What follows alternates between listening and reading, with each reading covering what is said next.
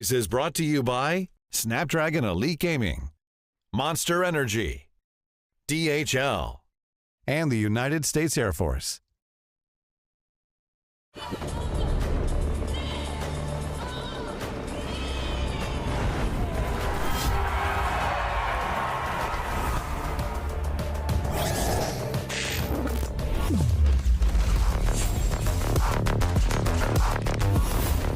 Looks like the players are ready. Here we go!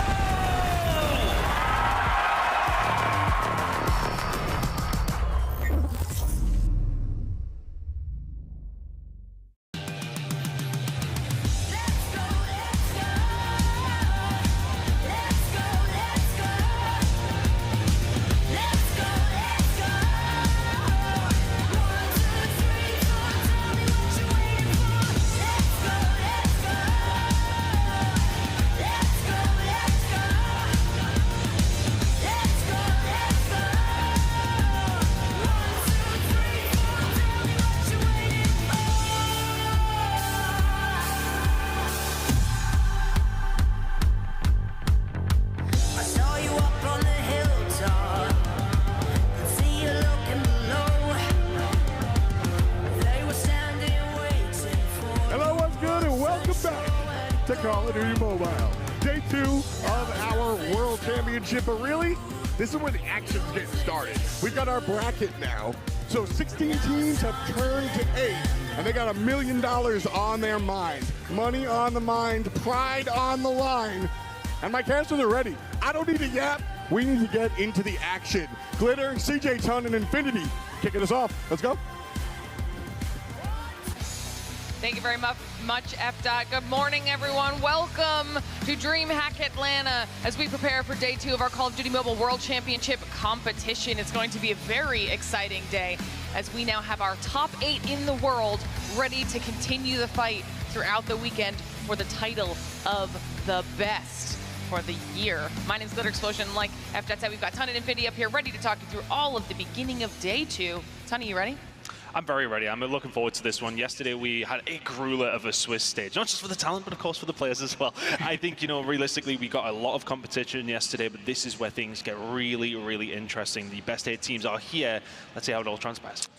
Yeah, if today is anything like yesterday, I think this is going to be a banger of a day. We had an incredible amount of upsets yesterday. Honestly, I'm not going to rule out the same thing happening today.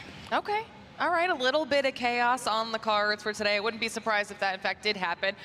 Before we get into all of that action, though, let's talk you through how everything works. If you guys are new here, if we missed yesterday and you don't know what's happening this weekend, we did all of our Swiss bracket yesterday. It was a long day. 16 teams started, and only 8 will continue on here today in our bracket seed. It will be a single elimination bracket as well, so it's only getting harder for our squads as they continue through trying to make it to our grand finals. And contrasting to yesterday, we had best of 3 when it came to this Swiss bracket. Today will be a best of 5. Yeah, there's a lot of complexities in the Swiss bracket. Easily understand it. Basically, you got to win 3 before you lose 3, and there's some teams there, of course, that finished the day 3-0. They got out early. They got out an early day.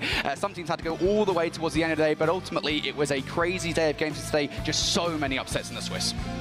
And then, of course, what we're going to be focusing on here today will be that bracket phase we keep talking about. Their performances now, slotting them in here. And these are going to be some difficult matches. Yeah, it shook out very well for some of these games. I mean, maybe not so much for some of the teams that happen to go up against Extra and Elevate in terms of Godlike and Wolves Esports. That's going to be really, really tough. But those 3-0 teams coming through as the top seeds are always going to be tough games. But those ones in the middle are spicy. We have some very, very good games coming up, and this is what they're playing for. Of course, it's not just that massive trophy on stage or the title of best in the world. $1 million on the line here in total. $400,000 going to first place. But of course, as this is the ultimate end of our entire year of competition, everybody gets to go home with a little bit of something in their pocket. Yeah, absolutely. Yeah, imagine you're Wolves Esports, right? You get the lion's share of the prize pool last year. You're still in the competition this year. You could well get that top dog prize pool of $400,000 once more. And if you've made it to this stage of the competition already, you've at least got yourselves, I think it's what, 40 grand, something like that. Some crazy amount of money. It's a lot of money, regardless. Yeah, you're already doing pretty well for yourselves, but there's still a lot more money on the line. Not too shabby, not too shabby for day 2 of the competition. Now, one thing that we have been highlighting a lot throughout the entire year, and especially this weekend, is the kind of rivalry between all of the regions. Let's take a look at which regions have made it through so far to day 2, because right now, China has all 3 of those slots that they came in with, they've managed to keep. Yeah, and I don't think that's too much of a surprise to anybody, realistically. We knew that China coming into this side of things, we're one of the strongest regions, if not the strongest overall region. But the East v West battle, okay, is it that much of a battle anymore? I don't know. The East are looking real strong, but crazy to see Luminosity get themselves through in the way that they did. Galrus there as well from the West side, but East is just looking stacked right now. Yeah, it's worth saying this is the same split we had going into the Final 8 last year, right? So we had 2 teams from the West last year, we have 2 teams from the West this year. That being said, shout out to the Garena region, by the way, because they've got both of the teams from that region still in the competition. Not a surprise to me. Yeah, and if we're talking about day 1, we had lots of different teams that we were following coming into the competition, and we had some that kind of met our expectations and some that had a little bit of a surprise upset situation. Specifically, I'm talking about Vitality, a team that we were absolutely watching to see how it would all play out, and then a little bit of a hiccup kind of interrupted how they were playing, and then in the end, it ended up being their downfall. Yeah, of course, going up against Tribe, I think for them, making a mistake in regards to a perk being used, they won the game 2-0, but then it was noticed, and they didn't argue against it. They said, okay, well, we'll have to go to map number 3. We made that mistake. That happened, they went to the map number 3, they fall. Now, that didn't knock them out of the tournament, but that put them in a really awkward spot where they couldn't lose again, and they did. Yeah, I mean, you start to face more difficult teams, right? You come up to a qualification matchup against Wolves, and it's like, well, you have to go up against Wolves, the reigning champions, to keep your tournament hopes and dreams alive. I think just so many things went wrong yesterday for Vitality. It wasn't just the mess up with the banned item. Of course, at the start of the day, they lost to 4 Magic Vitrini, and I think that was kind of the start of a very bad day for Vitality. It has to be said, this is a massive, massive upset. This was a team that we considered the super team coming into the event, and they're no longer here. Yeah, so that's why we always say that anything can happen here at these weekends. You never know which teams are going to be making their way through and which ones will not. But you mentioned it when we were taking a look at the Swiss bracket in terms of the teams that did make their way through. There were 2 who did it absolutely undefeated. And of course, that is X-Rock and Elevate at the top of everything. And they've got to feel good about that. Oh, I mean, if you're X-Rock, you feel fantastic about that. That's a 6-0 map count. Elevate maybe not necessarily making things harder for themselves, but if you look at the matchups that they had, they would arguably say they were maybe a little bit more difficult, especially, I mean, you're going up against Godlike, then you're going against Q9. These are hard matchups, absolutely, but walking away with wins in that, absolutely fantastic to see that from that side. Yeah, and something interesting I think we're going to be looking at later on today with Elevate is the fact that the maps they did lost, was the Search and Destroys, and that's kind of a storyline coming into this event, right? You know, Elevate are Respawn Kings. They're arguably the best Respawn team in the game at the moment. So them losing the Search and Destroys, that was a question mark. So for that to be the only thing they've lost so far is interesting for sure. But here's their matchup against Godlike yesterday, another very difficult opponent that they had to take down. I was going to say, will they be able to have made those changes in just a night? Have they been able to kind of pick up on those mistakes and see if they can really nail them down here today? You would say so. I think, you know, these are the kind of teams that do come into that bracket play and they will raise their game. They absolutely would have expected to get through on the side of things from the Swiss. They know they will be coming into that bracket play. This is where they have to elevate their game. And well, we keep talking about our teams on the whole, but let's highlight individuals for just a second here, because I know it's only been 1 day, but we've already had some impressive stats coming out of some of our individuals, starting off with our top 5 kills, Brody. Yeah, for sure. So just a reminder, this is going to be skewed slightly towards teams that go further on into the competition. That's why Godlike and Gallerus Wolves, they're all kind of at the top here. But shout out to Trunks, by the way. He's kind of an unloved member of Godlike to a certain extent. Doesn't get the same love that maybe someone like a Bees does, but he went off yesterday, currently leading our kills leaderboard. And looking over towards the score, actually, for Tectonic, that's got a little bit of a stinger, not making it out, and he was the one who put up the biggest numbers by, well, actually, quite a significant amount. He was doing everything he possibly could for Vitality. Unfortunately, he was the one that actually made the slip up as well, but not surprising to see everybody else here in and around and amongst it, players who made it towards the bracket play. Yeah, and it's no surprise there that Lucasid has had the most kill streaks this event. This is a guy that can go off at any given time, and he will go off at any given time. 41 kill streaks in 1 day of Call of Duty Mobile. That is absolutely insane. And obviously, Lucas is someone that we've talked about a lot throughout the year as a standout player for that squad. So not surprised that we see him, but also a lot of the names up here on our top 5 leaderboards for all of those categories. Phenomenal performances out of everybody there in the Swiss bracket, but now it's going to get even harder. All right, we're going to start talking about X-Rock. X-Rock is just absolutely untouchable right now. Our team that, like you guys just mentioned when we saw those stats, did not drop a single map all day yesterday, 3-0. Oh, I mean, they look absolutely flawless. I think led by Nona, who has been sensational for that roster. I was lucky enough to chat to them in their interview, and they just exude confidence. So, like, you know, when we ask some of the teams, you know, we're trying to jive to try and get a little bit of smack talk going here and forth. It wasn't happening for the most of them, but no, they were quite happy to say that we were talking about the East versus West, and they were like, we really do not care about the West at all. But now they're going to be coming into this game, not having to worry about the West, have to worry about the East still. But for me, to see their rise from being the team who didn't even make it here last year to now coming in as arguably the team that have looked the best out of everybody is a testament to the hard work that they have put in. They said teamwork is their biggest thing. It looked that way yesterday with a 6-0 map count. Yeah, it was a 6-0 map count, but not just that. The fact that every single map was indomitable. They faced a team from their own region, which in the past they've definitely had a fight against in Wolves Esports, and they decimated them. So it wasn't just a 2-0, it was something like a 250, 150, something like that, and like a 7-1. It was utterly ridiculous. So got to keep an eye out for them. But here's a look over towards Abiz yesterday. I believe this is a nice little storyline that we had coming into the event. I was so excited when I saw Godlike versus Tribe on the docket for the last match of the day. Abiz went absolutely off. This guy hit 51 kills in a game in which they, I think it was like 41-point club Tribe. Yeah. It was insane because we were watching the main broadcast back in the green room, but keeping an eye on everything that was going on. And then it came up through and we were looking through the highlights, and I think a couple of other players on Godlike had like 10 to 12 kills, and Abiz had 38. And it was just like, out of nothing. Crazy stat lines from him, but he's going to have to bring a similar level to that today if they want a chance against X-Rock. Absolutely. Of course, we've got both X-Rock and Godlike behind us right now, setting up for that first match here on the day. Fantastic way for us to kind of kick things off here.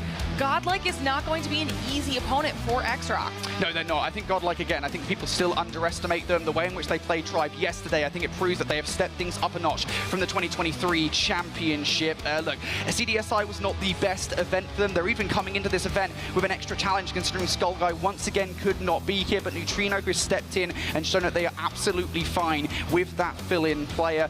Day number 1 yesterday, I mean, it was a competitive day, right? They had to go the distance, they had to go to all 5 matches to get themselves into day number 2 of competition. But even the matches that they did end up losing, they were competitive in, right? They went all the way to game number 3. They took that fine range search and destroy off of Elevate. They took the Hacienda hardpoint off of Galaris.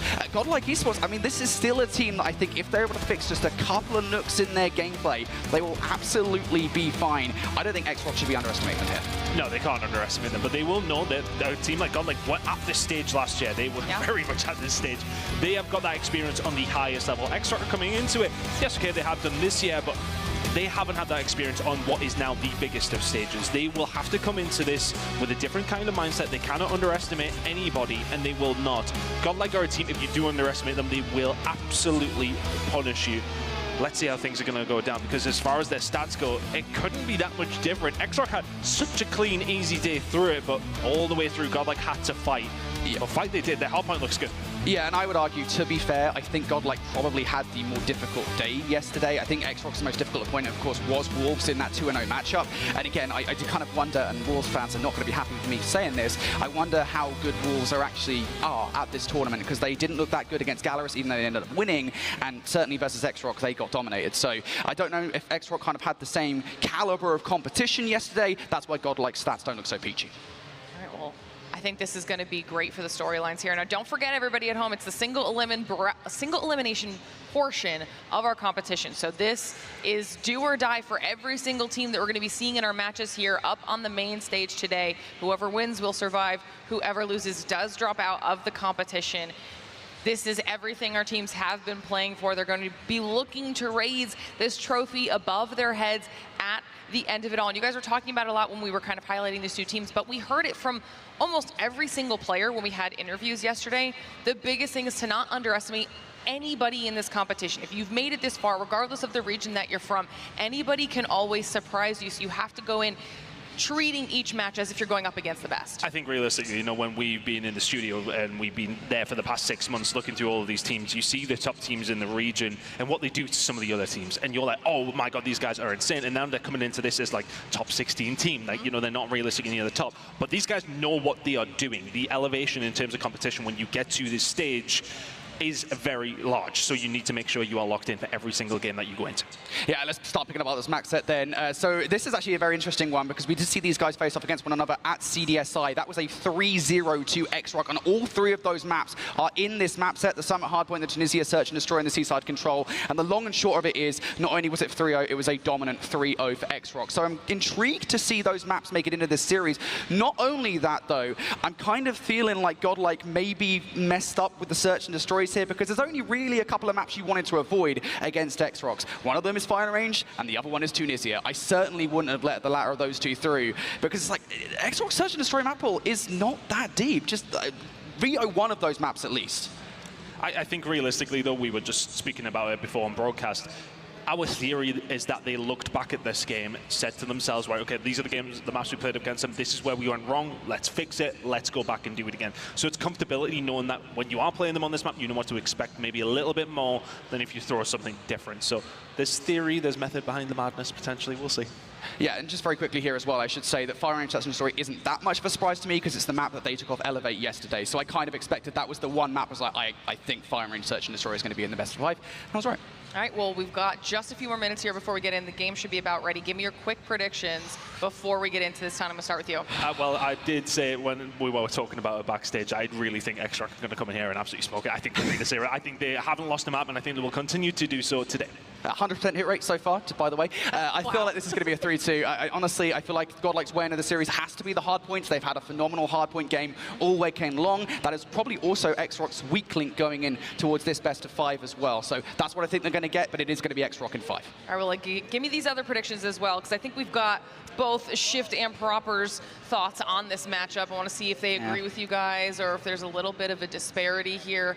It'll be interesting to see what they have said. Either way, I also want to hear from everybody at home. If you're watching, if you're here in the audience with us, or if you're in chat, let us know your thoughts. We've got 3 1s out of both Shift and Proper, so different from what you guys said. So different in the sense that they went first in the predictions. I didn't want to just copy them. Wow. So I was thinking 3-1 as well. So that's going to be my excuse towards that if possible. But we've all went X-Rock, and I think that's the point. Look, everybody knows that this X-Rock team are coming as one of the top teams in the game, and they looked at all day yesterday. All right, well, ladies and gentlemen, it's about time for us to get into the first game of day 2 of our competition. Bracket stage is ready to go.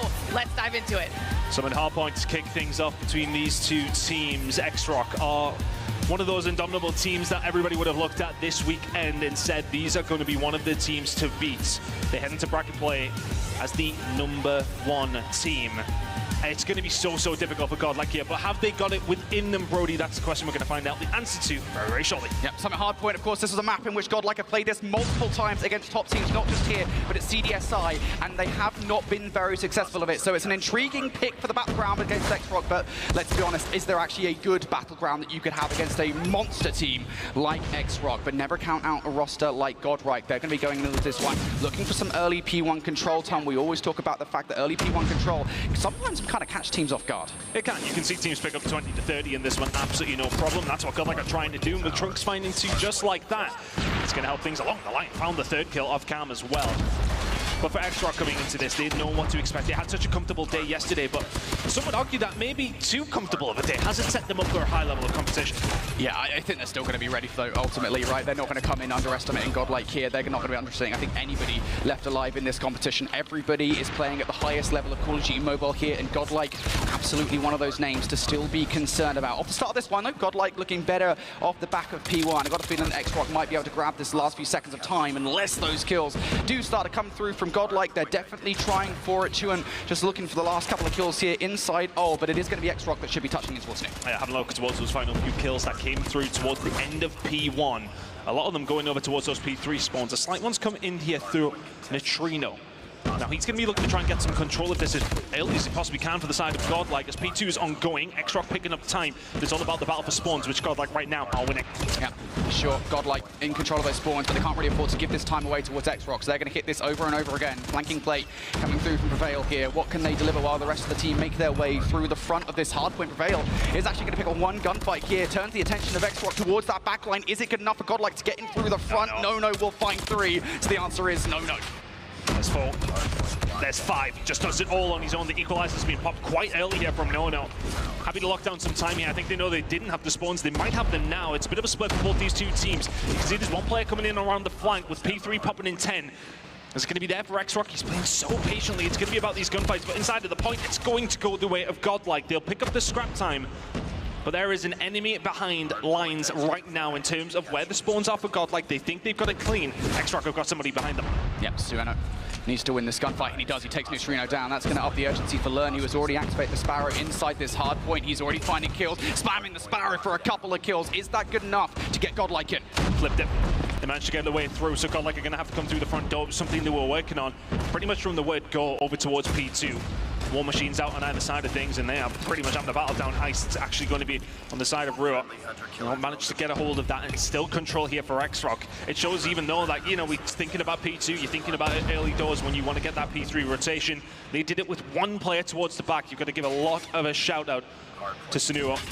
Managing to find that kill, picks up that time, and he's a big reason as why X-Rock are picking up so much time here at P3. Yeah, and we've always had that conversation, right, about kind of the investment here on P3, right? X-Rock went into this with 5 operators ready to go. They've used 4 of the 5 available. Mars the only one who has not utilized their operator, and it's delivered a basically full 60 hold off the back of that kill. So X-Rock, comfortable lead here, going in towards the next hard point. Godlike, though, they are the ones in control. QNM now with the Purifier. What damage can they do? Already 1 kill. More kills being made from the rest of the team. Now having to go to the R9, almost gets that gunfight. So keeping the hopes and dreams of a Godlike hold alive, but B's now picking up that gunfight, removing 2-1M from the point. That's the investment in the core to make sure they get hold. That's a bit of a tight setup, though. They're very, very close. Big kills going to be found towards the backside, and plenty more following up with it for Godlike here.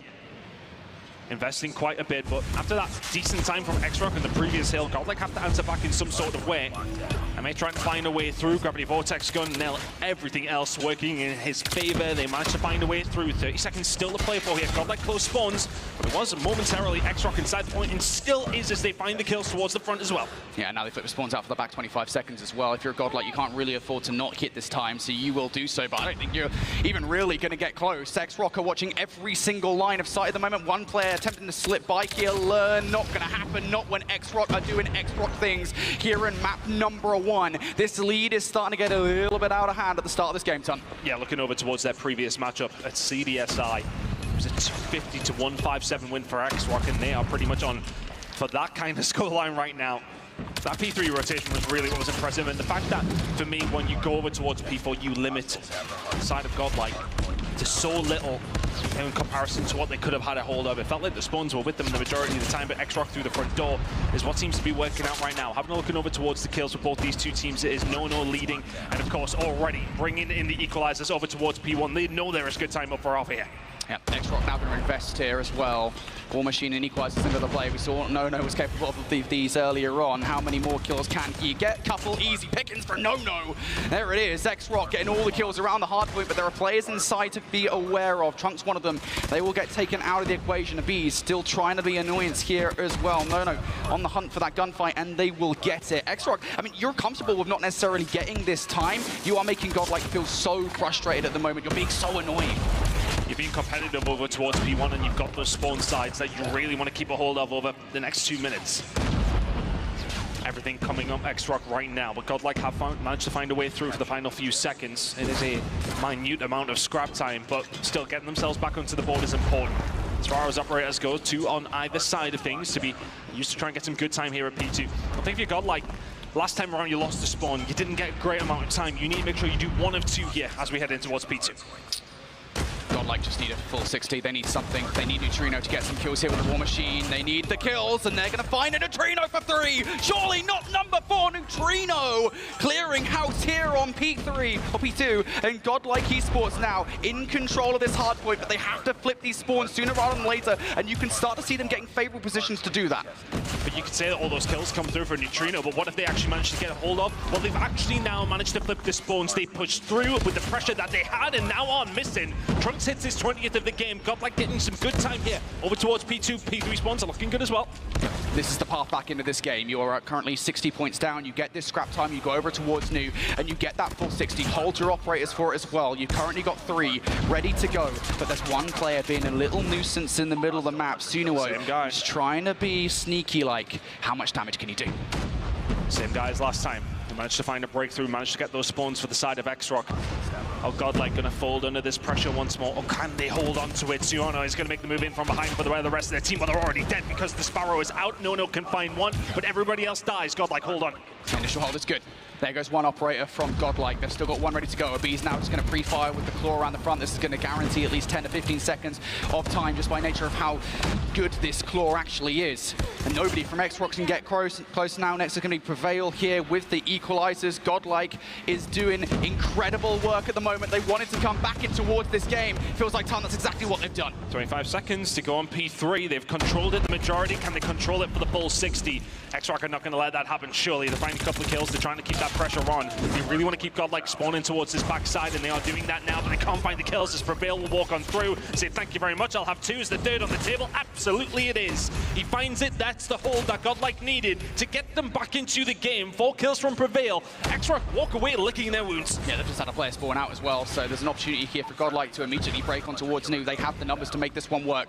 Q&M, though, will be taking Abee's out on the redirect towards the hard point. Here they go. Godlike facing down Suno inside, who's going to invest the claw to ensure early control over this hard point is going to be X-Rocks. This is the right investment for me. They need to make sure they hold on towards these spawns, but Godlike, they're finding kills. They're keeping hold of the spawns, but things are very chaotic over towards the front side. Trunks will find Turnip as well with the Purifier out. So that's going to give you a bit of control over towards Ice. Here comes the pressure now from Godlike. X-Rock winning all the gunfights though. Q&M and No combined for at least 4. X-Rock, they are wiping Godlike off the face of the earth. One player still trying to influence spawns here for a massive back 25 seconds. Q&M just keeping an eye on this entrance. There's no way players can get through, so those players in the backline have to go now. The spawns have now been influenced. I don't think X-Rock are quite ready for it, but does it really even matter? Trunks is inside with the Purifier. Can only find one. Godlike off the back of that might be able to get the last 10 seconds of time, but X-Rock, they're being so annoying. And this could actually be decent time for Godlike, because X-Rock looked in complete control there for a certain amount of time. Godlike will just etch that down a little. We are going to be heading into the third rotation. Godlike are closer than they were after the first. That big hold over towards P3 is the story of that rotation. X-Rock did a good job over towards P4 though to re-establish a decent gap. But Godlike are well and truly into this game. X-Rock into break 200. Godlike trying to do their best in and around P1. We've seen X-Rock just frustrate them last time we were here. Can they do the same again? Godlike have to be annoying here. They have to pick up all of the gunfights as much as humanly possible. Predator Missile not going to get invested for Roxy, so at the very least you're going to get that out before a potential rotation towards Nu, but the gunfight's going in favor of Godlike here. They sweep X-Rock.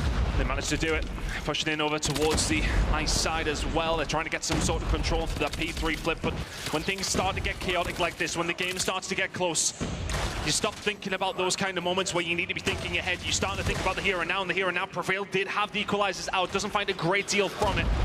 Turnip and Co just trying to fight their way over towards P2. It is broken 200 if you are X-Rock, but Godlike, they've caught up, if anything, off that P1, which still has a few seconds to go. X-Rock will find a little bit more value from that point, but it's all about the rotation now coming on through over towards P2. It is a 30-point game. Massive kill just made by Neutrino as well. Does he get the second? No, he does not there. So big gunfight for Roxy. That's going to get the spawns for X-Rock for the rotation towards P3, but there's still a wealth of time on P2 to fight for.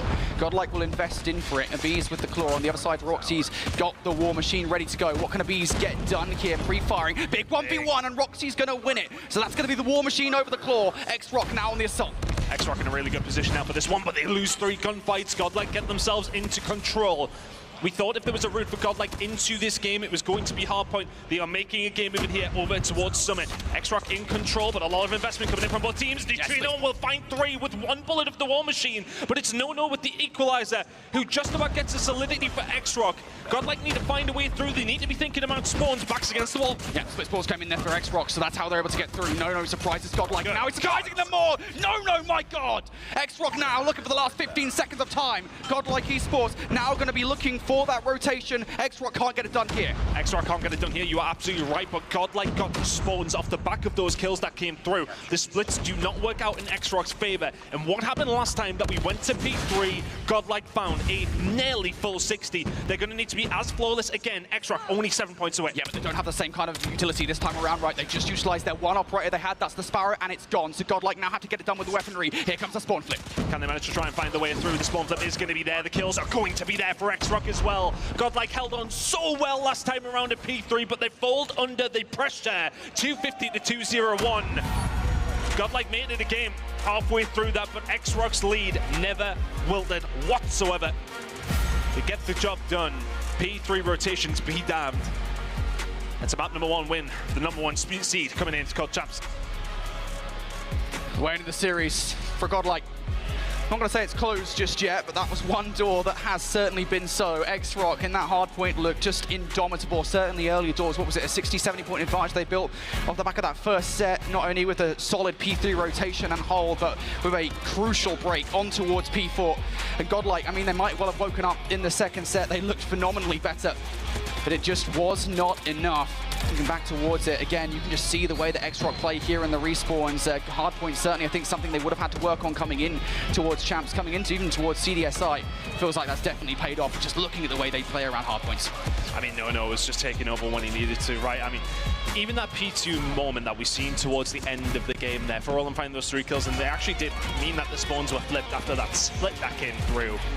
He seemed to be the guy that was finding the moments, but I really want to give it a huge shout out as well to Senua, because 2 times in a row he was there behind them over towards P3.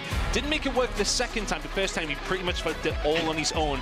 X-Roc at a full 60 off the back of that. Those are the players that win you games, not necessarily the flashy ones. Yeah, you know what's funny about X-Roc is actually we were having a conversation, right, about, you know, what are the players to watch here? You know, for every single team, you know, who do we look out for? We want 1 or 2 players, and it's like, well, X-Roc, you could literally just choose anybody. They're all just that damn good. Obviously, No is kind of the usual suspect per se, but Roxy also had a solid game there. Over 2 minutes inside the hill, by the way. Shout out Nadeshot. 45 kills to his name as well. Chuan also providing a lot of slaying power to the roster with his shotgun. X-Roc, I think, just completely collapsed Godlike in that first game of the series. And Godlike, I mean, look, they just got to hit the regain now. You're 1-0 down. Now you have to go into a search and destroy. You've got to take a search and destroy with X-Roc, and you've already kind of misstepped in the vetoes to get that done. I mean, in fairness, for Godlike there, they've been outslayed massively and only lost by 50. So it showed that when they were finding value, they were finding a lot of it. But I think, you know, we talked about Bees throughout the tournament so far. Dropped nearly a -20 there. That's the kind of player that you need to be having at least an even game. He's been so good for you all the way through the tournament. And look, we don't necessarily like to lean on kills too much when it does come down to statistics because they don't mean everything. But I think that kind of proves it. The fact that they got outslayed so heavily, only lost by around 50. They were doing good work when they had the opportunities, but if they then find that slaying power, it's a very, very close game. Either way, map #1 will go over towards the side of X-Roc. Now, we were saying before this, though, we feel as if Godlike, if they wanted to, this is a dangerous position for them to be in now. Yeah, it absolutely is, right? I mean, this is the key thing. You're going into search and destroys now, and I think, look,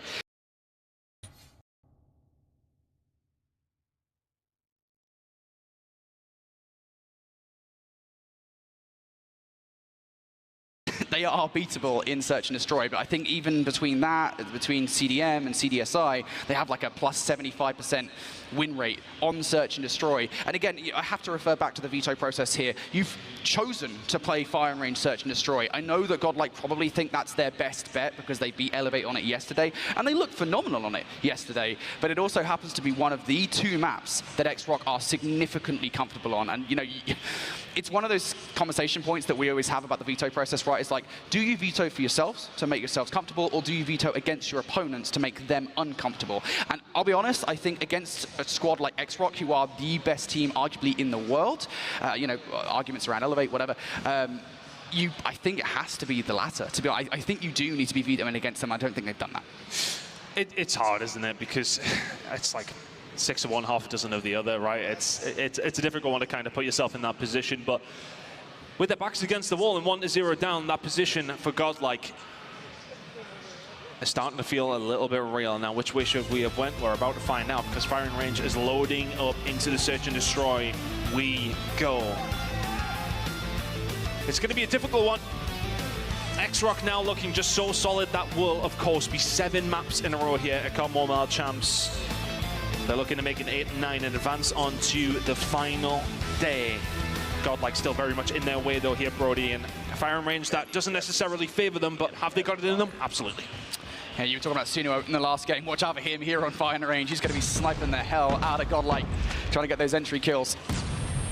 Him versus the Bees, I think, is probably going to be the biggest story going in towards this one. Mara on the other side, though, inside American at the moment, just trying to provide some coverage over A, because that looks like the site of attack for a godlike hit, or off the start of this game. If Fail can get this one kill against Chuan-M, that would be everything, but Fail's not certain about it, now having to find an escape route. I like this from Prevail, though. Shows that he didn't like that gunfight, just advances forward. They wouldn't have expected that because he was a little bit weak. He moves forward, finds one, does eventually get taken down, but that was a lot of pressure that would have been pushed over towards the X-Rock's side. Now a bit of a switch up here from the side of Godlike. We're going to try and maybe make a move, but look at this pressure that's now just immediately come in from Nono. He's going to be in a hellish position for the rest of the team to maybe do something. Suno actually pushed up towards the woods side. So there is somebody very, very close who's going to cause issue, who is potentially going to get caught out himself. But the map is split in a weird way here, Brody, but a lot of pressure from X-Rock. Yeah, X-Rock with this mid-map control, I think is the biggest issue right now here for Godlike. Sunuo keeping an eye on the cross. I think he will have just seen a Beast run towards B. He's certainly going to see the rest, and he's certainly going to be able to kill against Learn as well. Makes things all the more awkward now for Godlike. You're not only in a 2 versus 3, but you know that X-Rock have the knowledge of where you're going. Tough situation. The grenade will be well placed, as will that bullet. Abiz gets taken down. That's 3 in the round now from Sunuo. Nono has followed up as well, but the Tundras are singing right now for X-Rock. Just put themselves in the right position. It's nothing too flashy.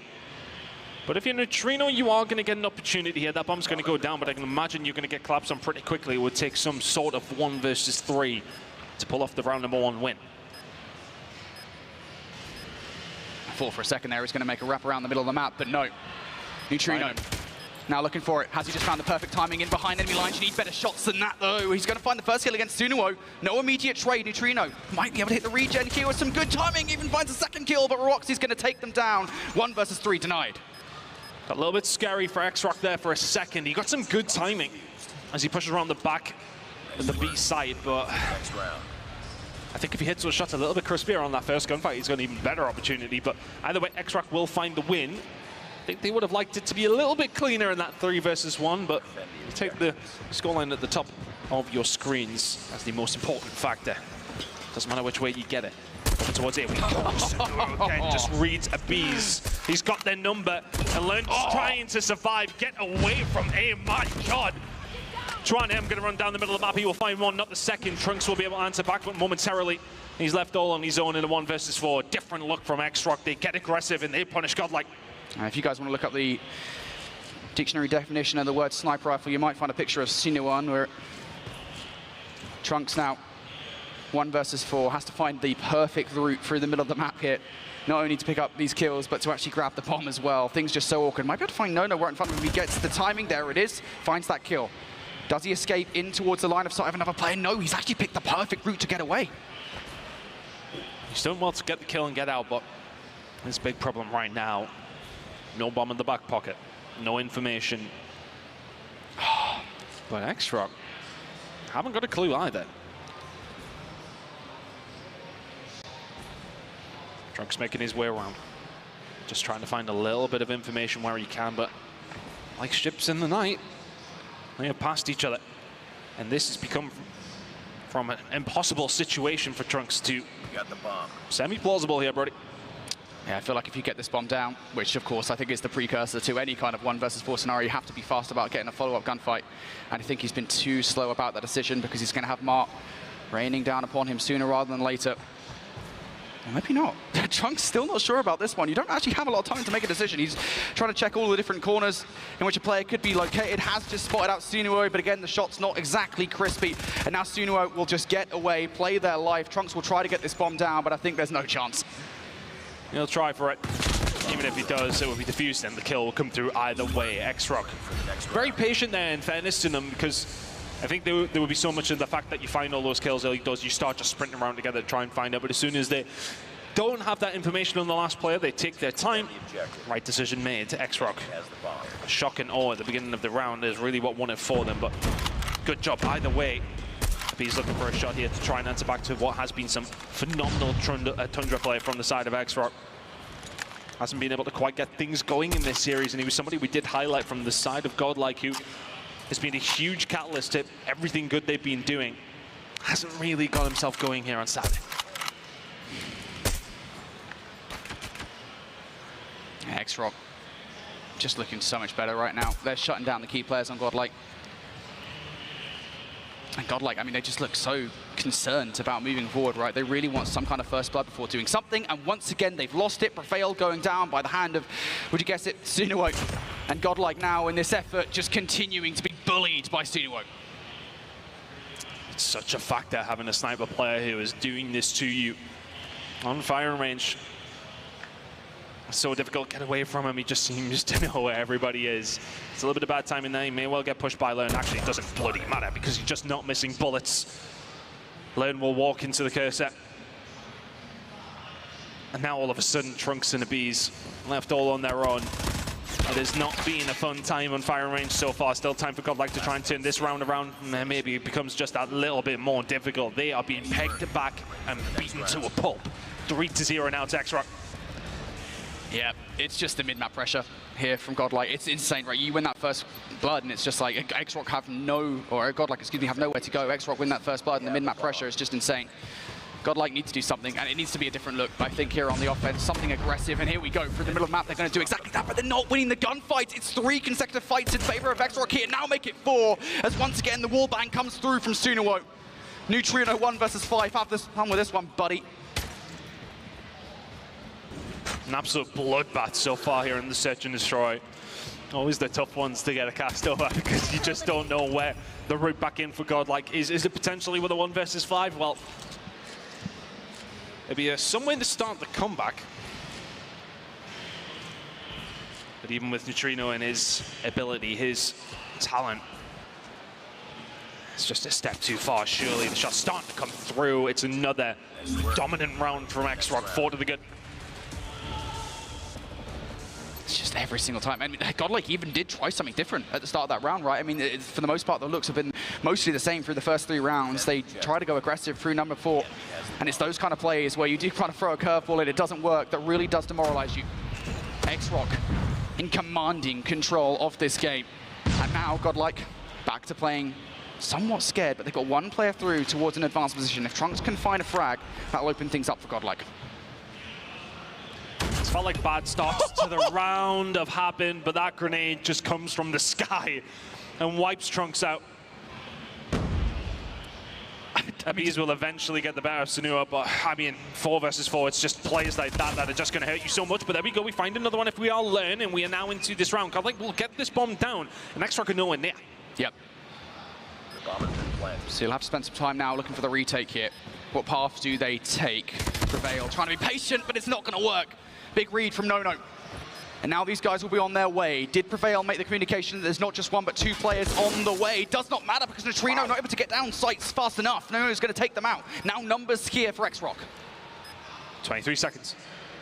X-Rock trying to make this work. If you are Godlike, you need to try and stay alive. There's one gone. They know exactly where he is. They hunt them all down. You get the first bloods, you get the advantage, you get the bomb down. It just does not matter. X-Rock are dominating Godlike here in the Search and Destroy. And the thing is, right, fundamentally, Godlike are doing everything right. The way they played that post-plan setup is perfect, right? You know that X-Rock have players over towards B still. You know they don't have any presence on A. So put yourself in a position where you can catch them off guard. But it doesn't matter whether you've got Neutrino in the position or player Prevail there as well. It does not matter whatsoever. Well, the Snapdragon performance meter, there, if it went further than that, then it would be right now for the side of X-Rock. They're absolutely frying. And Godlike don't really seem to have an answer. It's now just a 5-man hit over towards A, and like, what, 3 of them are already dead. This is just a walk in the park. Beebs is able to answer back with something to make it now a 3 versus 2. Tron M and Rox 1 already dropping down, but no. He can smell him. Neutrino, the next one on the chopping block potentially now for No, but a little dip away. Don't know if he'll have that information that he's crossed. Still so much work to do here if you're Godlike. And it's even more so now as you've lost the Bees. Wow. Even more so as you lose Neutrino. X-Rock are flawless on their defense. And again, Godlike, I mean, they're playing well. They are playing well. They're doing everything right. X-Rock are simply outgunning them. Sunuo with 10 kills to his name. It's terrifying. Absolutely. If I go anywhere near Sunuo on this map, I'm running away. The thing is, you can't run away from him when he's got that scope, right? He's just looking down every single angle he needs to, but he has getting taken down now. Learn gets aggressive in the middle of the map with the Fennec. and that has made the difference. Can Godlike potentially find something now? Well, they've got numbers around B. Seems to be the site of attack here for X-Rock. Roxy is pushed forward. Leaning towards Wood. Big kill. Trunks would have got that one. That would have made things more difficult. X-Rock would have had to go and retrieve the bomb, and push towards B would have been delayed significantly. So now they've made this one a 4 versus 4. I almost feel like that was kind of an unnecessary push from Trunks, to be honest with you. You had map control, you had life advantage, you didn't really need to make that. I felt like he was in the position to win the gunfight as well, and didn't. Godlike not able to do much here, and Trina's just going to get caught trying to just chilling. Now all of a sudden, it is a 3 versus 3. And BC is able to find No, so a more postured round from Godlike potentially. Beat control is here though for the side of X-Rock. One player here to potentially slow this down is going to be Learn. Has some help on the way. Keeping himself nice and tight in that corner. Watching the cross, 33 seconds remaining. Now Godlike will have to hold tight as X-Rock starting to move into position. The shots are going to come up, but there comes the flank. Beast will find one on the Juan M, and all of a sudden the gunfight's inside the site, starting to run on down, but Prevail will find 2, and Godlike will find 1. Let's get themselves around. X-Rock 6 to the good. Yeah, not without trying, I will say, from Godlike. They definitely kind of made a couple of errors there in that round. That could well have been a 7-0 to X-Rock. That's the first time, I will say, in the Search and Destroy, I feel like maybe there were some unforced errors from Godlike. But still, they make it happen. Big plays from Prevail towards the end of that one. X-Rock, very different look. Nades, utility galore over the top. Insinuo snipe to take a piece out of the play. That's the big one. All of a sudden, that site is wide open.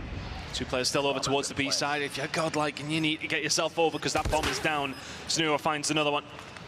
It's just really been the Tundra show from him. 12 in this game. Will he have many opportunities to find many more kills here, because this moment in time, this is looking like an X-Rock map. It's going to be a 2 versus 5 needed, make it a 1 versus 5 needed.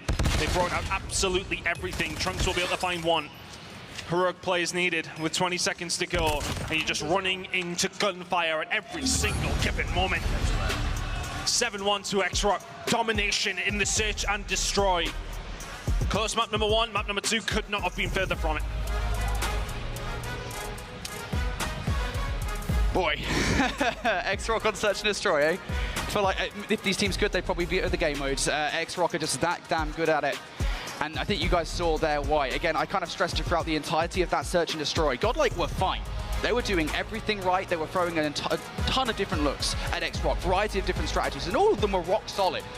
It's just you cannot get past the gunfights. You cannot get past Sinuo. You cannot get past Roxy when they're playing like that. Honestly, it's got to be so frustrating. I mean, you're literally going through the playbook throughout the entirety of the Search and Destroy, looking for a way to throw X-Rock off. And the only round you do actually win is really via a clutch up, to be honest, via that 2-piece. I think it was from Prevail that got it done. Honestly, Godlike there just got outclassed. Massively. And I think, you know, we could go on about Godlike maybe not being able to do this or do that. It has felt more like X-Rock are the ones just performing extremely well. They are yet to drop a map here at the tournament. That's currently an 8-0 record. We're going to keep running it up. We're going to keep counting it, because at this moment in time, they look like the team to be. Sensational performance there in the Search and Destroy. Godlike had 0 answers throughout the majority, and now they're going to be heading into a control on C side.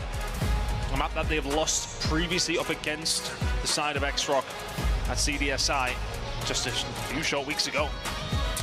Yep, it was, what, 4-1, I think was the final scoreline there at CDSI, albeit again, kind of an asterisk on that one, because I believe that was a group stage game, so if it was a knockout game, maybe things would have looked a little bit different for Godlike, but the result stands nonetheless, and if you look across not just that performance, but across both CDSI and the Snapdragon Pro Series for Godlike, Seaside has been a very 50-50 map, so I'm almost surprised in a way that it wasn't the auto veto for them. I knew that Arsenal control would be gone. I was fully expecting a raid control in this best of 5, but nonetheless, Seaside is where we're going to go. And again, it goes back to that conversation point of like, look, I know it's a 50-50 map for them, and I know that they lost it at CDSI, but is it because, hey, we've looked at the VOD, we know where we went wrong on that map mode combination, now we know how to take out X-Rock. I know that feels like a bit of a fallacy, right? Because it's like, it's X-Rock, you don't really know how to take them out. I mean, to be fair though, look, the Summit was closer than it was at CDSI. Yeah. It was a well-contested game between the two. So is that going to be the case when we go a bit towards the C side? Of course, City SI, they play up to full first in the control. It was a 4-1 victory for the side of X-Rock. It's convincing. It's just terrifying. Right? Yeah, I think just just in general, this is the game mode again. You are looking to take X-Rock out in the respawns now, right? And so I think just looking forward in this series, not just in the Seaside control, right, but just for the rest of this one, you have to reverse sweep X-Rock. You have to take a search and destroy off them, and you've got to do that on Tunisia. I know this is kind of later down the line. Maybe we don't even get to a game 5, and honestly, the way that X-Rock are playing right now, sorry, Godlike fans, but it's maybe not looking likely. It's going to be so difficult for Godlike. And again, and going back to that conversation point about how important the veto processes are here at Champs, I really feel like it is just a massive test of how deep your map pool is. You cannot have, coming into Champs, a shallow map pool whatsoever, because I think that, more than anything else, is the thing that befalls you. If they find themselves on Seaside, though, if they can somehow scrape it away, standoff will be map number 4. Could possibly lead them to a map number 5, but then again, your backs are against the wall and the search and destroys. Map number 1 felt like a potential must-win. They didn't get a hold of it, and now we're heading into a map number 3. They are 2 games down. It's got to be X-Rock, hasn't it? Surely, Godlike are really in a tough spot. Just trying to think of the route back in for them. I mean, Seaside is one of those maps, though. It takes one good wipe. Yeah, I think the thing is with Seaside, right, I think it is just a case of, and I think especially given the fact that, a lot of teams do feel relatively inexperienced on it. This is not the case for Eastern teams like Godlike and like X-Rock. It is just a case of just trying to get yourselves in those advanced positions for a potential spawn trap. I don't know, man. I don't know. It really does feel like, you have to take these 2 respawns and somehow get the search and destroy away from X-Rock in the final map. That's going to be the Tunisia search and destroy. But this Seaside control is just going to be so difficult. And we talk about kind of what's been missing so far for Godlike in this best of 5. We talk about the key power plays, as it were. Abiz has just not been there, and he was the guy that was going nuts for them yesterday. Well, they're trying to gas themselves up for this one. It is do or die now for Godlike. You can't lose another map. Not in this series, at least, anyway. If you want to see a Sunday here at COD Mobile Champs, you've got to prevent Godlike from finding anything else here. The reverse sweep is needed, and doing that against X-Rock, it's just a task that seems impossible, but hey, Godlike have done impossible things before. Let's see if they can do it again. Into this one, Godlike need the reverse sweep. X-Rock to the good. All right, let's see. Godlike, what do they look like at the start? I feel like they kind of have to come in very venomous early on in towards this control. So far, so good. They've been enough trade to get themselves on towards A, and of course they are going to go for a bit of a split push here. If they can get that gunfight from B's on towards Nono on B, that would be big, but Nono's going to win that one. So now for Godlike, I think this has to be a much more visual approach towards A. You've got to find a couple of gunfights. You have to. Because your teammates are starting to get pinned into the spawn. You're starting to lose every single gunfight. You do eventually get one back through Neutrino, but everybody else starts to fall. Len is there to pick up some pieces as well, but the spawn trap now starting to come into fruition potentially here as well, as a Beast can find one. Prevail needs to find something as well, and does. So that pressure was feeling a little tight there, but eventually they will fight their way out of it. X-Rock do come out better from that opening salvo, but Godlike do survive without too much of a scar, if you want to say that. Yeah, X-Rock, they definitely tried, I think, off the back of that retake to push forward to the spawn trap, but it does not work, fortunately enough for Godlike. Now able to put something together for a push towards B. X-Rock, I think, are going to be looking for a flank either through the middle of the map or from behind. For the front, though, no one is actually able to pick up the first fight against Prevail, leaving a couple of players isolated on the point here. Neutrino and Abiz, what do you got for us? There goes one. Abiz left alive here. Second tick through, you've got to get on the point. If you're X-Rock, you've just lost B. You let Abiz capture it, so an extra 60 seconds, that goes on the board. I think a lot of them have been focusing on trying to keep the rest of Godlike in their spawn, irrelevant of them getting a hold of that point. They feel the position is strong enough to maybe finish the round. Snua now going to actually back on down, does have a flank coming on through, so a little bit of variety here potentially. You've got to try and find something here. If you're on the side of Nono, he finds nothing. Godlike have got a route through here. Into the point they go. They already had 2 ticks on this. X-Rock backs against the wall. For the first time that Godlike could actually draw blood. It seems like they're going to as well. Let's try and make him do something about it. They cannot. Wow. And that was nothing. Godlike get the round. And I think that was the decision, right? You mentioned it, right? The fact that they didn't go straight towards B. They were like, look, we're just going to get ourselves map control for potential spawn trap. It's a risky play. We always talk about that. If you go for the spawn trap, you have to make sure you get the kills first, and they didn't. So they lose round number 1. Massive offensive victory for Godlike. Again, this is the start of a very long road, or reverse sweep for Godlike. Brilliant start at that. Now X-Rock here on the offense. They've decided to full 5-man towards to A. Roxy's going to take himself out of the play, and Juanam's going to go down as well. So X-Rock already down in the numbers here for this play. Still finding a couple of kills. Managed to find something, but Neutrino coming in here with the War Machine is just the worst possible place that you want to be when there's an enemy War Machine ringing on through. Find something, but the kills have mostly been answered by X-Rock. Juanam through the front door. Finds the kill on the Neutrino. We'll push forward. Just gets a bit of bad timing as Prevail was there. But look at this pressure coming in from Godlike over towards B. They're trying to pin them back. Oh, Trunks. Yeah, Trunks is playing a huge role right now, just kind of distracting X-Rock and burning time off the clock. They have to deal with it before they move forward towards either of these 2 points, and that's why they're expending so many resources and doing so. But Trunks is playing his life so well. That's a second kill for him now. Now looking for more. X-Rock, again, are wasting so much time doing this. Finally, Trunks is out of the play, but now the rest of Godlike are here. Trunks, that was a brilliant play for you. Managed to get something going here. Swanon just missing bullets with the Tundra, which we have not seen at all today. Maybe just a little bit nervous now, X-Rock. As Godlike tried to get themselves back into this game. They do have a route over towards that A side. They've pretty much cleared out their spawn, apart from the side. I'll Prevail. Trunks will find 2, though, before going down. Purify exchanged on either side of things, but continuing to push here. No is going to invest the equalizer. They feel like they need to do something. X-Rock are trying. The position is also good here from Nono. Yeah, this is it. A is gone, and Godlike know it as well. And I love this kind of call from Godlike, right? I mean, you've lost the point. Just get yourselves on towards B, get yourself a map control, because you're about to face down Nono with equalizers. Or maybe not. Minute and 15 seconds to go. Prevail with a huge gunfight onto Nono. Doesn't find the second. Trying to slow them down as Godlike just try to stretch themselves over the B side, but they need to win a couple of gunfights if you're going to get aggressive like this. Nono's surely going to catch Trunks out, and he is. So a little bit of presence now for the side of X-Rock over towards B, backs against the wall for Godlike. Feels like a very similar round to the first, where X-Rock have had their backs against the wall and all of a sudden have come into life. It was the same for Godlike in round number 1. They're going to need to find a way back in, but so much investment coming in from X-Rock is making it very difficult. 2 ticks already in. Godlike have one final stab at this in round number 2. They've got to make the move now. Neutrino can find 1. Neutrino can find 2. He's just doing it all on his own. Cannot find the 3rd or the 4th, but it's allowed the rest of Godlike to maybe get a route through here. The kill's starting to ring in. They will eventually lock it down. There's the 3rd tick coming through. Not without a little bit of resistance. X-Rock will find the 2nd round. Yeah, just going straight through the meat grinder with Godlike there at the front of the point. Sunuo with the Sparrow, I think he got 3 kills from that one. Roxy, of course, able to finish things off alongside Chuanam as well. And Roxy will finish that round with a Predator missile and a Hunter Killer drone in the back pocket. So that was a brilliant response from X-Rock. Credit to Godlike, though. They definitely tried their socks off to stop that from happening.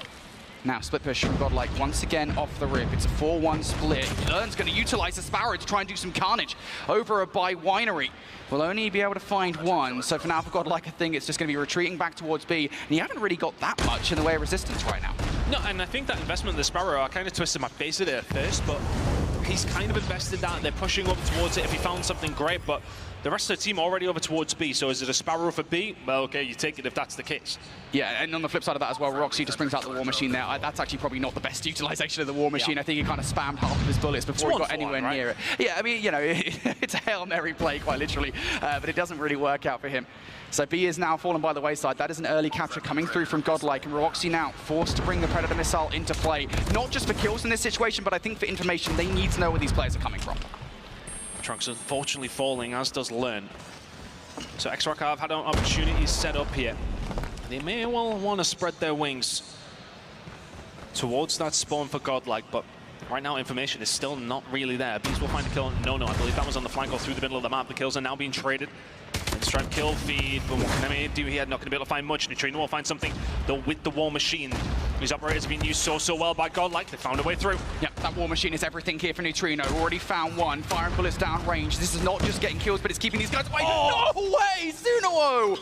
The collapse there to take a couple of players off the point, but Godlike's still not done just yet. There's still fights, there's still players left to take out of the play, and Bees is trying to do his best impression of a run-up, but it's just not happening. He goes down. First tick, though, through for Godlike. That, I think, is a pretty successful push. Sunuo has actually not really had a good map whatsoever, but that collapse they line up so beautifully for him, and that really allows X-Rock to just completely take control of the site once more. 1:20 to go. Godlike are trying to work on something here, and Sunuo knows something is up. He's trying to hold down the flank if he can. One kill here will be an absolute bonus. Neutrino just dips away, but now, of course, he has the R9 in hand. It's Johnny Snipers all over again. That's the second as well. He holds down the spawn. It's so important for your team because Godlike have now invested time and players over towards that flank and got nothing for it. That is such amazing game sense from Sunuo to get that one done. To recognize that, hey, not just one, but two players coming in on the flank and to take those players down before they can cause any trouble is everything. And now X-Rock back in towards the point. Rock solid defense so far. 45 seconds on the clock. Mar is even peeking himself out of the point. Pick up all the gunfights with the R9. X-Rock being so frustrating now. Annihilator ready to go from Mar. How much more damage can he do? Just wants to put a final nail in the coffin, but he gets taken down almost immediately. So Godlike potentially have a route through here. Tron will find one. And X-Rock just about holding on, but Trunks will find something of his own. You can see operators ringing through for the side of X-Rock. No, though, just puts the final nail in. There's 3 with the equalizer. Here comes number 4 as well. Prevail the next on the chopping block. Runaway Sun. Oh my goodness me. Yeah, okay, he's got 2 SMGs. We'll just punch him in the face. A potential route in for Godlike. One last roll of the dice. Yeah, Abyss has to do something on the flank here. At least find one frag. They're ready for it, though. The pre-fire's good. Abyss down for the count. Gunfight's also being round in front of point. Trunks will get 2 with a Purifier. Is that the in for Godlike? You've lost 1 player down to the final 4. They managed to get themselves in. They need those reinforcements very, very quickly, but X-Rock don't have the numbers to answer back just yet. They're waiting for their moment. Suono is going to pull out the Sparrow. There's 2 kills to fall through. Prevail and Abyss have combined very, very well. There's been investment from either side, but X-Rock are coming out on top. It's a 1 versus 5 needed for Prevail. Onto the point he goes. Has he got time yet to get a hold of this? They've got to get there so quickly. Prevail has equalized out. It's the 1v5 from Prevail. Cannot find it. No, sticks a grenade at his feet, and that was so doable. Yeah, and that's a good investment of the equalizer as well. Even though it doesn't do anything, there is a realistic chance if that nade does not connect that he actually gets pretty much all of those players. The equalizers are just that good. So that was the right decision, the right play call there in the moment, but ultimately it does not work. Godlike, just a hair's breadth away from taking a round off X-Rock there. And now they have to stop X-Rock. You've got the offense previously, and they're doing the same kind of strategy once more. It's a 4-5 stack towards A. The win behind the sails here for the side of X-Rock. It feels that way. 2 clutch-up rounds have come on through for them. Godlike have fallen to the wayside, even with some really good play from them. They've seemed resolute. But how much metal have they still got in this game? Prevail and Lone will start to find a couple of kills, though, so that might just help them out on this defensive side. But no, now starting to push forward, just trying to put down the hurt where he can. The rest of the team here as well. Now they will eventually get themselves an opportunity to push forward. You can see on the other side of things, a potential spawn trap coming through from MA does not find it. So X-Rock haven't really made too much of an inroad here. 2 ticks towards A is all they have. They may well find the 3rd very, very shortly, though. It should be said this is an important defensive round here. If Godlike can do this without giving A away, they might well get a defensive round number 5, and they're utilizing their operators to get it done. Neutrino's already found a couple of kills here. Sunuo next up to the chopping block. He's going to run out of War Machine pellets to get it done. Does not matter, you've got a Bees there for the help. So A is no longer an option here for X-Rock. 50 seconds, you're going to have to go for plan B, quite literally. And with that kill from Mar, the opening has now been made, but it's going to be a while before he gets the resources. Mar needs to do a little bit more damage, and he knows it as well towards the middle of the map. Will not be able to get that kill on towards Trunks, but at the very least there, it was a good effort. Hostile hunter killer drone. And now back on the cards here for X-Rock. Chopping and changing between which way they're going. Godlike just having to commit to something. A may well be gone. They've sent too many numbers over towards B. You need to do something special if you've got like over towards A. It's not going to happen. So they set themselves up for B. The lives are dead even. 1.5 minutes to go. X-Rock have time to defend, but Godlike are happy to sit tight here. They have had some opportunity to set themselves up over towards B. It will be hard for X-Rock to break this down, you would think. And Godlike have more players on the point.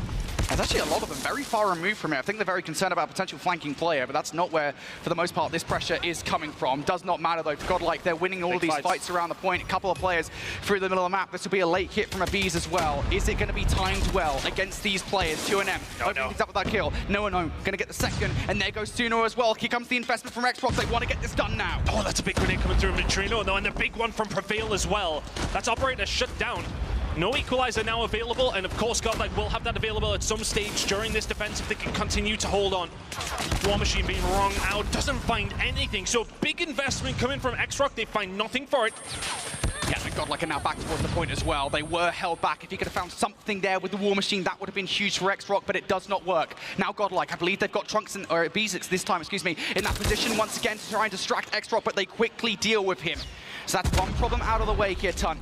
And now Godlike looking to try and hold on towards this point. X-Rock, they have to hit this as a team, but look at this flanking play potentially coming through from Neutrino. Neutrino was the one that found the grenade kill. On to No when those equalizers come through. Do they know that this is coming? Yes, they do, but a distraction tactic, they will slow them down. Mal will pull out the Annihilator though, and is this now going to be such a big problem for them? Doesn't find that second shot, maybe a little bit nervy. X-Rock now in a 6 versus 6 with the kill starting to come through for them. Neutrino will find one back with the War Machine, but Sunio once again is clutching up where needed. 12 seconds to go, it's a 5 versus 3. X-Rock are running away with this one. Everyone from Godlike is starting to fall. They don't have the time, they don't have the numbers, they do not have the facilities to win this game. X-Rock will advance on to Championship Sunday.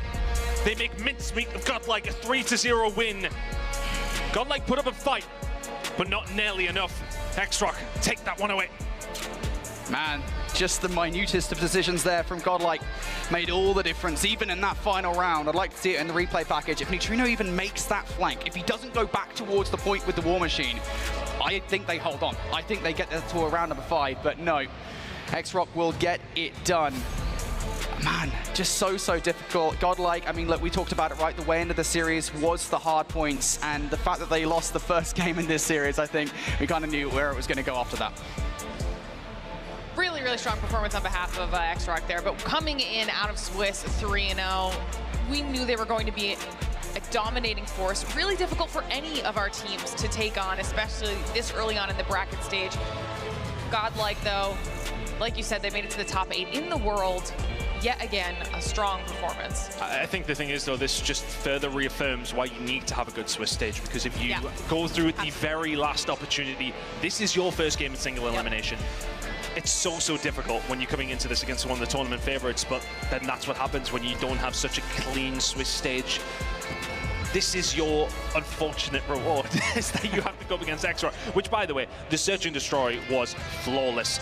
In fairness, the control and the hard point were relatively close. You know, Godlike had their opportunities in the control. The hard point was back and forth, but for the most part, X-Rock led all the way through. But the Search and Destroy was quite terrifying, if anything. So X-Rock looked the real deal, and we'll see what they look like tomorrow as well. Yeah, you're just not taking a Search and Destroy off X-Rock. I honestly would not be surprised, even against their fellow Chinese teams, if X-Rock went through the entirety of the tournament not losing a single Search and Destroy. I mean, it looks that good. And again, going back to that conversation, Godlike were doing well. They were doing the right things. They just could not outgun X-Rock and S&D. I'm going to remember that prediction. Between Alan's reverse sweep prediction and now you're saying X-Rock won't drop a single S&D throughout the rest of the weekend, okay? He's committed there, hasn't he? That's brave. We'll make sure we clip that as well so we can reference it later on tomorrow. But it is X-Rock who make their way now out of the quarterfinals into the semifinals. That was a nice, quick day for them. They can now, honestly, watch everybody else, take some notes on how these other performances are going to go throughout the day, and that could be beneficial for them tomorrow. Well, they know, especially with the next game coming up, who they're going to be playing against pretty early, so they will have a lot of time to get some of that research in. I mean, I'm sure they will know exactly what they want to do, irrelevant of who they go up against. But X-Rock, fantastic performance, and you're right, a long time to wait now. Do not need to do anything until tomorrow. Nice way to start that day. Yeah, not too shabby. I mean, this is going to be massive confidence-wise for them, but obviously commiserations and congratulations to Godlike, because they still did make it really far in the competition. Still a fun storyline that we've been following since last year, and it was just enjoyable to see them compete here again. Yeah, look, I think the competition has just raised itself significantly from last year, right? I mean, Godlike surprised a lot of people last year. Nobody expected them to do what they did, making it all the way towards grand finals. So, again, the competition is very different this year. I don't think there's anything wrong with dropping out of top 8, especially when the team that took you out is X-Rock. Absolutely. Well, it's time for us to talk to some of our players here. We've got F. standing by, I believe, with No on stage. That's right. We got No here, and of course, Brian to help us have a little chat. So the first question I want to ask you guys, X-Rock, you look incredible. You're the #1 seed, you're playing like it. Where do you find that energy? What makes your team this good? No， 你跟 X-Rock 打得太厉害了，你在这个比赛是算第1名，然后现在打得像第1名，你们是什么方法到这里？我觉得首先我们在这个世锦赛还没有完成最终的目标，所以我觉得我们还有更多要做得更好的地方吧。然后可能大家觉得我们打得好的原因是因为我们5个人，包括我们的教练组还有我们的整个赛训团队都齐心协力。So they're saying that they're getting immense support from other fans, and it's just there's a strong sense of like familial bond, whether it's from the fans or their coaches. It's just all coming together. It's not just him, it's not the player, it's everyone's one big family. It's an energy thing for sure. Next one I want to go to is, next up, you could play up against a Chinese team. I know how close-knit the Chinese region is. If you knock out a Chinese team or play against them, is that an exciting, fun moment, or is that like a sad, somber moment to knock out a friend? 所以明天你可能会面对清酒，你觉得可能对别的中国队你很兴奋，或者有一点伤心，因为你可能会打败他们。我觉得不管面对秦九还是 ST， 还是我们今天对阵的 Godlike， 因为我们都是来自东方的队伍，我觉得没有什么，哪怕走的时候我们还是说其他的队伍，我都会感到伤心吧。但是我赢了可能会开心 ，because it's a team or family. So you know, facing against any team, they're not going to be particularly sad. If anything, they'll be glad to face Qingzhou because you know the same country. It's like a family, even though they're on the same teams. That's kind of what I figured. Like I said, the Chinese region seems very, very close-knit, and it's just fun to watch. So a lot of fun. Congratulations on the victory. Good luck in your next ones. Standing by, we have Beef Mommy talking to the members of Godlike. Thank you so much, F. I'm with Learn right now, the IGL of Godlike. How was that game for you? That was really rough because that is not an easy opponent to go up against, especially this early on in the day. I would say that we were not disciplined enough this year, and Chinese teams are really strong, and we knew this, but today was not our day, and we should have worked hard. And I would just expect more competition in our region itself, because if you see, only 3 of the Chinese teams are in the top 8, and I really expect that the Indian teams grind hard and give us a good competition so that next year when we come here, we're definitely on that bar to bar. And speaking of your preparation for next year, like I know you just came off hot off of this game, right? But what do you think is something that you and your team need to work out going into, I guess, 2025? I would say for next year, I'm happy and sad right now. But the competition is insane. I really want to grind hard. But let's see for the next year what the future holds. Yeah. But I mean, I know that this is not the outcome that you wanted, right, for your team, of course. But I mean, man, your growth, Godlike in just 1 year, has already been such a statement.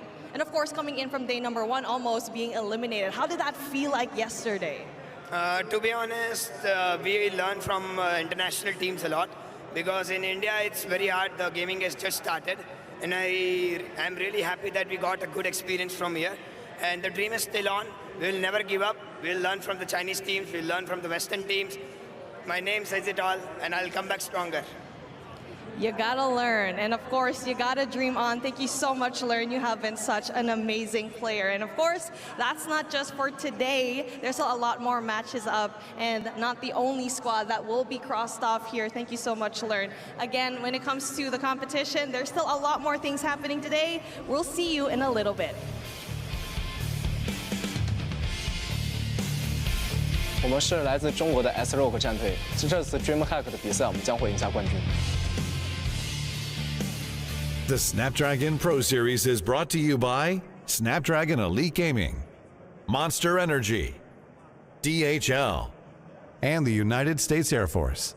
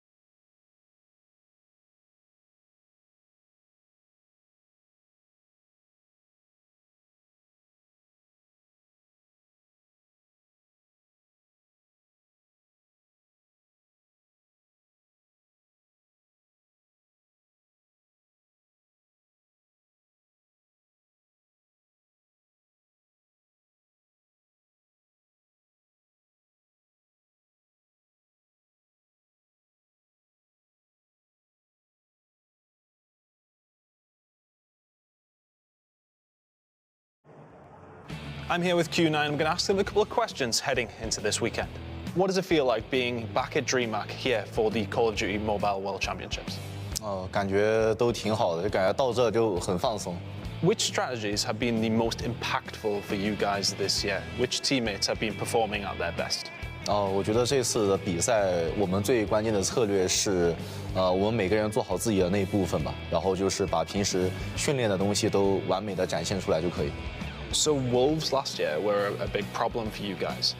Are they still the biggest issue from your region, or are X-Rock also a really big problem now? 我觉得其实这一回的世界锦标赛，每一个队伍都是强敌，就我觉得每支队伍都应该小心，所以我觉得我们更应该做好自己的那一部分，然后在场上能够自信的放松的去打好每一场比赛就可以了。The top of the world ranking is very tight. Are you guys favorites, do you think, or is there somebody else? 我感觉我也说不清楚，但我觉得我们一定是这一回，怎么说的，一定是这一回的强队之一。So the road to becoming the champions is strewn with failures. Is there anything that you guys have worked on that was an issue for you, and what was that?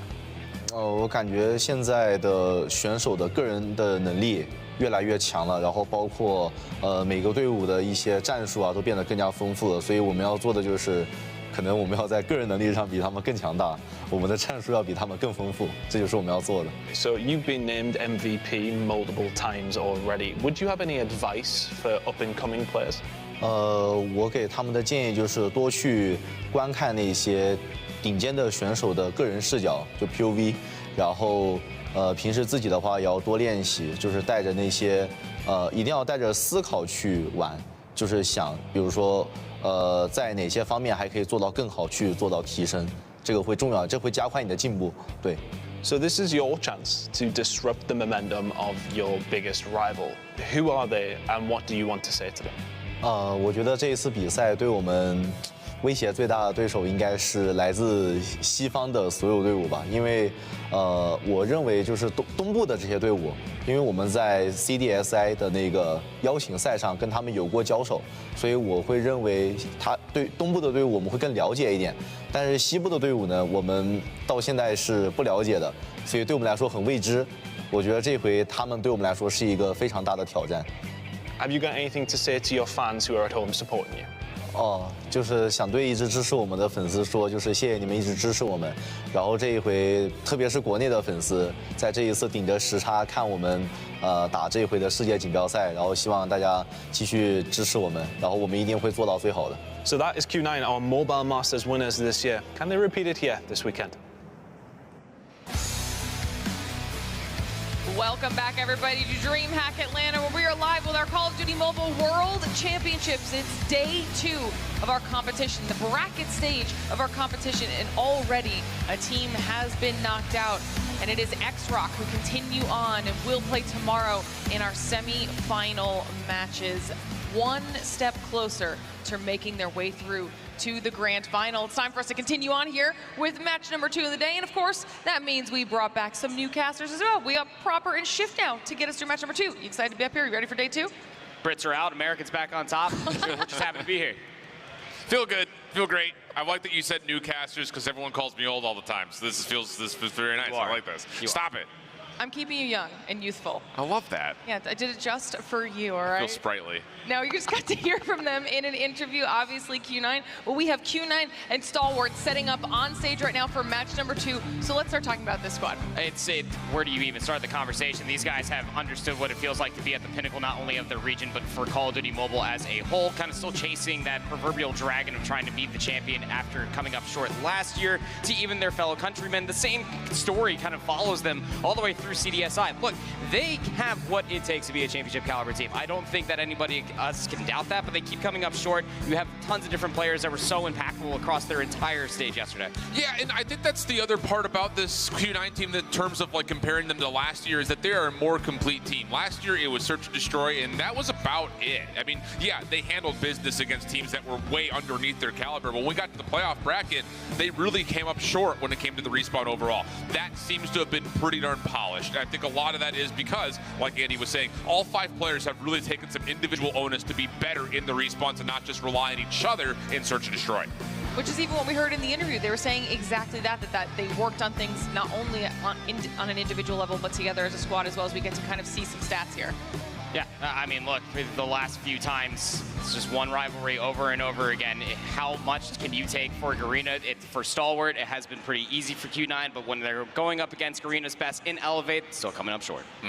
Well, you mentioned Stalwart. We get to see him for a second there on that graphic. They are the other team up here on the stage, so let's start talking about them as well, Yeah, Stalwart is an interesting story because I think coming into this event, we really had a top 4, and it was the 3 Chinese teams at Elevate. And now all of a sudden, Stalwart's like, don't forget that we're just as competitive as anyone else out of the Garena region, let alone what they were able to do at CDSI, which was pretty formidable. They did come up a little bit short in terms of getting deeper into the bracket, but overall, they're looking just as complete of a squad as anybody else. In particular, their respawn has looked really, really good. Playing up against Galrus yesterday on the Arsenal control really surprised me. 3-0, perfect. Really understanding the map, not just doing it by spawn trapping, but just as a macro focus, they were playing the map well. The only series that they lost yesterday was 0-2, actually to Elevate, and again, it has always been that chase. I feel like that Stalwart has been there continuously, and much like on the opposite side, what we were talking about for Q9, Stalwart do have their standout player, Skurd, throughout the entirety of yesterday, has just been on a different level, but that's exactly what you're going to need, especially going into the single elimination bracket. It is shark-infested waters from the get-go. You need these guys to show up. Got some stats here for Skurd as well. Got to see some individual highlight moments for him. I mean, this is going to be a player that could potentially help Stalwart Esports get the wins they're looking for. Oh, big time. And just to kind of reflect on not just Skurd individually, but how he played in particular against Elevate, that's where it really stood out to me. It was a 200-250 loss. That's a coin toss in terms of COD Mobile Hardpoint, and then an 8-6 overtime loss in the Search and Destroy. So it's as close as it gets, and seeing Skurd play like this on LAN is good news for the Garena fans. Yeah, and this is going to be a fun one to see up here on the main stage as well, because Q9, out of everyone we've seen so far, one of the only teams we haven't gotten to see on the main stage. So let's start talking about the maps, what they've chosen here for their picks this time around. Best of 5, obviously, for anyone who's just joining us, starting off with the APOC hardpoint. Yeah, and the interesting thing, sorry, I was just going to quickly say that this is a rematch from CDSI where Q9 3-0'd STE. Now, the only thing that's different here is the fact that none of the maps are repeats. This is a very unique map set to what they'd played last time around. Yeah, and that's exactly the point that I was going to bring up. Obviously, scorelines are different when they were playing across the seas, but, you know, not seeing the Hacienda hardpoint, which you inevitably lost for Stalwart, 250-124, probably very happy not to have that one in this specific pool. Yeah. Search and Destroy, respectable as far as scoreline is concerned, though we do know that for all Chinese teams, they are very good at Search and Destroy at one point or another. But ultimately, with all that said, I think that this is still going to be a square-up matchup for this map number 1. Apocalypse could be the start that you need for Stalwart. Yeah, I think for Stalwart, you have to win map 1, 3, and 4 if you were to win this series, which is easy to say against a Chinese team because we expect Chinese teams to win the Search and Destroy. But I think in particular, neither of these two teams are great at Apocalypse, and Stalwart has been riding the Summit train all weekend long. So it feels like both hardpoints and the control have to be won by Stalwart if they want to win the series. All right, then give me quick predictions here. Who do you think's going to be taking this one home? Q9. Same? Yeah. Oh, yeah. 3-2, though? Yeah, I have it going 5 because, to Shift's point, if Stalwart are going to win this, it has to end in 4. Q9 are flawless through Search and Destroy all throughout the entirety of the tournament so far. So, yeah, don't go 5. Yeah, I've just got Q9 losing the control. All right. Well, at least similar in who you think's going to be taking this one home, and it looks like everybody is going to have same opinion, same 3-2 and 3-1, so everybody matches up in some way. We get along sometimes. Yeah, a little bit, every once in a while. So this is what we'll see. We'll see if everybody at home agrees with you. Well, if you're in chat, give us your predictions on who you think's going to be taking home match number 2, which team continues on in the bracket, and who will be knocked out, whose run ends here right now, because that's exactly what is about to happen. Q9 versus Stalwart, getting ready to go. The game is loading in. Let's push another team through. Let's do it. And again, this is all about, can Q9 find a way to get another rematch versus X-Rock on the top side of the bracket? Otherwise, Stalwart look to surprise, take down one of our top 3 squads coming in to this event overall. And I will say, the improvements from CDSI to now have been good. Just comes down to, are they good enough against one of China's best? For me, the word consistency keeps coming to mind when it comes down to the Garena region. Do not bat an eyelash at what they've been able to accomplish since then and now. But how good are you today for both Stalwart Esports and Q9? Again, playing it yesterday for Q9, 250-160 versus 4MV. Take that as you will. But yeah, between these two teams, the only one to play it across the weekend is Q9. Yeah, and that's the other point about it is, like, power ranking that result, it doesn't really make much of a difference. Yeah, it's small data overall. But like we've kind of mentioned, both these two teams had played it quite a bit throughout their regions as well as in CDSI, and it really didn't feel like this map leans one direction or the other. So that's why we say Stalwart. This feels like a must win, and so far so good. Finding some decent time here in the first hard point, plus good focus over towards rotation and new at the right side of the map. So have some threats nearby. Got to be really worried about is Malchi. That is one of the players you always have to keep a close eye on where that AR is currently locked and loaded and ready for. 10 seconds still remains here on P1. And Stalwart are actually breaking out from Ruins just to fight for the old 10 seconds of time. Whether they knew it or not, Q9 are spawning in Bufu, but you still have players hanging around P2. Oh, really good finesse from Chen. Getting over to the top of the jump wall, finds a couple eliminations that will move the spawns in favor of Q9 for new, and he also keeps his life to make sure he doesn't overchow. Shot up over through cave side. Smoke giving him a little bit of cover, but as soon as they break through it, it's right into the waiting arms of Q9. 3 straight eliminations. Only one more player to find in the back end. They will find it. Really good start from Q9. Now all eyes need to look forward. You got 2 trying to push all the way out from Max, the rest trying to go through the hop up, but if you attempt to try to go through the broken down ruins, you will just get gunned through a multitude of different head glitches. Some players are actually able to get all the way back at ruins, so a pinch is currently going on, but Q9 do great enough to be able to isolate these players. They'll get back inside the top. Yeah, Clove just a little too antsy right there. He tries to push down when he's got 2 teammates right behind him. He's in the middle of a reload.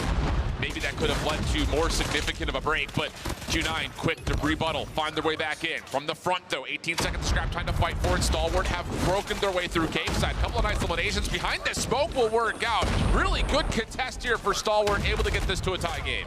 Look at the spawns though, investing into P2. How quickly do you think they're going to be able to at least read this? What you should know now is you have a spawn inside of ruins, and you already at least have Clove turning back to look at the broken down chopper. Catches 1. Second would be Magnificent, and is able to do that as well. Spawns will not flip, but this is very, very good for the rotation. Clove has just been the hero right now. He goes for a 4 spree by himself, front side of the trench, and now all of a sudden you've got Sparrow out, you've got Equalizers out. IG just not able to find more than just the first though, so the trades are decent for Q9 in the face of the operators, and now they have a chance to pop some of their own. This is that time. Sweet spot. B3. So we're going to start seeing a lot of investment. We know how good Q9 have been in the past of just being able to respond in kind, and it's Uling's War Machine to be able to find 3. A lot of space to push on forward, albeit the Sparrow pulled. Did not find everything, but the break nonetheless. Yeah, really good 50-50 split here. The tug of war between the operators have led to success on both sides, so efficiency metrics looking solid. Purifier to try to change things up for Chen, and it will at least allow Stalwart to be pushed back just a touch further. Final 12 seconds, though, not really much to consider in terms of the overall scrap, but the push from beyond the hard point is what we're really focused on, and as Stalwart continue to try to fight through old, they will also have a couple of players try to contest new. This P4 is going to be massive going in towards the second set. I mean, just look at the way that Q9 are still forced out on the backside of a useless building. And I love this heads-up play, at least from Stalwart Esports, but just because you have a superior positioning doesn't mean you automatically win the gunfight. Slash alive will be dealt with, and should be easy pickings to set up on a couple head glitches here around the statue head. So far, so good. Only one operator available, and that would be onto FTX if he chooses to use it or not. 61 plays 83. Q9 with numbers inside the hill. Trophy systems have been deleted. These incoming nades should start to land. It just comes down to, can you actually break through this cave system? It's such a nasty choke point, and that's exactly why. It's just so hard to break through. But with a little bit of help from a pinch coming out from IG, that's going to be enough for FTX to pop the Purifier and clear the hard point with still 25 seconds to fight. Look at how much space that he's currently taken away. Purifier was a great investment here. Can you still hold for this back 15 seconds? Can tie up the game if you're able to do so.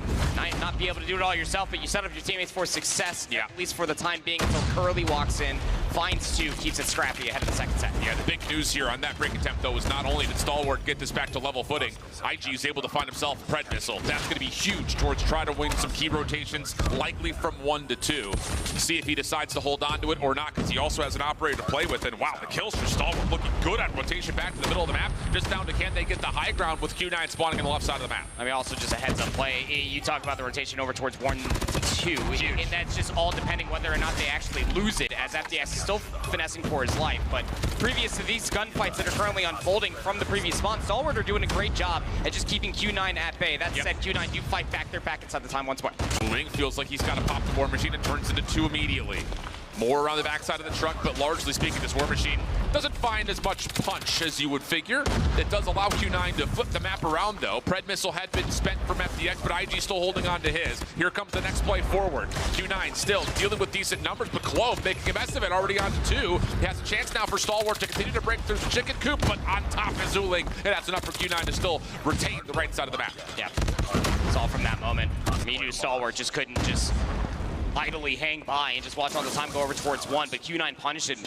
You're able to win the gunfights and flip the spawns for such a heavy rotation. It's a dead even game, 110 to 110. Got to try to find some stuns and nades to get over towards his hop up, but Q9 are starting to shut down the space. I love this idea, though, from Stalwart initially. Try to just take your full focus down to the bottom of the map, because you technically have a Pred missile to clear out the hard point, but as they get pushed out, now they're just defaulting to playing through the cave right into the winning arms of Sun Sparrow. You also have the Purifier playing up, and this is not good. You do not want this if you're looking at it from Stalwart's perspective. IG just trying to desperately throw the Pred missile in, but it's not going to really change the status of the hard point whatsoever. Q9 dominating on this setup around P2. I mean, such an immediate response to your point there.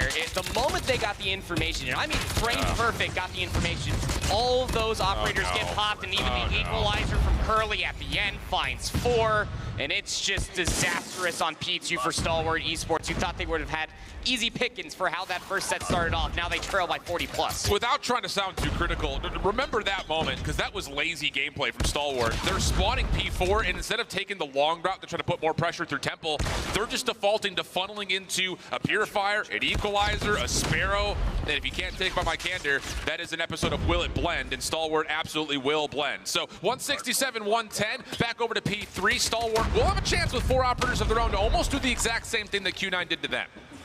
That one player, Rogue, still over towards P2.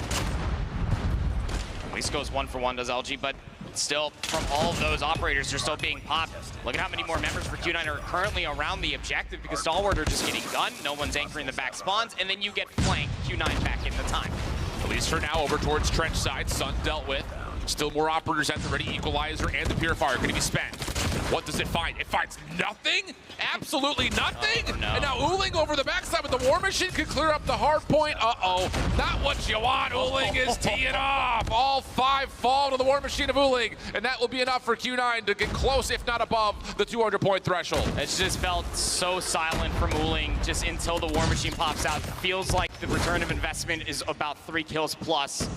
Very explosive operator, and the snowball continues on from P2 onward to P3. But you even look at the rotation towards P4, you still have the grace period before it actually pops. But Stalwart are still trying to hit through the old time and trying to surround the upcoming hill. Yeah, and the problem is that was such an expensive hard point in terms of operator usage. Now you're just dealing with just Clove, who has one at the ready. The rest of Q9 getting close to earning some of their own as they can win the game right here. And once more, here comes that same funnel, but just from the opposite side. If you're Stalwart, you have to get control of Chicken Coop. You cannot just keep defaulting to playing through the middle. I mean, this map has been at the pool for 2 years. We need to know this by now. Gotta be frustrating just to be on that stage. They might honestly just be thinking about the Search and Destroy coming up, but that might not be a good conversation or a good thought. You still have plenty of time left to maybe try to surmount the comeback. They break back in, still down to 20 seconds. You know that Q9 are still spawning over by Useless. But Q9 have operators, and they still have the ability to run through Chicken Coop. Just the multiple points of ingress are just so dominant. Yeah. And Stalwart just not quite able to force the issue the way that they would have hoped to. So now it's a 100-point game.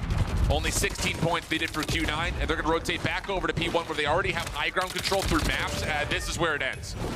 It is. I mean, Q9 now have a sweet pickings on how would you like to win? Well, might as well just call a game here. Look at the spacing being provided, just making sure they cut down players left, right, and center. But Skurd does have a Sparrow, is able to at least find 2. You also had a push manifesting all the way through maps, so Stalwart in possession of the time.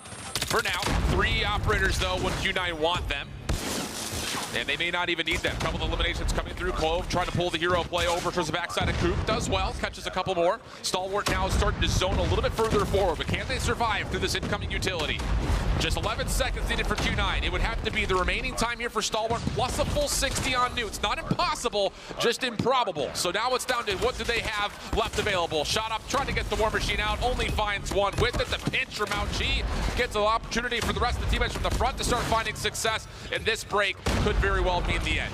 Still enough time to close it out here, so long as everybody stays around the time. You have to contest if you're stalwart, and you're going to be walking into a lot of line of sights currently being held. The contest comes through, so we will go new, but there's already a player trying to thread the rotation. Yeah, 1v1 over the top of the jump wall is going to be everything. Pushing forward is Clove. He's able to at least zone out for now. Again, Q9 still holding on to 3 operators.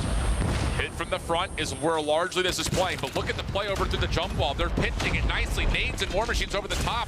This is leading to now an opportunity for Q9 to get the kills that they need to move on forward. FTX still holding on. Skirt needs to be the hero, but can he survive through Curly's equalizer? Doesn't look likely as he rips apart the back line, and that will do it. Curly with the final moments, and Q9 take a very comfortable win. It really does say something that even when they're staring down the barrel of having to break through P1 going in towards P2. They had those 3 operators at the end of the previous set of hard points, but then they just waited for the right moment, found some spacing, and then the moment they got inside P2 to call game, that's when you saw the operators being pulled by Q9. And it's those core fundamentals that do make them a very frightening team, because they always have a plan, and they always execute it very, very well, comparatively to Stalwart that did obviously have a plan, but once all of your operators get shut down, only finding maybe at max 2 kills, and then Uling pops a War Machine and finds 6. Yeah. It's hard to justify how you can actually work your way back into an APOC hardpoint. Yeah, I think, just there are some small differences in operator efficiency that was utilized throughout this map. I think in particular that moment from Uling is the highlight bonus one. I think Curly as well, the equalizers was unbelievable. But the thing about it is the macro of how you play the map. Yes. You cannot funnel through Cave. You just can't. It's a 5v5 map on what was initially a 4v4 map when it was played in the traditional multiplayer. You have to send players on routes. You cannot just run through Cave, whether it's P2 or P4. That's a day 1 mistake, and it's what punishes Stalwart. Yeah, I mean, you just simply cannot play a card game with inside-out cards, and that's what it generally felt like. It was the definition of insanity. You're forcing yourself into very inopportune gunfights and more inopportune opportunities that made Q9 just look so brilliant with their operator usage as well. 50 and 34 out of Curly. A lot of those coming from the equalizer pulls of what we were just talking about. Same for Uling, 45 and 25. But you look from top to bottom, and just the assist column again coming through. A lot of good team shots were coming through from Stalwart, absolutely, but Q9 just always felt like that they were playing around one another. Yeah, and again, it's tough because if Stalwart were just to have tried to hit the outside routes through Temple, that map may look very different, but the largest stretch of points put together was between P2 and then again over to P4 where Q9 were just dominating the middle of the map. You just got to hit, you have to hit a route. I mean, the common phrase in the COD world that we say is route man gets paid. No one got paid today from Stalwart because no one was hitting routes. So tough scenes overall, but hey, that's the one thing we talked about, that this APOC map wasn't necessarily going to lean towards one team or another based on statistics. What we're looking forward to would be Stalwart trying to take the Summit hardpoint in map number 4. But first, before they could do that, they got to find a way to fight against this firing range search, which Q9 is great at, and then find a way to manipulate the seaside control. I mean, it's just, how do you not spin this as an uphill battle? Q9 throughout the entirety of the weekend are 4-0. Yes, they've had some at least close escapes, but so their search and destroy, from what I was able to go back and watch last night, has been very, very good. And I think that this does play into their game mode, especially or into their wheelhouse. Walking away with how dominant that win was on map 1, Uling's going to come in here with a sniper rifle and just have a heyday. Yeah, it's definitely an uphill battle for whenever we're talking about X-Rock or Q9 playing up against them on search and destroy. But in particular, I mean, this Q9 team is the #2 S&D team this weekend. Like you said, they're flawless so far. Their average margin of victory is 5.25. So it's pretty good. That's average 7-2 is how they're beating teams. Whereas on the other side, it hasn't been notoriously bad from the side of Stalwart, but it has been one of their weakest modes kind of historically, and that was also showcased at CDSI. So the improvements haven't necessarily been there, and the problem is you got to have a firing range and then a Tunisia if you do get to map 5 that you have to take down this Q9 squad, and those are the 2 most played maps in Chinese COD Mobile. So you don't feel great about their chances in terms of winning this through the through the search and destroys. Yeah, I mean, no, definitely not. You go back to the predictions. That's why even I was the one that at least gives them the benefit of the doubt with taking 2 maps, because if it goes 5, yeah, it's tough to spin it. At Stalwart will be able to complete it. But I digress. Look, they were able to at least have a 7-5 win versus Luminosity, and that is super respectable as far as 2 of their wins in Search and Destroy yesterday compared with 2 of their losses. Yeah. They did get blown out of the water, albeit on a takeoff, 1-7 versus Gallerus, who, of course, are a very good Search and Destroy team. But kind of gives you a taste of what this one might honestly feel like. To Shift's point, you are sharing the stage with a top 2 search and destroy team on the weekend. Yeah. And to be fair, this is Stalwart's map pick.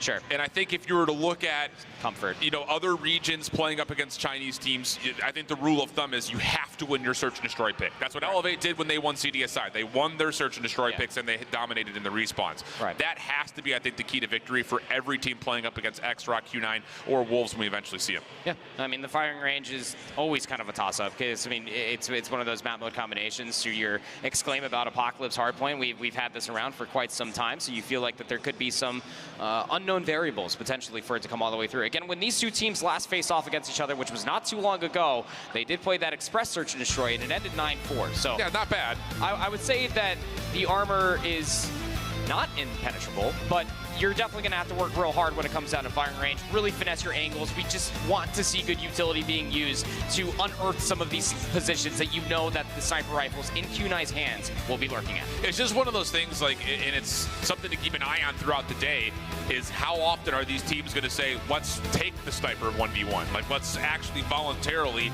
square up, see who wins that opening battle, as we're already into the action here in round number 1, and nades have already landed from Mount Chi on the Clove. That's over towards the B side of the map, which Stalwart still seem to want to try to push through. The MG's already up and blazing through these walls from Mount Chi, and he's saying, I've got damage and I'm trying to force the issue, but a late stun does land and it gets us to a 4v4. I don't like how late this assistance might have honestly been, and now that the rotation comes through, you're not even going to be able to find an exit.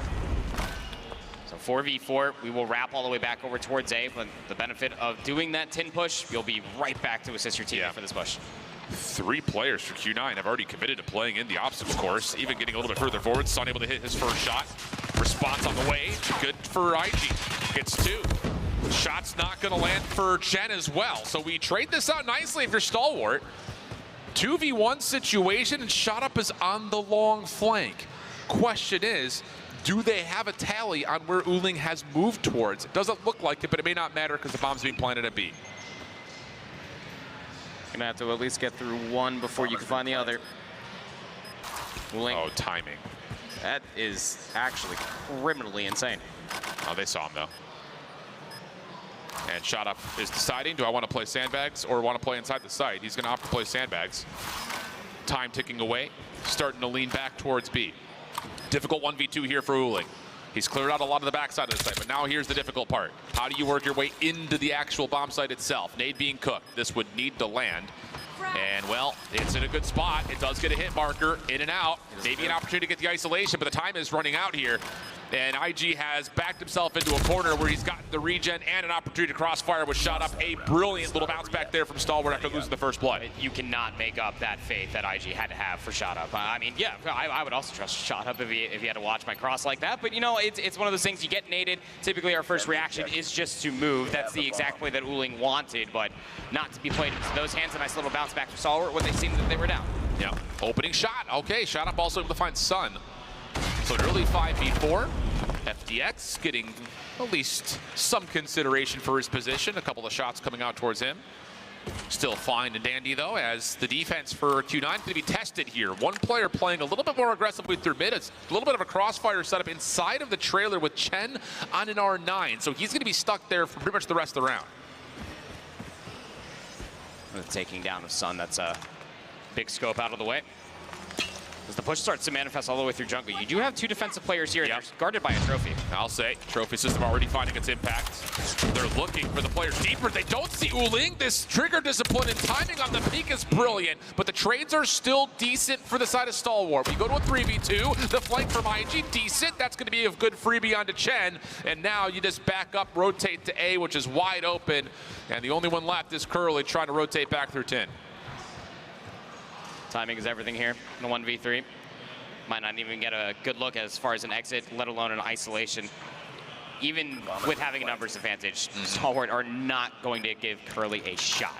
Yeah, and the problem with Curly here is he doesn't know if anyone's playing rogue behind him through B still, so it's tough to get proactive. Someone could get timing outside of wood. So many questions. So many opportunities.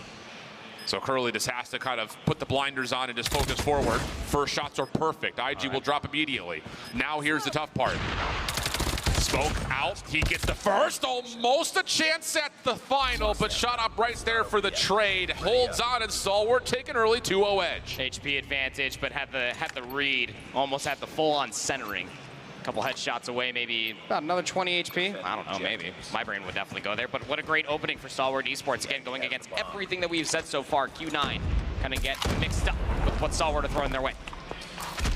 Different setup here for Q9. Same crossfire setup inside a trailer, but you're going to have number 2 in Mauchi playing top 10 with a passive sniper angle from Sun. Not going to give an offer to take that 1v1 sniper battle early is Q9. So different kind of more reserved identity in this round 3 defense than what we had seen previously. Just waiting for the timing. Maybe someone could overextend. It's going to be so frustrating for Q9. They do not have the opportunity to try to dictate this pace. But you are on defense, you realistically don't have to move. Late stun going inside of 10. Looked like it did connect, at least on 10, but just a bit outside. Mauchi will be happy he is still alive. Yeah, I mean, he hit him in the elbow. It's just real tough because I don't think you would normally check that angle. Yeah. So the fact that he does, finds the tag, it pushes Mauchi back into the deep side of 10, which now puts a little bit more pressure on this double stack over into trailer, because they will not have anyone watching their mid-cross as much as they had previously. But time is running out here. Lots of nades are still available for both sides, including a defensive retake smoke if they want it from Mauchi. So he's the important one to kind of keep an eye on from the defensive standpoint. This is 8 bold. seconds. You got to go. They're just going to flood inside of 10. The timing is good enough for Curly to find all 3. That is not exactly what you love to see. It just swings wide for the 4th.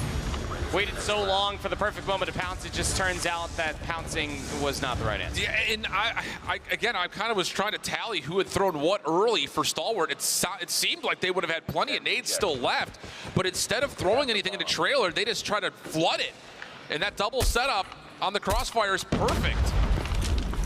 So maybe the first moment where you look at Stalwart and say, what went wrong there? Lots of nades and smokes being thrown over towards the middle of the map. Different setup again here for Q9. They keep giving us some versatility on what they want to do defensively. This time it's Chen inside of trailer, but with an MG. So he's got to play this a little bit more passively. There's not a lot of help for him unless Curly can find something on his cross. How much late utility do you still have for the inevitable execute that has to come your way if you are Stalwart? Whatever information they saw previously and from the previous execute that did not go their way, they're wanting to almost play for a combined 4 chow. Yeah, backside of B. And the problem about this is Uling is watching this corner, and Mauchi, who was playing mid last round, is here for support. Uling gets taken down. Great stun over the top, allows Clove to go from one to the other. Now the rotation in. You've got a player nearby for Q9, but this late offensive smoke will keep him out of the picture for just a while longer. Most importantly, though, you have another player just hanging in the form of, I think that's Chen, towards A. So this defense is all about, can you get a good one-for-one contact on this eventual hit towards B? Well, it's because they don't have the information yet. Curly's still playing on this one-off angle. He starts shooting, and, well, we'll lose their life because of it. So now you got Chen and Sun. Yeah. All the way over by 10. Just trying to figure out how do you break this 2v4. Yeah, and IG's in a great spot, top 10 here. He is just going to be a killer of time at worst. Couple of tags, slows down this play. Long flank now from Sun. This has to find success. Clears off top, useless. Nothing there. Now it's just down to, can he get the shot over towards Clove? Not going to see it, apparently. Chen is instead going to be at mid. Sun trying to work his way forward, not going to happen, and Chen's not any success through mid. Stalwart's offense looking really solid at this point. It is, and that's why I posed the question. I was like, I did count with all the sprites going across the mini-map on what stuns could possibly be left, but it's that exact reasoning. They're learning from what happened to them previously on that execute, so the late stun allows them to get that much further forward from the damage found previously on Uling. Wonderfully done for Stalwart. Now they have a 2-round lead again. Early nades on both sides towards B jungle. Trophy's denying a lot of it. That's every single frag has been thrown towards B closet, and Q9 doesn't care. They've got one defender in the form of Mauchi. He's holding deep. Everything else is all about focus in towards middle of the map, and there will be just a slight rotation over for now with shot up trying to find some wall bangs. Nothing's going to land for now, and things will once again just go back to the same kind of passive 5v5 that we've had every single round to this point. Yeah. Again, it comes down to the timing of the execute, utility, everything. Late nade going towards showers. We'll dodge FDX narrowly. But you do have trailer control still. You at least have somebody watching the exit over towards wood, but some late utility being thrown over towards B. It's going to alarm some individuals coming back this way. Clove just gets caught trying to get aggressive. Follow up now, and this hit through Closet is going to force Q9 to rotate back. One player will hold towards A, but this is fully a stalwart hit towards the B site, and they're finding kills everywhere except for on the rogue player at A. Now can they isolate? Sure can. Mauchi will drop. It all's going to come down to what can Chen find on this rotation. He still has a nade available. It's being cooked. Does this land? It's placed in a pretty decent spot. IG's down to a single point of health, but the health from Shut Up is better. Stalwart get 4. Yeah, that's, I mean, that's just a tough situation. You're really hoping for the nade to be able to get enough damage, but still hanging out behind the bomb from that previous push. Destroy the objective. Could have gone 2 different ways, even if Mauchi found another kill. Stayed alive for such a long time over by tires, just was not good enough. Stalwart's offense have Q9 baffled. Passive once again, different look for Q9. 3 over towards B initially. Tried for just a piece of timing to check outside a closet. Not going to work out for anything. Now the rotation back towards A, thinking, hey, we've shown Stalwart we've got members here at B. Let's rotate back, see if we can catch something on the other side towards A. But again, Stalwart is just happy to play patient. Wait for the 45-second mark before they execute on anything. Yep. Just trying to get as much utility out as well. What? The stun over top. And Shut Up will find that first blood onto Chen. Does that open up the A side? I mean, look at the response coming through. They're trying to re-pick up all the way through mid. They're expecting it to come back over towards B, and why wouldn't you? Stalwart have been loving that site so far. Yeah, this is interesting because I think initially Shut Up is looking for the sniper deep. The fact that he flicks down to find Chen in a weird spot is an impressive first blood. And now it's a 5-man stack over towards the other side of the map. There are no snipers here. This is just AR gameplay for Q9's defense. Clove, first one in. MG42 responsible for middle. Hold on a second. The Odin coming to life here all of a sudden as Mauchi's able to turn for 1. That actually stops the bomb from being planted with assistance through mid-map. And for the first time, Stalwart have been a little bit thrown back after this B hit. Late nade from Uling, and then a great realization from Sun. Hey, I should probably check the full flank because G was currently working that way. And the patience, but on the other side, pays off, albeit being first blooded in a very, very crazy way. At least you walk away with 2. Yeah, and I think for Q9, just to kind of give credit where credit is due in that last defense, they know that they've been stunned up a lot backside of that car on the backside of B towards tires, so they stay even further back away from it. You avoid getting stunned, and those long-range angles end up working out. So we swap the sides. Q9 now on the offense. Initial efforts towards A. There's 3 stuns being tossed, and the hit behind the smoke will start to ensue. Clove has nowhere to go. Extra tags to FDX, and this is going to lead to a plan. Should. Even a late nade should confirm it. There's going to be a little 1v1 outside of wood. IG would be able to really throw a wrench into this post point should he find this kill, but the timing's not favorable. Not at all. Mauchi's taking the long route as well. I love that. Yep. It seems to be somewhat transmitted to Stalwart, and they will take down Uling initially. Shut Up. I believe he knows that Chen's in the corner. Smoke will come down. This is your retake smoke. Chen has been stunned as well. Here comes the play forward, but do they have an idea that Mauchi's playing behind them? Shut Up needs a turn. He does find the kill. Now it's all about what's in front of you. Chen in the corner. Good for the first and then the second. Beautiful read from Chen. Initially looked like he was going to be isolated, but not the case as he finds the final 2. Pretty stark comparisons as far as how offenses like the first 30 seconds go in their fight range offenses. Just no hesitation. Able to push all the way across the test dummies. Getting right in towards that A-bomb site. From there on out, it was truly Q9's round to lose. Now they only trail by 1. Heavy stack in towards wood behind the smoke at the moment for Q9. Just waiting to see if they can maybe isolate over towards top 10, or at least clear it in some regard.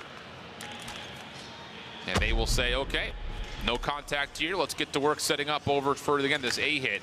And this is another thing to kind of keep an eye on. Q9 in their last round, it's 3 stuns and a push, then a plant. As soon as you get the site opened up, that is, again, just textbook Call of Duty, and they're setting up for the same thing again. There's the frags over the top, trying to delete the trophy systems. Doesn't fully work out. There's the offensive smoke behind him, and Clove steps up and goes 1 for 1. That'll slow down the push. Even the delayed nades that came over the top to kind of mask this push still allowed the 1 for 1 at the very least, but now they're getting the heck out of dodge. They're leaving Mauchi behind, but IG able to at least get back inside of wood. Can't walk away with a kill now, 4v3. Yeah, keep in mind how this round has gone. That attack smoke is supposed to be the green light to go. Yeah. So Clove going 1 for 1 stops everything. IG's going to need to learn that as soon as their execute is foiled, they're going to wrap back. So he gets a little bit punished for that. And off that elimination, Q9 will still get a plant together.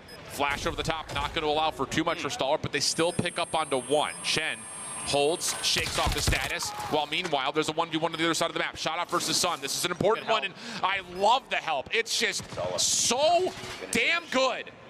Skurd, now last one left, 1v3, nowhere to go. Talk about trusting your teammates. Well, it's even more like it's the visual representation that you get to see on always thinking about the future. Hey, I need help, I need to stay alive. Even if they do have numbers, just giving up the previous angle Malchi comes to keep his teammate alive is so important, because that teammate over by Showers is the clutch position should something happen from the push out of American. So again, just Q9, always playing for the future. It is brilliant. We now have a tie game. Aggressive nades defensively through B at jungle. Nothing's going to land, but Q9 will need to consider the opportunity that maybe one of the Stalwart members have pushed through jungle. So they're going to have to play a little bit more passive on this approach, at least initially, to take care of that potential concern. And they may even try to re-clear jungle before they actually form their eventual hit. Again, always have to ask the question, do you see some utility for Q9? It's going to shroud this push. 2 players still left behind, worried about the push all the way over by Woods. You have a 3v2 over here. Oh, and this is what I'm talking about. Q9 know that Stalwart are likely playing forward behind those aggressive nades. Skurd in trouble, does back up to a little bit more safety. He's got a player on his cross towards B, and at the same moment, ooh, the push forward from Clove.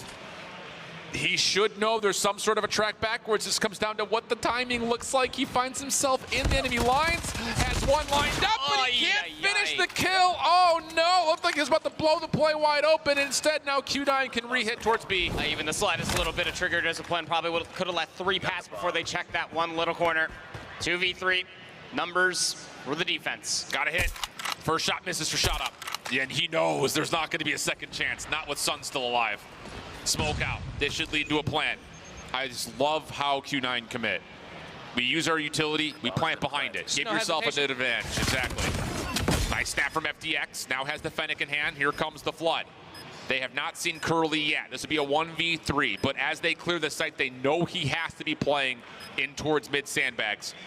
Do they have the opportunity to double hit this? Okay, for a second it looked a little dicey. But it should, yeah. It works, but you really did give Curly an opportunity to be able to clutch that play, isolating yourself just like that. But I do love the reciprocation, like we were talking about. I also am very appreciative of how Q9 have no hesitation. They are decisively taking over the site once they realize that they do have an opportunity to do so. Yep. Stalwart on that retake, even in a 3v2, do not hesitate themselves. Just get back inside the closet, try to overwhelm them with their numbers, albeit into that last 1v1 was a little strange, but nonetheless, Stalwart take the lead right back. This is a really important round right here. Yes, it is. For Stalwart, it gives you a chance to say, we've learned what Q9 likes to do on their offense, and we can adjust to it. And I love the idea of this. They're playing counter flash positions on A. These hits towards A for Q9 have been nades to destroy trophies, smoke and flash beyond that, get the quick plant. Now you're playing back, so you have a chance to counter nade this execute if Q9 show their hand by way of those 3 flash executes. Early nades, stuns, won't connect past the test dummies. A nade gets yeeted out in response for Q9, which won't come up with anything at all. But your biggest problem is the angle that FDX is currently playing as well. How do you get FDX out of this position? You don't. You just gotta gun him. You have to smoke it and hope he doesn't hit. That's all it is. That's another good play. Here we go. There's the smoke. There's the nades. This is all about trying to destroy the trophies. Next will be the stuns. And this is now where all of a sudden Stalwart has to be throwing counter nades. They should know that, yep, here comes the plant. And the counter nades are perfect. Oh, it's beautiful. I love it. Stalwart have learned their lessons and they're playing 4D chess. Sun tries to do what he can, but that is a beautiful response for Stalwart. Now you know where Malchi has to be coming from mid, but actually elects to rewrap through the test dummies. But the timing is just terrible. You know that the bomb has been dropped over here. You have trailer control. Shot up just has to swing upon the confirmation, even the angle being tossed out over by barrels. And it is just harmonious search and destroy being played on the main stage here on a Saturday. Fantastic stuff for Stalwart Esports, realizing that Q9 do rely on their late utility through the smoke to be able to get them their execute and get them their win condition on offense. And it's just as simple as hold on to a couple of nades and stuns yourself, overtake it very quickly. I love it. I don't know who makes that call for Stalwart, but someone internal to the Stalwart organization, give that guy a freaking bonus. Unbelievable play call. And now they're setting up for another full retake, but they could do this through mid. Yeah. They're not stacking towards America or Tin. They may try to wrap on trailer here. It's looking like it's going to have to be a mid retake, at least through mid. You do have at least one player. Curly is watching that. He's going to get damage on the cross. Not expecting for this angle to be held, but win condition set here for Q9 to get 5. Sun watching the long flank. Misses the first set of shots. Still has a safe angle to play off of. Up close and personal. FDX gets the gloves up. Sun still in trouble. This could still work. Re-pinch on the way from FDX. Does he get timing? No. It's being watched by Uling. Chen still holding with the KRM inside a trailer, and he will find the final shot to keep this thing tight. Yeah, and the timing there on the retake for the last 2 alive for Stalwart Esports was just not good at all. I mean, IG was still clearing everything over by showers, but you're still trying to quickly, with a blaze of glory, try to get inside a trailer. It's just missed timing, but definitely an opportunity for Stalwart to try to yoink that round away. But Q9 keep it interesting. They keep it within 1. Stalwart still up on that point. Oh, how about this, though? Q9 looking to get aggressive, but Stalwart have also stepped up. The problem is Clove just cannot get the MG to hit enough. More nades on the way from both sides. Both are finding value. Q9 would need to clear out trailer here, and now FDX, he's just sending it! Oh my goodness! He's able to connect on to 2, but there's no follow-up from shot up as Q9 get us to overtime. Gotta reach 8 now. Could be here for a while. Strap yourselves in. It's going to be a wild ride. The more that these teams play against each other in the past 12 rounds, they have been learning more and more what each other like to do. Back to the offense now for Stalwart Esports, who do love to hold off for about a whole minute, but that might change things. Nice nade. Yeah. Just a little bounce pass inside a trailer will work out. And if you're Stalwart right here, I would love for you to find a little bit more pressure onto A. You don't have your smoke anymore, so there's no chance to dive into trailer. But can you put a little bit of pressure towards back barrels? You know that that's where the only defense could be at A, and instead, they're going to try to see if they can take their numbers advantage towards B. It just comes down to, can they clear these players out backside of the site? It is very different than what we have seen previously. Sun's nades over the top. The MG42 can only go 1 for 1, but it's Curly back behind the boxes. Also has the read on the 3rd, and it sits nearby. That's a risky call from Stalwart. We'll talk more about that in a moment, as they still have to commit onto this B site. Curly has kept the car push safe, so you know that if Stalwart are still here, they're likely in closet. That's exactly what's happening. A couple of tags from Uling will confirm, but they will back off thinking that this is going to be, you know, if they were to play this, they're going to re-wrap back, and as Chinese Search and Destroy often leads towards, it's going to be a 3v2. Let's play our numbers together. Yeah, just play the 3v2 retake. Might be a 2-1 split once they do get the mutual information, but here's the hesitation coming through, at least for IG and FDX. They've just been expecting somebody to egregiously overchow, and they've given up the entirety of the map. They're never going to expect this full flank to come through when it does. Yeah, they have cleared tires, though, so FDX can try to get back over towards the car. He's going to have an angle, but it's not going to work out. Q9. It's such a good call, and I love the fact that you call it. They're playing just for a retake because they know that Stalwart don't have numbers. They know they have to clear deeper and decide if they want to get a plant. What does that mean? It's going to take time. So they have a free wrap to come around from behind. It's just really good awareness from Q9. But it's the lack of awareness for the execute for Stalwart. Again, the Suns and the nades, it is a lot of risk because you're not expecting Q9 to have this very similar setup. But here comes back the offense. Now Q9 up on that point. And Q9 looking to take the smoke play in the trailer, and they will isolate. Well done. Curly now has a post plant setup. The problem is, do they have anyone to clear out this backside barrel? That's going to be a bit of an issue here. Nade smoke still alive for Stalwart, who are hanging onto this back corner. The problem is they cannot contest this plant as the nade over the top does not land. So now they're going to play retake, and you have to be wary about what's in trailer. Someone needs to hit, and it's going to have to be shot up. Really? Yeah. Z cleanup. 2v4 for the next couple rounds needs to come through. It's FDX against the world. Has a nice little world star and the boxing gloves for the second. There's still time. Yeah, it's just getting re-wrapped on. Shots from behind, though. Alert him that there is a player behind him, but it's just not going to be found. Q9 take the search 8-6. And I will say, again, Stalwart did what they needed to do to play some good chess against this Q9 team, but the small advantages here and there continue to go to the playbook that Q9 brought to the table. Q9 remain flawless on Search and Destroy here at Worlds 2024 at DreamHack Atlanta. From a 2-4 half to overtime to winning 8-6. Both overtime rounds came through, and as you said, the 4D chess was just absolutely perfect for Q9. But credit where credit is due. I mean, Stalwart just threw those opening handful of rounds, and then also the return effort once they were losing offensive rounds over and over again were so good. But then Q9, how deep does the bag of tricks truly go? It's as small as just the littlest of alterations over by their B defense that completely kept Stalwart off guard, because why wouldn't you try to go back towards the B push? It's where you found most success on your offensive half. But when the Suns don't connect over top of the nades and Curly goes unnoticed and it's a free angle for 3, very difficult to combat from when Q9 is playing like this. I think the other thing, I want to go back and revisit that first overtime round where Stalwart gets the opening nade pick on the trailer. It's a guessing game because Q9 have sometimes had Uling playing at B with a sniper rifle. Sometimes he's had an MG though. Correct. In that round, he's not sniping that back barrel. They think that the sniper's gonna rotate to help A because you have to have somebody watching that corner through barrel, and they say, let's avoid the scope. Let's try to isolate over towards B on the boxes.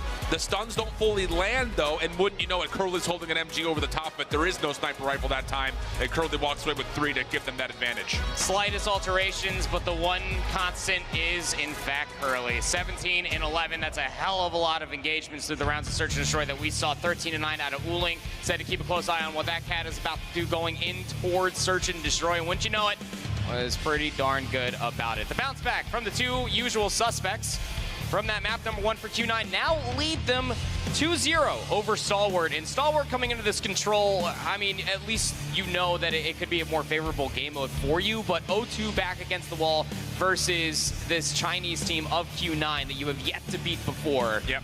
That is a hard mental bounce back. I will say, though, and again, I think the veto process worked out decently here for Stalwart. Control is the one map that, as I said, kind of in my prediction, I had a 3-1. I had Stalwart winning the Control. They also got Seaside, which they played a lot of at CDSI. Is also their best mode at CDSI. Have only had a chance to play it once so far on the weekend through the Swiss. Yeah. But I think that Stalwart will be very happy to have a chance to get themselves to a map 3 on a map that they like in Seaside, with a chance to then go to a Summit hardpoint where they've been great. It's just going to hurt because there were moments there in map 1 that they could have at least kept the map tighter, if not possibly won it. Same situation there for the firing range. So it's the small little gaps here and there that may have Stalwart feeling a little bit more mentally taxed than you'd think. I definitely agree with that. I think that this could be a very good game mode that you could catch them lacking, as Control historically has never been, I guess, so favorable, but they have been playing it a whole lot longer going into this Worlds comparatively than where the Chinese region were going into last Worlds. But semantics aside, someone needs to consistently step up and slay out. I think that that could honestly be the biggest difference in between the scoreline being as respectable as it was for Apocalypse versus somebody that is playing as fundamentally and still fighting the slays comparatively like what we have from Curly going back to Apocalypse, a hard point for Q9's perspective. So for Stalwart, I mean, you're probably looking at Shut Up just to be able to be that guy, not only to be able to kind of be the tip of the spear, to be able to find these eliminations, but also make sure that been the case, I think, for a long time. It's just really interesting when we try to evaluate the Chinese region before CDSI, because in Control, they largely only were playing Raid and they were only playing Crossroads. We obviously don't have Crossroads in this particular map pool, so them trying to jump onto a Seaside and an Arsenal that they didn't play a ton inside of their region, I think just had us kind of questioning, again, for the second straight year, how good was China going to be at Control? Now, going back to last year, we had those questions, and we got a lot of very resounding answers. I think in particular when they played Crossroads and they played Raid. But Arsenal and Seaside are different monsters. They don't play anywhere near the same because the map largely relies on can you spawn trap better than your opponent. When they played Crossroads and they played Raid, opponent can. Do Q9 have that ability to give that understanding, know when the windows are to do that, and then successfully pull it off? Because even watching the last map with X-Rock, their executes were great, but sometimes they were getting punished trying to push across the map. So that's, I think, kind of where the question is can Q9 be better at that than X-Rock, where even though, of course, X-Rock won the map? Yeah, I mean, look, what X-Rock were able to do comparatively to what I think Stalwart has been doing across this entirety of the series, barring some rounds in Search and Destroy, is being unpredictable. It's not playing too one-dimensionally. That's why, you know, if you want to go back to make an immediate comparison in between the modes, you go back towards that break attempt on P2 for Apocalypse. That's where we were kind of exclaiming, both Shift and I here on the desk, of just somebody just needs to hit a route. That could have been a difference maker, and someone getting creative rather than just taking the immediate route to try to get to the objective. It's just the small things, and I think that's, again, where the conversation for X-Rock comes into play, where what makes them so good, fundamentally sound. It's the same thing we were praising Q9 for in that map one. Yep. And it's just, oh man, it's so tough because I think the macro conversation that we haven't really touched on yet, but merits the talking point. How do you reverse sweep a Chinese team with a Tunisia map 5 still waiting?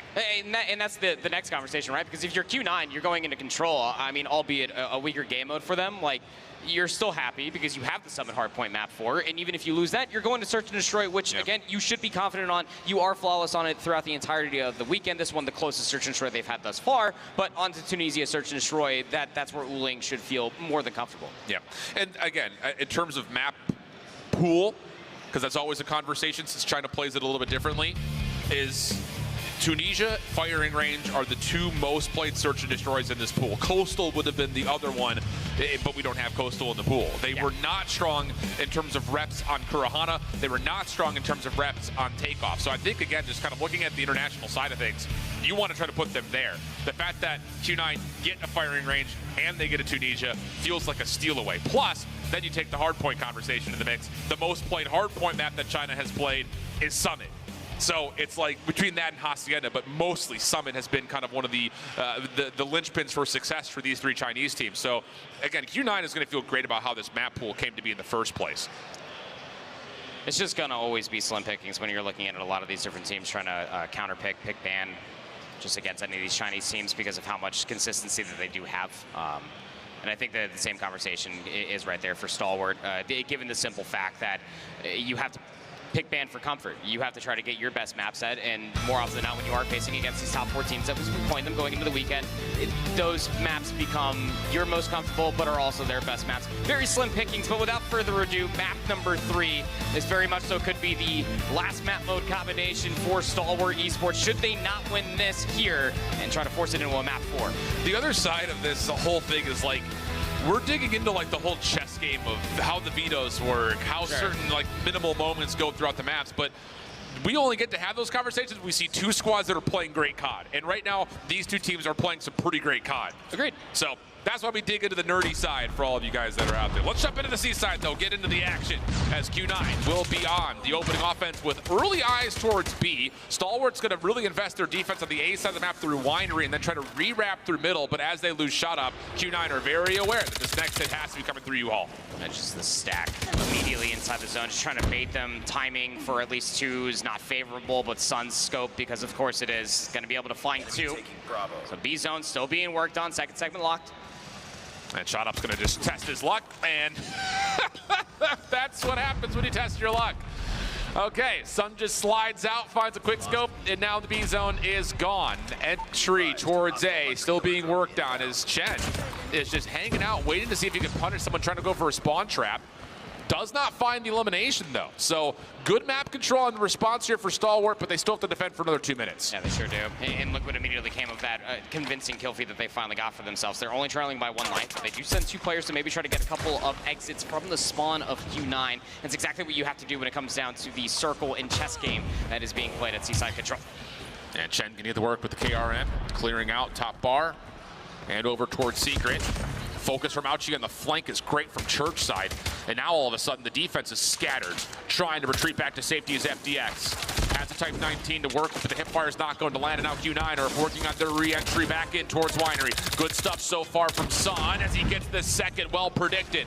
The opportunity for a pinch to come through, but Sun right there for the trade, and now he's got the Tundra out. Sun's doing it all with whatever's on the ground. Doesn't make a difference, give this guy a butter knife. He'll find a way to make it work as Sun's on 5. Sparrow at the ready, and he says no reason to wait. Let me just keep the kill streak going, and that may be enough to blow Stalwart out of this first round, although the response is good from FDX and IG to get back in. Some people just want to watch the world burn, Mr. Wayne, and that is just how Sun felt coming in towards this map number 3. 9 eliminations, gets the Sparrow, rips it immediately, still has a Predator missile going towards the second round. It is so done. Curly also got a Predator missile at the end of it as well. And it just goes back to the consistency of you have Curly, Uling, Mauchi, Chen, any one of these guys, including what you just saw from Sun, can pop off just like that. Insanity. Unreal stuff. Stalwart now have to put together some sort of formidable response, and it's in the face of operators and kill streaks at the ready. Curly has already shown dominance with the equalizers. When does he want to pull those out? Well, Mauchi is still going to work on the left-right combo. Gloves aren't going to connect, obviously, and Stalwart will have some early entry in towards the point, but immediately get pushed back out. Mid-map focus with maybe a chance for Clove to work on a bit of a spawn trap, but he's got an R9, so he's just going to be playing this over towards Bakery. Just trying to get in their face. Yeah. Tough sometimes. Not the gun you want. Nope, 1v1, but the War Machine down in the winery and the barrels. Might just have to keep them at bay a little bit longer. You got double progress currently working, splitting defenders up, but nice. IG is just able to find value after value with each grenade. Clove will be there for at least one more from the equalizers. And the 1v1 over towards B does work out. Curly calling in the cruise, only able to find one with it. And that's enough for a double stack to start to ensue over towards B. This is a chalk and rotate moment here for Q9, trying to get aggressive, but getting punished. Good response here from Shot Up, still holding over towards this tight corner. Needs help though, and help is on the way as it starts to rotate in through church side. IG able to connect. Odin in hand for him. They're still trying to find Chen in this back corner, who's done well to kind of avoid a lot of this incoming utility, and he's going to come up from behind with a Purifier. Oh, the timing on that pullout is absolutely beautiful, but at the same breath, Skurd makes a bit of a mess over towards the opposite side. Q9 will be bounced out of the point. So good progress, and just for under 10 minutes, you also have to take a look at the lives. 17 v 10. Skurd went AWOL over by that A control zone, and that's the lead that you currently see right now. You can relentlessly assault this. Skurd now with the claw just slides on in for 2. Trying to get number 3, will be able to find it. 15 plays up against 5. That Annihilator we had out for FDX, really trying to pack a bit of a punch. But this round will likely go the way of Stalwart. The offense absolutely perfect for both sides. All 3 ticks captured.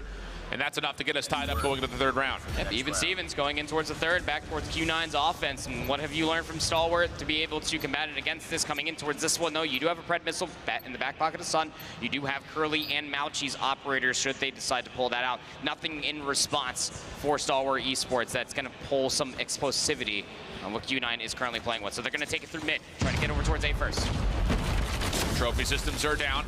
IG kicks us off for the first. Curly equalizers out, gets kind of baited into pushing into the Stalwart defense, and that's only going to lead to a single elimination. So not the most efficiency there.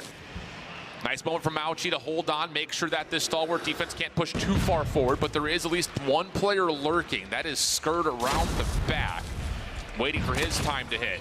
SQ9 get to work once again, opening up barrels. Here comes Skurd on the pinch, shut down off the spawn from Uling, and that's going to be enough now for the stack to be in at A. Slow capture though, and that's because Chen here with the Q9 started to push all the way up into the fencing. He's gonna get caught on the cross. There is assistance now though, so Q9 might have thought that they had numbers, but Clove just flies on in for 2. Uling feels like he has to pull the War Machine. Yeah. He was crazy with this combination back in map number 1. And Stalwart just have to stay back, wait for it to expire. They do so perfectly, absolutely well done, and then you hit for your retake. This is good clinical Call of Duty, friends. Absolutely beautifully done. FDX turns that into 3, waiting for that War Machine to expire, and now IG's got one of his own as he tries to take the attention up towards the top statue, and IG's gonna connect for now 3 in this life. Maybe more to come as he moves in towards checkers, and he finds Chen. Really well done as Stalwart's defense now has the map, they've got the time, and they've got the lives. 25 seconds remain. Sun saw all the value that was being pulled for Stalwart Esports and their operators and thought the Predator missile should be helpful. Nobody was in a position to try to gain value from that after your team was still in the spawn. So now you're desperately trying to get across the map. 20 seconds remains, 15 plays up against 9. And they're gonna try to run right into Shot Up, who's got the R9 ready to go. Split focus here for Q9, just trying to get into one of the zones. Doesn't really make a difference which one at this point. Just something to stop the clock. 14 plays 7. Opportunity to open things up at B. The defense still putting a lot of value onto the A side of the map. 6 seconds on the clock. If you get all 3 ticks, you'll add an extra minute, which would be huge for Q9's attempts. And Stalwart, they look like they want to set up to try to re-break this, but they don't have the numbers to do so. And this could get dangerous. If they commit to this and lose lives, it's going to be even in the life count, and they will get picked apart. 2nd tick done, 3rd on the way, and Q9 have made this manageable 5v9. This is where you cannot afford to scam if you are Q9. You do have a winnable situation here. You do have 2 operators in the back pocket for 2 different Q9 members. Should you want to use it, the only thing in response would be Shut Up. It would be so good if you can get at least one of these operators out for Stalwart, but there's Sun with a sniper, first blood. And the problem is Skurd only sees 1. He doesn't know how many players are making this play around the back. And there's time for Q9 to set up a bit of a spawn trap here. They could farm a kill a couple of times over and turn this into essentially a 5v5. Clove comes back to the play, only gets one. Now the hit from the back starting to look good. Stalwart or split. This is winnable, super winnable in fact. The clock is stopped at 36 seconds. Stalwart trying to get a bit of a surround. Chen shut down from one side. Sun trying to respond with a Sparrow. Looking decent for now. Here comes the pitch, though. Only gets one with it. FDX got the Annihilator out. You got to find the contact. Q9 still winning in the gunfight. 2v1 situation. Curly with the equalizers. IG trying to make his way back through. He needs a touch. He needs a contest. He's not going to be able to. And Q9 pull off a 5v9. Ready up. There's about a good 8 life lead there at one point, friend. Dude, it's because Skur only sees one. Yeah, he only gets that one bit of information, but I mean, it's just the overextension immediately gets punished. They're all playing from within the zone, and it's just a flip of a hat that Q9, once they are in possession, they can dictate the pace. That is going to be punishing, especially with the Annihilator being pulled there in desperation at the end. So you just have the Sparrow. Sun has a sniper rifle, shot up, only find one. Defense already playing forward. Pure fire out for Chen.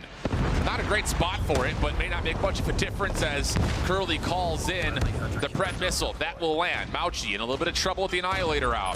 Connects onto one. Regen still waiting to come through fully. Gets back to full health. Stalwart not being trapped yet, but it's on the way. Oh, and Mauchi knows there's a player playing topside rooftops. Not going to be needed, though, as Q9 will pick it up, and now they've got him completely pinned up over towards the top side of the spawn. Clove gonna get caught. Pain. And this is pain. So when you look up in the COD Mobile dictionary of losing full and stuck in your spawn, seaside control is the exact thing that pops up. Pred missile also for insult to injury. IG has to pull out a War Machine just to get out of their freaking spawn. There's 3 kills to come through, but still Q9 members hanging around the joint. Yeah, and Uling on the staircase, just too difficult of a position to push him out of. That's a 25-play-7. Oh, Stalwart. This, again, another map that you're going to look back at one moment and say, woulda, coulda, shoulda. Last 8 seconds, last attempts to try to get this alive. As Sun will drop, the clock will stop, but it's a 22v4. Q9 have done everything they need to walk away with a 3-0. Yeah, it's looking likely. Miracles might happen, but not on this main stage, not today, as Uling will just dance around the arches. Curly will finish with 25 eliminations, 23 for Sun. The majority of those all coming by way of the sniper rifle. It's a 3-0, but Stalwart gave them a good shaking. Q9 will move on. That's just, man, I'm telling you, Stalwart's going to look back on the series, and they're going to see 3 specific moments, one in each map, that if they just did this one thing different, they put themselves in a spot to win all 3 of those maps potentially. It's hard to say. That's not like you made this mistake, you lost map, but it was a big factor of why. You know, not having the rotation discipline to take the long route on Apocalypse.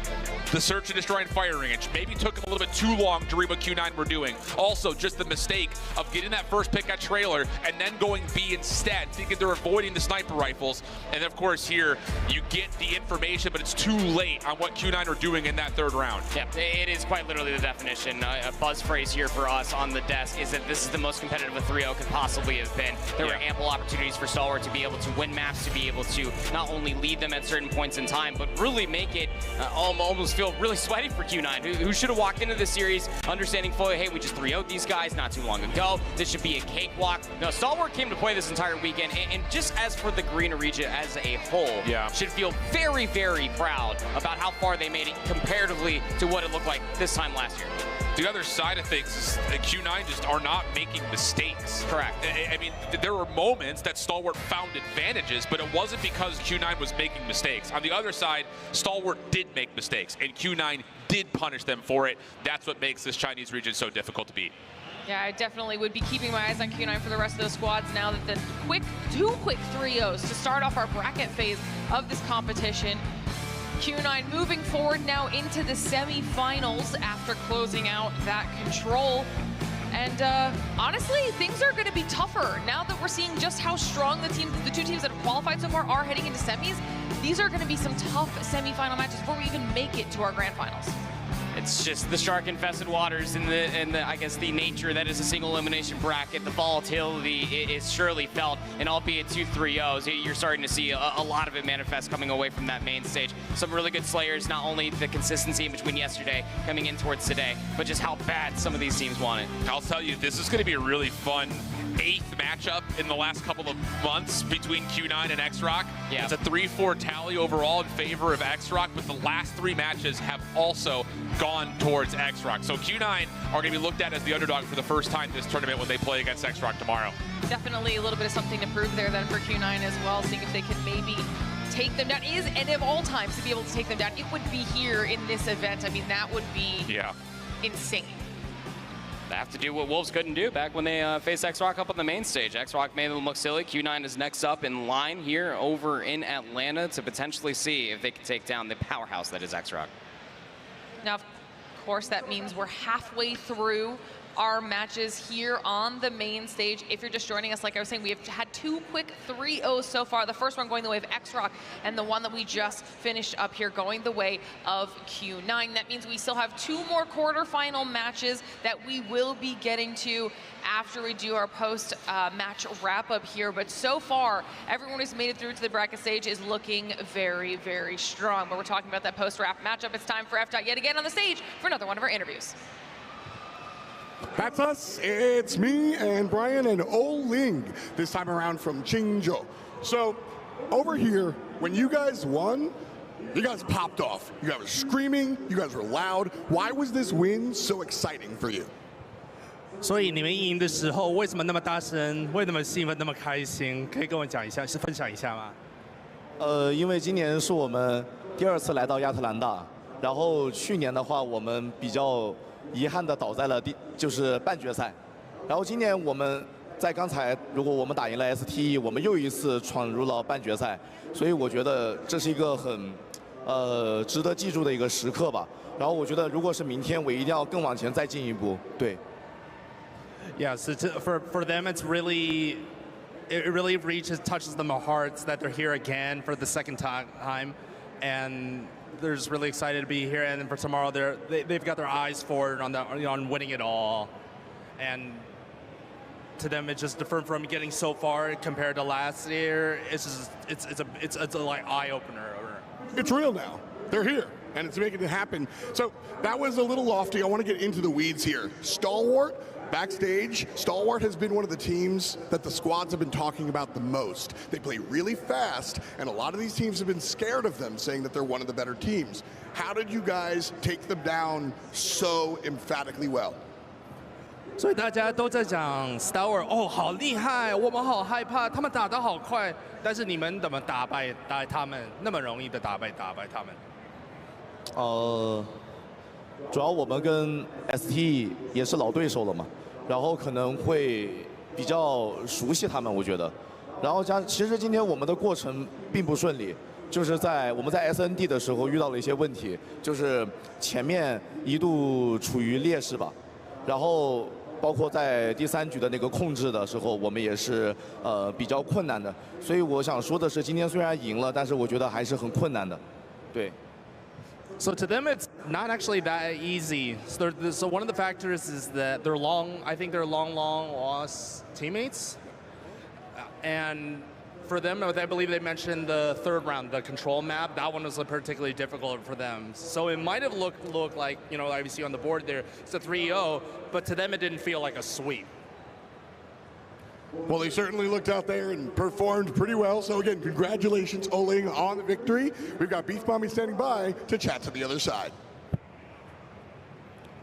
Thank you so much, FDOT. Again, I am with Incendio from Stalwart Esports. My dude, you have been in this very stage before, but how does it feel like coaching for a team this time around? It's easy to coach them actually because they're really pretty good players. You don't have to tell them much. You just have to tell them their mistakes and they will do the job. And speaking of, we did hear from Oling that it was not a sweep. It was very close, especially in that S&D. What happened in the matchup? It was very close, but at the very end, you had crumbs, but you were not able to kind of capitalize on them. I feel like the team played really, really well. China is a very, very good S&D team. We managed to outplay them. Even the casters were impressed that the team managed to pull off a lot of pop flashes, picks offs, and have a very, very good game. So I think we just fumbled a little bit. Could have been better. And I know that Stalwart has been a team that almost lost 2 players before even getting here to Atlanta, but I just wanted to get your feelings, right? I know that right now a big game has just finished, but how does it feel like to be here in Atlanta, especially with 2 new players, FDX and AG, finally being here in the first time here in the World Championship? I think they're adapting pretty well, despite they just landed like 2 days ago. So I think they have a blast here. Just that, too bad, we were eliminated. Man, you looked pretty good, but at the same time, competition is really stiff. But I do want to ask you, moving forward, how is next year going to look like for Stalwart Esports and for you as a coach? I'm not sure what would go on for next year World Champs because there's a lot of issue going on right now. It kills morale to play this game, honestly. Lots of fixes, but it's okay. There's still another year to definitely look forward to. Thank you so much, Incendio, for being so down for this interview. Again, Garino represent. Thank you so much. All right, y'all, there's still a lot more games moving forward, of course. And that's not just that. We still have other teams happening today, and we have Brotherhood right here. Definitely no stranger in this competition.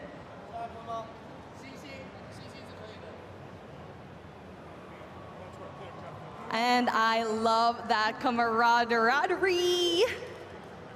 Stalwart, Garina. Good job bowling. More action for everyone here at home. We'll see you in a little bit. 嗨，大家好，我们是来自中国的琴酒俱乐部，然后这一次我们来参加亚特兰大的使命召唤世界锦标赛，然后这一次我们的目标就是比去年做得更好，并且争取夺到最后的总冠军。琴酒，加油！ The Snapdragon Pro Series is brought to you by Snapdragon Elite Gaming, Monster Energy, DHL, and the United States Air Force. Since the year double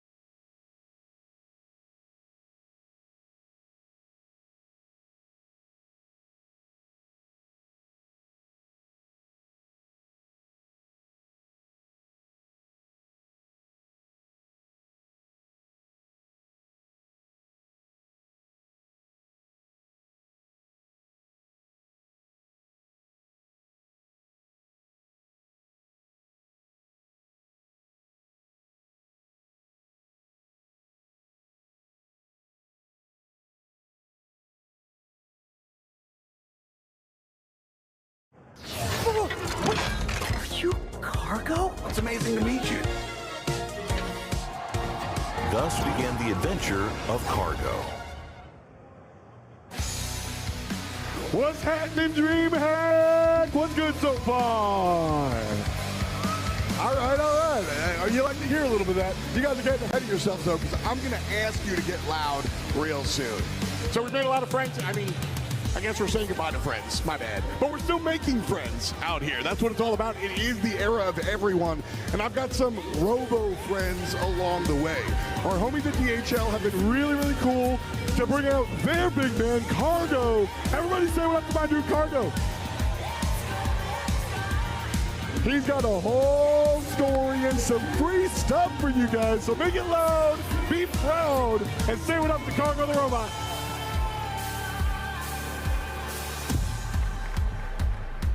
Cargo's out here shaking hands and being all polite, the way a good influencer does.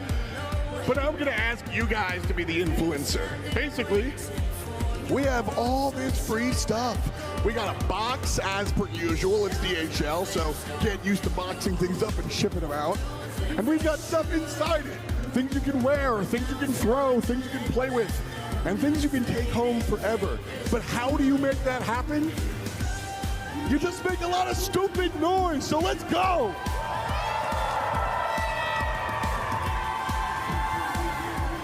You gotta keep going, and Cargo picks the loudest person in the room, so make it explode!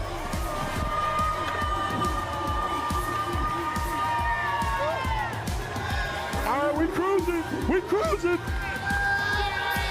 We gotta pick somebody. Right over here. That's our boy. Yes, sir. Hey, my man, what's your name? Tony. Where you coming from? Rocky Mount, North Carolina. Welcome to Atlanta, my man. Now, like I said, we got some free stuff for you. There it is. Just one, though. We got more stuff, yeah? Hook them up. And there it is. You got a water bottle. You got some hats. You got a bag. There's a whole box here. DHL has been partnered with the Snapdragon Pro Series for a minute. It's been really, really cool. They really power us to make all this happen. Cargo is the one putting on the stream, believe it or not. Whoa. What do we got here? I don't know. Let's find out. Oh, yes, sir. Come on now. Oh, we got the hat. Talk to me nice. You feel me? Race car. Come on now, sponsor me. You get the stuff, but not the microphone. Give it up for my man coming all the way from a little bit up north. Good luck. We're going to keep the party going. Thanks so much for hanging out. Thanks to Cargo. Back to Glitter and the homies. Well, people don't realize this is actually proper inside of that suit mask. He managed to become Cargo because that's how much of a big fan he was yesterday. Did you see how excited he was for Cargo? You caught me wildly off guard. I actually think that FDOT might be out of a job with the guy that just won the prizes as well. Right? Look, we're doing it all here. My goodness me, Cargo, what a guy. Love Cargo. I thought you were going to say that it's proper in the box for a second. I was I thought that was where you were going. Told him that he could become Cargo for this. That's what he's got going on. That makes a lot more sense. Okay. Welcome back, everybody, to DreamHack Atlanta, our Call of Duty Mobile World Championships. We are live. It's still day 2. We're halfway through the day already because we have 2 quick 3-0s so far for our first 2 matches. 2 of our teams have made their way through to our semifinals, and we're looking to find the last 2. That's what we're going to start doing here today. Match number 3, right around the corner. This time it's going to be between Luminosity and Galaris, the last 2 remaining teams from the western side of things. So let's start talking about them a little bit. We'll start things off with LG. Well, I mean, look, at least we're going to have a Western team there tomorrow, I suppose. Look, for these 2 teams, though, it is a big opportunity for both of them. But for me, looking at LG, for them to get through the way that they did, some big upsets coming through from them.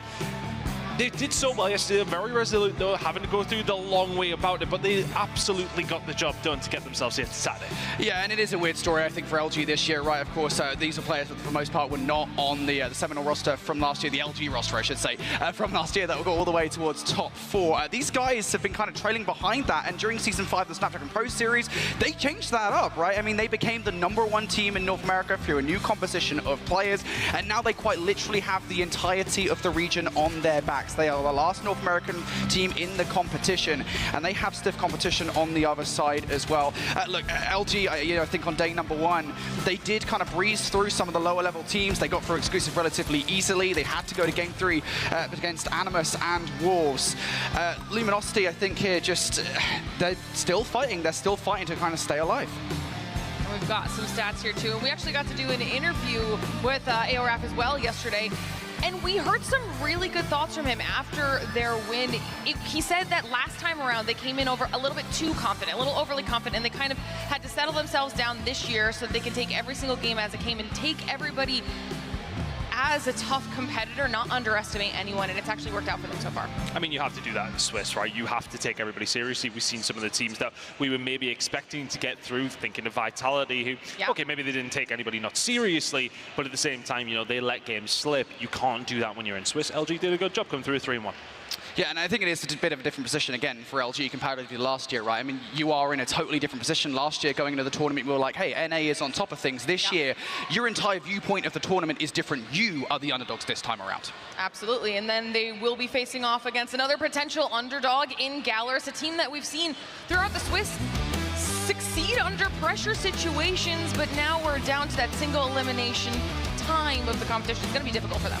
Yeah, definitely. Galaris, I don't think are an underdog anymore. A lot of people were underestimating coming into the tournament. I think after yesterday, that's absolutely not the case. Now, it's important to note that yesterday was not a flawless day by any means. They did still take a couple of losses, notably to both Wolves and Stalwart, but at the end of the day, those are two pretty good teams. I think the most impressive thing, though, about Galaris is very clearly you can see the improvements they've made from SBS Season 5 into Champs. During Season 5 of SBS, they were a flawless control team, but the hardpoint and Search and Destroy could be a little bit shaky. And at the very least, well, one of those things has been worked on. Their Search and Destroy was phenomenal yesterday. I don't know if it was just the map. They played like 3 takeoffs against top teams, but certainly their Search and Destroy, the way in which they're playing, the different looks they're throwing at their opposition, their strategies is insane. I really like the look of Galaris right now in Search and Destroy. Yeah, they look very well drilled when it does come down to Search, and just being able to have those options throughout the entirety of the map is always something nice to have. But they really do need to have improved on hardpoint after yesterday, where they really weren't at the races on that one, and that's what you look at for them. And okay, maybe the statistics aren't there, but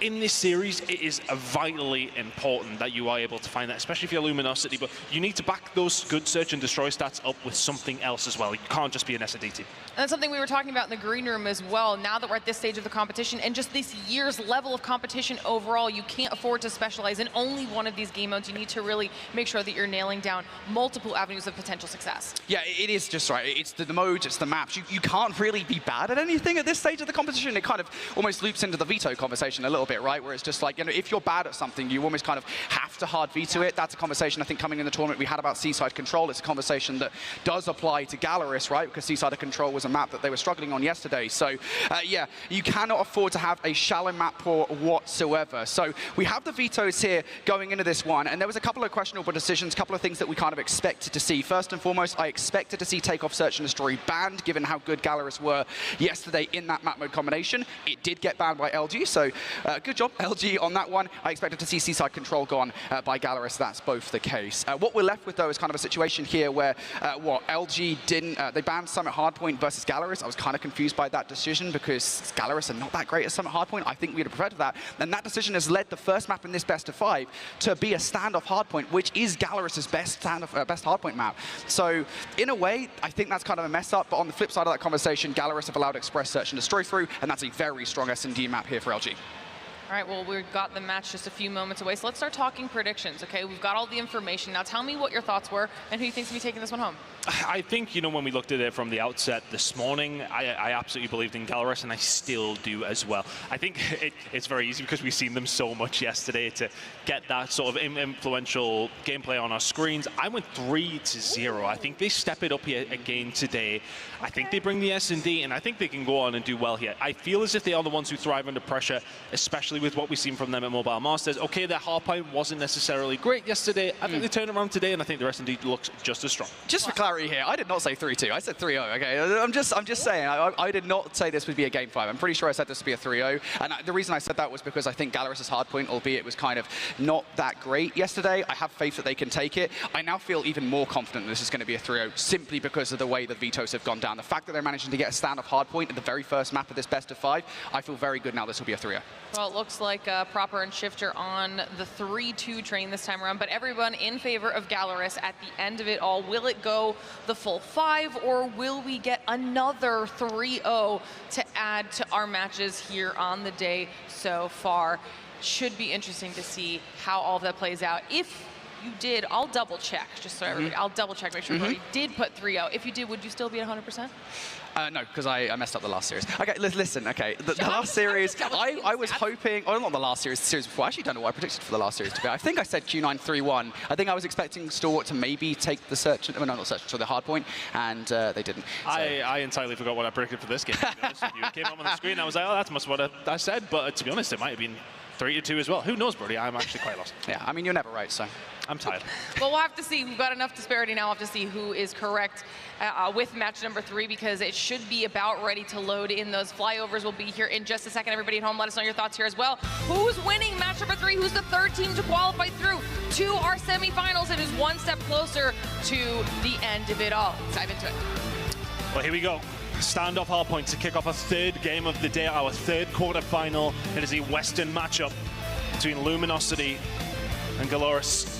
Should be an interesting game. Teams on the stage just getting something sorted out, so I don't believe we'll be jumping directly in. I can see the referees in there, so we'll maybe just talk about this one a little bit longer.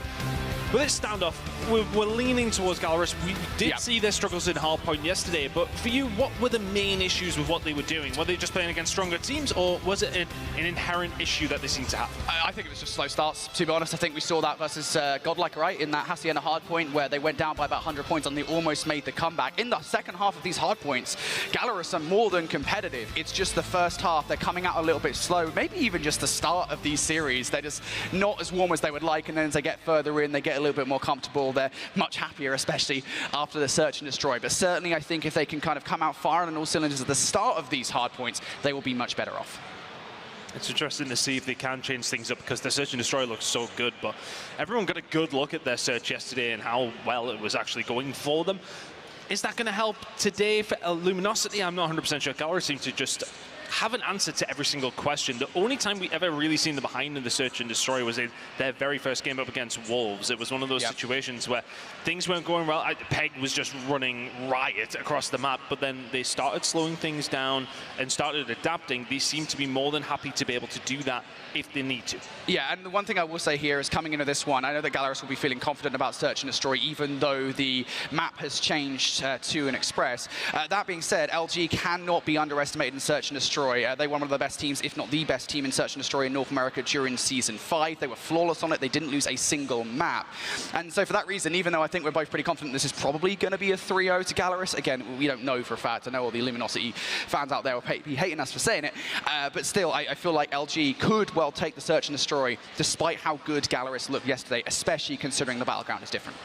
I mean, realistically speaking, we're at a stage where you are in a tournament up against the best of the best. These are the final 8 teams in the tournament. Everybody is going to have something about them. You cannot underestimate any of these squads. The second you start playing at maybe 80% of your game, you are going to lose maps. It's as simple as that. So for Gallerus, okay, they are coming in here as the favorites for this game specifically after, I mean, realistically, we're basing a lot of our trust in Gallerus is what we've seen so far and what we've seen from them at Mobile Masters. You know, I think one of the things that I do want to touch on while we've got a little bit of time here, guys, just stick with us. We're getting our players reset back into the lobby here, is the fact that both of these teams are who's currently in this match. They were both teams that played up against Stalwart yesterday. When they played Stalwart, they both lost against Stalwart, who we just watched lose against Q9. What does that mean for their potential opportunities, regardless of who wins on either side of this, heading then into semifinals? Honestly, I think there is, I don't want to say a skill gap. I don't know if skill gap is the right word, but I've always felt like, you know, you have those teams from China, right, and then you have kind of the Garena teams. And I think coming into Champs, I did kind of feel like they are a step above everybody else. And then kind of, because we hadn't seen teams from North America, Europe, and Latin America face off against anybody else in the international community since, what, April back in Brazil, it's kind of a question mark of how are those teams going to stack up. I think from what I've seen so far, it feels like that gap is still there, and I don't know, dude, if they go further in the tournament, I think these guys really have to step a notch, because what their next opponent is going to be maybe Elevate, maybe Wolves. Like, it's going to be so difficult if it's Elevate.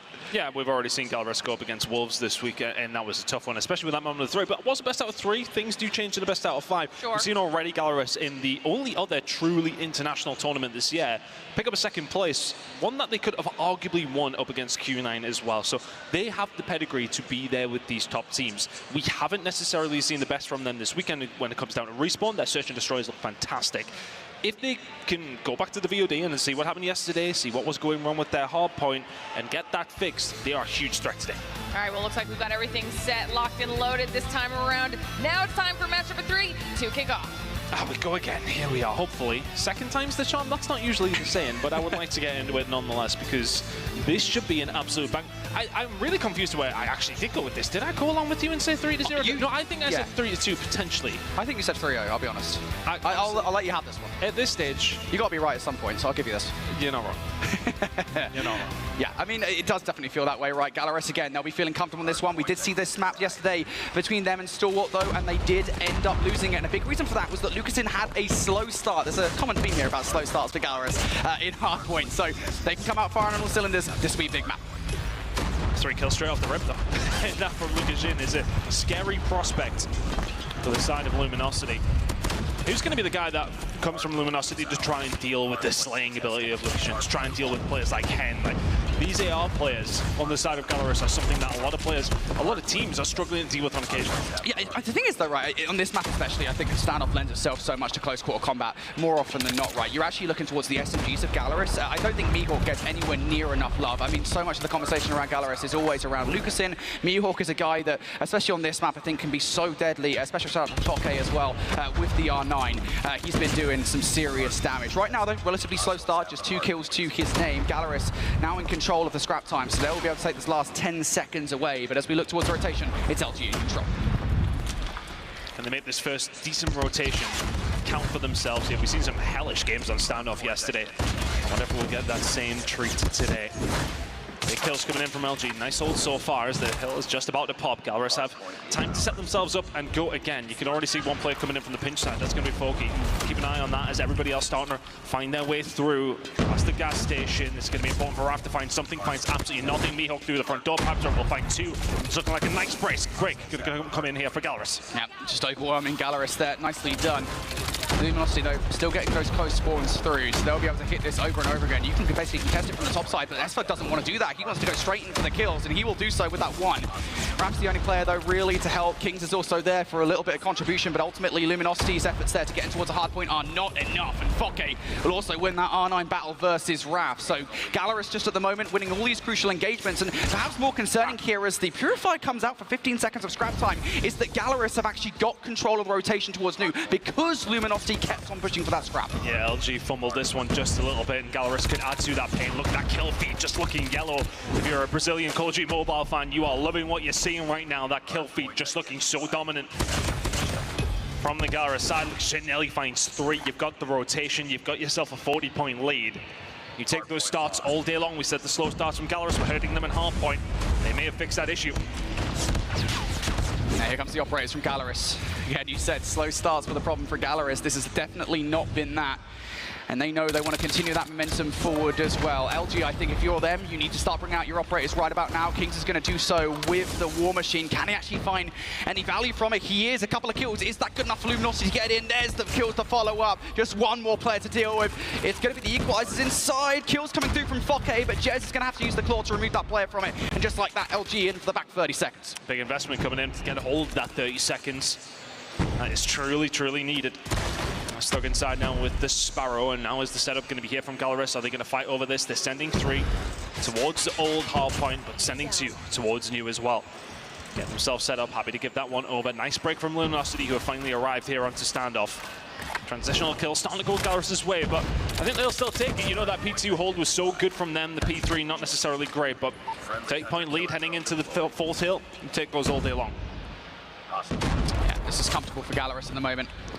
And you can hold this one as well. You've got all the players in the right positions. Mihawk far removed from this hill. Pabzera keeping an eye on that tractor side. Good shots from him. Mihawk still hasn't activated. Finally, though, he's going to get shut down. Spawn's still good for Lucas in here. So Gallerus still in control of this hard point. Luminosity haven't really had a look just yet, but as those 3 kills come through, this should be it. Spawn out here for Gallerus as well. Luminosity look for the break. You need Hen to go massive. He doesn't find anything but one. Last player remaining, Pabzera. He will fall. A lovely break coming in from Luminosity. Kings to find a couple more as well. Forces them away. That's the first really solid break. That's going to come quite early here for Luminosity as well. Gallerus managed to pick up about 10-15 seconds there, though, so not the end of the world for them. If Luminosity get the remaining time, they will have a lead heading into the next rotation. That's more like it from Luminosity over the last 2 hills.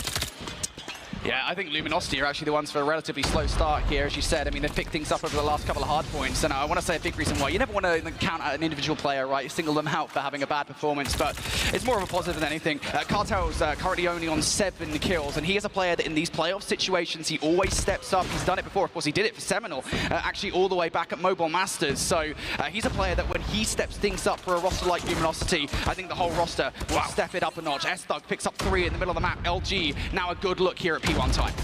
45 seconds remaining on this, and Gallerus sends it back with 3 kills of their own.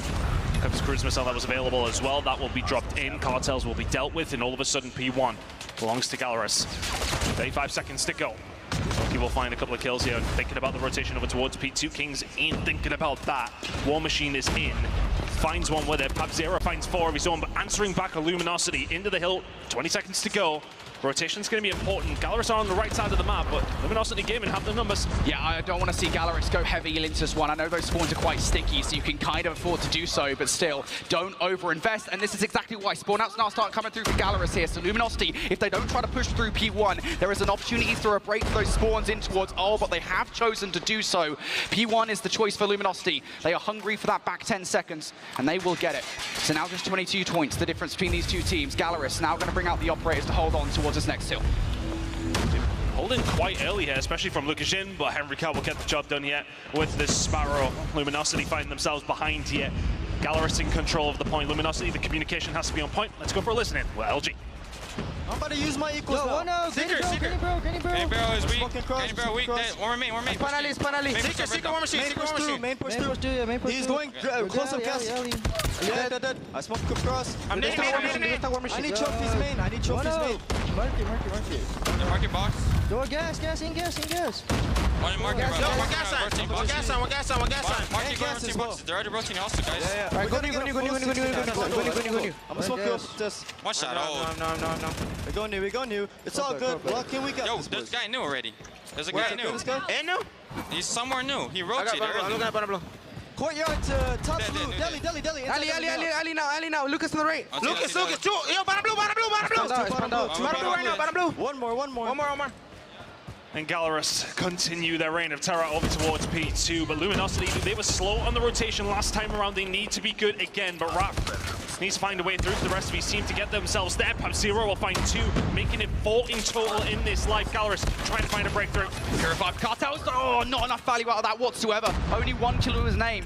Close spawns for LG is going to keep themselves in the conversation for this hard point. Jez now, investment of the claw. You're just going to have to pre-fire this thing down range to make sure all these players get taken down. And it works out. A couple of kills here for Jez. LG, now a moment to breathe. Gallerus now going to have to individually hit this one. Jez is getting all of these gunfights, but Pabzera able to climb through the window for free. Finds a double. Fokke, can he get another kill? No, as Kings will double up by himself. LG fighting tooth and nail for this time. Now Gallerus get a bit scrappy over towards that hill. Mihawk's still trying to have a little bit of a look here, but Luminosity will be the beneficiary of P3. Pick up a decent chunk of time, but Gallerus limited them to a little less than they would have liked. 5 seconds remain on that hill. LG will get a hold of every single one of those. Now the setup for Gallerus. They can dig themselves deep. The trenches are very much dug.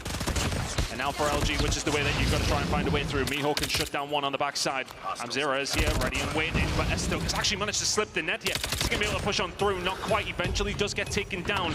But all of this pressure coming through from this backside, is it unrelenting enough to get themselves inside the hill? Yeah, actually, Esto did stay alive for long enough to influence the spawn, so LG now close spawns, but Gallerus going to bring their operators out. It's Henry Cap for a couple of kills now, and Kings on the other side needs to get something with this War Machine for an early break. You can't afford to give Gallerus this time. Henry Cap's on the hunt. Raph will take him down. And ultimately, Gallerus are still through, and they've still got 3 operators ready to go. And on the other side, LG have absolutely nothing. LG's opportunity may well have just passed by. They find the kills, Gallerus, that they need to. They just about hold on. Gallerus now in the ascendancy. 15 seconds to go on this hill. They are only around 20 seconds away. Investing here from Fokke. If you're going to find the equalizers, you don't find much from it. Cartels has got to come through and got to find the kills, and he finds 3. It doesn't get them a whole lot, but at the same time, it keeps Gallerus that little bit further away than they were likely going to be heading into this third rotation. Gallerus find themselves around 15 seconds away. Luminosity far, far behind right now. Yeah, and that was a bit of an intriguing investment coming through from Gallerus. I know it said that they had 3 operators. I didn't say they had to use them because they couldn't win regardless on that hard point. And now going into the next set here, granted you're kind of making your operator cycle go forward a little bit faster, but still now you've only got 1. So you have to fight for this last 16 seconds inside the time. Luminosity trying to get it done. 3 kills now coming through, and that one operator that can. Pabzera, the War Machine, trying to provide some overwatch. Pabzera's been leading the lobby for the majority of this game. 36 kills. There's another one to make it 37-38 incoming. Pabzera just ain't missing with anything right now. Gallerus in control at the point. Luminosity offered up a fight, and they still are. Continue to be in this game. Gallerus still 3 points over. Cartels and Co are just about holding on by the hair on their chinny chin. But here comes the rest of Gallerus. Are they going to be able to break it on through? Hardpoint was the problem yesterday. They still haven't secured it. Yeah, just 1 more second is all Gallerus need. That double nade doesn't secure it. Luminosity don't really have a path through this hardpoint in towards Newt. They'll get that 8-second grace period, but it has to be a fast and furious hit for the rotation. I don't know if they can get it done. Plan for Luminosity has to be utter perfection over this next 5 seconds. Fokke inside the point, but that will do it just right there. Lukashin lines them all up to kill the game off. Hardpoint doubts be damned. The 250 hits the side of Gallerus, and they are 1-0 up in this series. Disastrous start for Luminosity. And we said it. We said, what does Gallerus need to change their hardpoint woes coming into today, coming into the most important match of the tournament thus far? It was those slow starts, and trust me, Gallerus did not have a slow start there. And I'll tell you what, to be fair, despite that brilliant start from Gallerus, what was it, a 60-point advantage or something ridiculous like that off the start, despite that, Luminosity were constantly snapping at their heels throughout the game. They just could never quite catch up. Gallerus playing incredibly well, and again, I think we're going to see it in the stat lines, but the key difference maker again, you know, versus Stalwart, their key players weren't really in the conversation until later on in the game. Throughout the entirety of the game, everybody stepped up to the plate for Gallerus. Yeah, from listening as well, the communication was fast and furious, but they just couldn't find kills. It really did feel like that kill feed was dominant by Gallerus throughout the majority of that game, and really helped them on their way. Luminosity, I want to say that they had like spurts, didn't they? They seemed to just have a few moments here and there where they find 5 kills, they'd get a hold of their hill, and they'd get some good time from it, but they were few and far between. Gallerus just finding everything they possibly could have needed to throughout the majority of that one. Tried to sort of kitchen sink at it towards the end for Luminosity, but the game had been done for a little while. And that's what it means to Gallerus. Their hardpoint has been a huge struggle for them so far at this tournament. they find it in map number 1, and that will make them supremely confident throughout the rest of this series. Yeah, just nobody from LG was able to keep up with Gallerus. I mean, there's literally, normally in these situations, right, you kind of have one standout, right, that's doing well, and everybody else is kind of dragging their heels a little bit. No, this time around, everybody from Luminosity is struggling. I mean, they're all doing their bits in the hill for the most part, right? I mean, the only player who gets less than 59 seconds, we'll say, inside the hard point is Raph with 30 at the bottom of the leaderboard. But still, I mean, LG, they're just not slaying out versus Gallerus. I'd say by 45. Quick maps, mate. Love that. I might not look clever, but... It's the accent, I think, mate. Well, okay, right now you're just coming for everybody from Newcastle, so, But 45 outslay is a big difference, And again, I do always like to reiterate that it's not always about the kills, but when you've been outslayed that heavily, it makes your life extremely difficult. Tough start for the side of LG. What can they do here going into this search and destroy? I think we're not seeing that it would be necessarily a nightmare scenario for losing map number 1, but you would see that as the weakness of Gallerus. You haven't been able to capitalize on it. Their S&D has been so strong, and we're going to have a look at why some of the reasons are for that. They looked sensational yesterday, Brody, in Search and Destroy. I wonder if they can continue that on here today.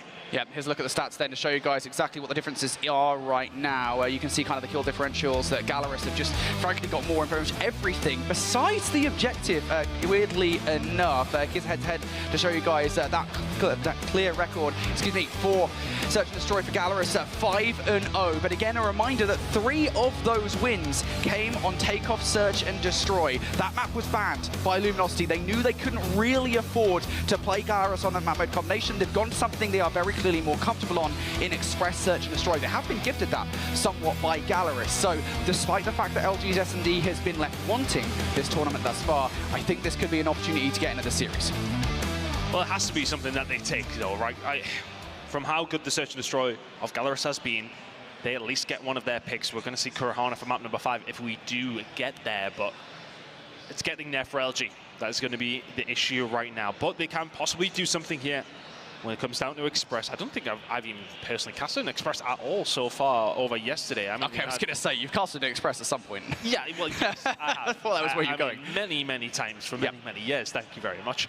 But at the same time, we haven't seen it too much yet from either one of these two teams. I presume Luminosity maybe probably played over towards their side. Let's have a reminder of the maps that are coming up over the rest of this series. Search and Destroy Express, what we're talking about, is coming up in just a second. We will see Arsenal Control, and if we need to, that's the end of hard point. Search and Destroy, Kurahana Metropolis to finish things off. I think that opening map for me gives an indication to what seriousness Gallerus are bringing to today. It wasn't just a win on a hard point, it was a convincing one as well. Yeah, definitely. I think this is the thing, right? Gallerus, again, we kind of said that their keys to victory going into the series would be winning the hard point, and then I guess, it's a bit presumptuous to say they are going to win the Search and Destroy and the control, but, that's just off knowledge of the fact that, their control in Latin America during Season 5 was phenomenal. It was quite literally flawless. And then Search and Destroy yesterday, I mean, again, I don't know if it's just the map, but they just look so well composed. Very clearly you can tell they put the work in their Search and Destroy. So for me, it kind of feels like now Gallerus are on the path to that 3-0. The only question marks are, is Express, Search and Destroy going to make all the difference for LG? This is very clearly a map mode combination they are comfortable on. And, if we do get to that Arsenal Control, is it going to be something where LG come and surprise Gallerus? Because that is also their best control map. A lot of questions, a lot of answers coming up in this series. We've got Express, Search and Destroy next up, though. This is a do or die moment for LG. Reminder, folks, this is a single elimination tournament. You get one shot at redemption. If you lose it, you're done. Is Express going to be the way back into this game for LG? Well, we'll find out when we get back in. But for me, I think it's crucial. Look, I mean, the control has been good over this week. They will look at it as a potential way back into this one as well. But you can't let yourself go down too many maps in these series, in these quarterfinals. We've seen 2 3-0s already. The stronger teams are making it count every single time they get that advantage. And Gallerus further cement what they want to do here. Or can LG tie things up? Yep. And at the start of the Search and Destroy, I'm looking for a question out of LG. You've got to get Raph in those positions where his R9 can be pivotal for site control. Express is built for those close quarter engagements. Here we go, right off the rip. Gallerus, they know it. They need to win these up-close and personal gunfights. Anybody sent over towards A. Utility indicative of exactly what's going on for both two teams. Just trying to find a pick. I think that's one of the massive strengths, though, for Gallerus is their sniper play. But Foki will get up close and personal, not finding one, but two. Raph with the R9 taken down in the first round, and that's Gallerus' advantage already. Yep, now you've got a flanking player to deal with, and Henry Cat as well. So for Luminosity, they're starting to feel the vice blows in now. Mihawk continuing to be effective in this round. Cartels for a 1v4. I said he's a player that steps up in these situations.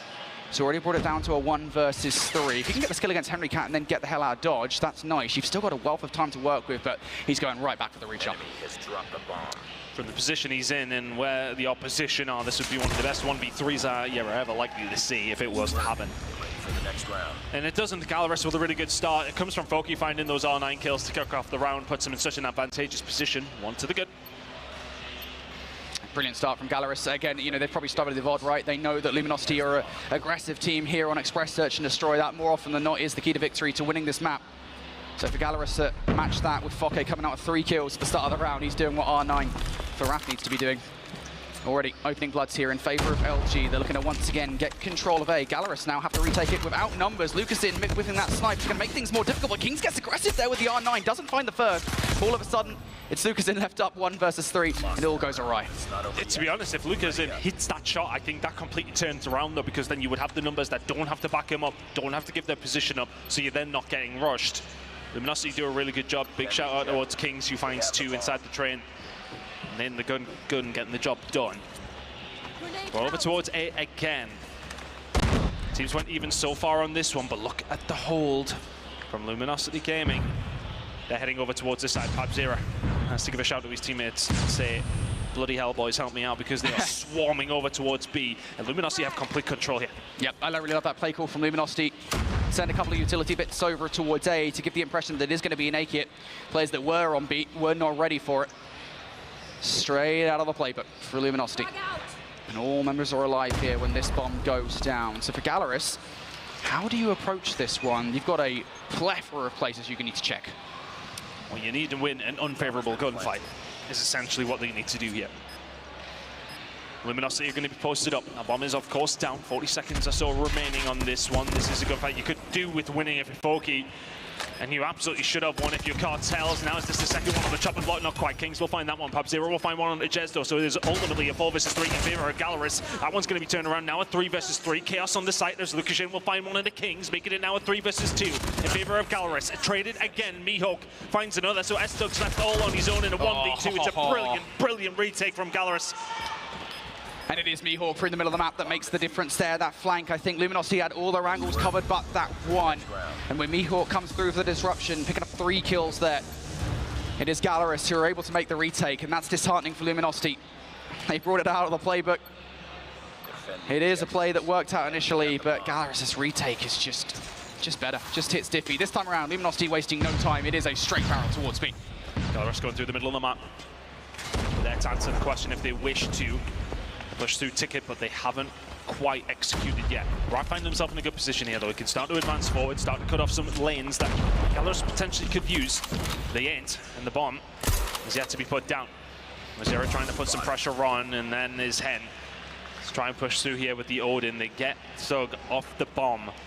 Difficult position now for Luminosity. Gallerus know exactly where they are. They know where the bomb is, and they have the advantage in numbers. Yeah, Luminosity, I mean, they've got the bomb, yeah, but they do not have an opportunity to get this bomb down. Trying to hit the audio cue to draw the player inside Ticket out. Henry Cat, I mean, he's getting drawn out, but he gets away with a kill there. King's dead to rights. Surely not another one. Jez has given a lot of himself away to Henry Cat there, barely gets away. And Hen is still in this position. Now, Foke trading things out. Raph finds one, as does Cartels. Mihawk able to trade out once again, and they know where Jess is for this 1v3. He is done and dusted. Mihawk once again, the one to put the final nail on the round. Setting up the flank when you've got those number of advantages, you know some of the potential routes on the flank are not going to be covered. He just wraps all the way around from behind, can kick into game whenever he wants. He's not the one that initiates it. His teammates starting to put some shots down. He walks through. It's 2 free kills to kill the round off. Team's heading over towards the A side now. This was working for Luminosity. They went to change it up. Hasn't worked since. Foki will be the first one to find a kill. Raph shut down as he tries to push through. It's a big grenade. It's a set grenade. And Foki's just going to get aggressive as well. He's going to be able to find anything. No, he isn't, because Mihawk is there to do it for him. And Foki is then following up. Here comes the cavalry. And with an R9 in hand, a dangerous prospect. Kings does answer back. 4 versus 3. Making it 4 versus 2. This is very aggressive from Gallerus. They're getting deep into it. Jez knows it as well. He just held that angle and got something off the over-aggression. Cartels really would have wanted that fight. You know where Jez is, so just trying to hit this one at the same time. Yep, there it is. 2 versus 1 works out perfectly. And now Cartels left alive, 1 versus 3. Might have just seen Mihawk. What? No! Mihawk gets first shots in, but Cartels will turn on him. Keeps this 1 versus 3 alive. The snap from Cartels, giving Luminosity a little bit of hope here. They've got a good eye on where he is. Papzera has been frying in this game, put up some serious numbers on map number 1, and that's as crispy as you could possibly want. Big shot from him, kills the round off. Gallerus still in prime position here now, Brody. It's just Gallerus outplaying Luminosity in so many of these different positions, right?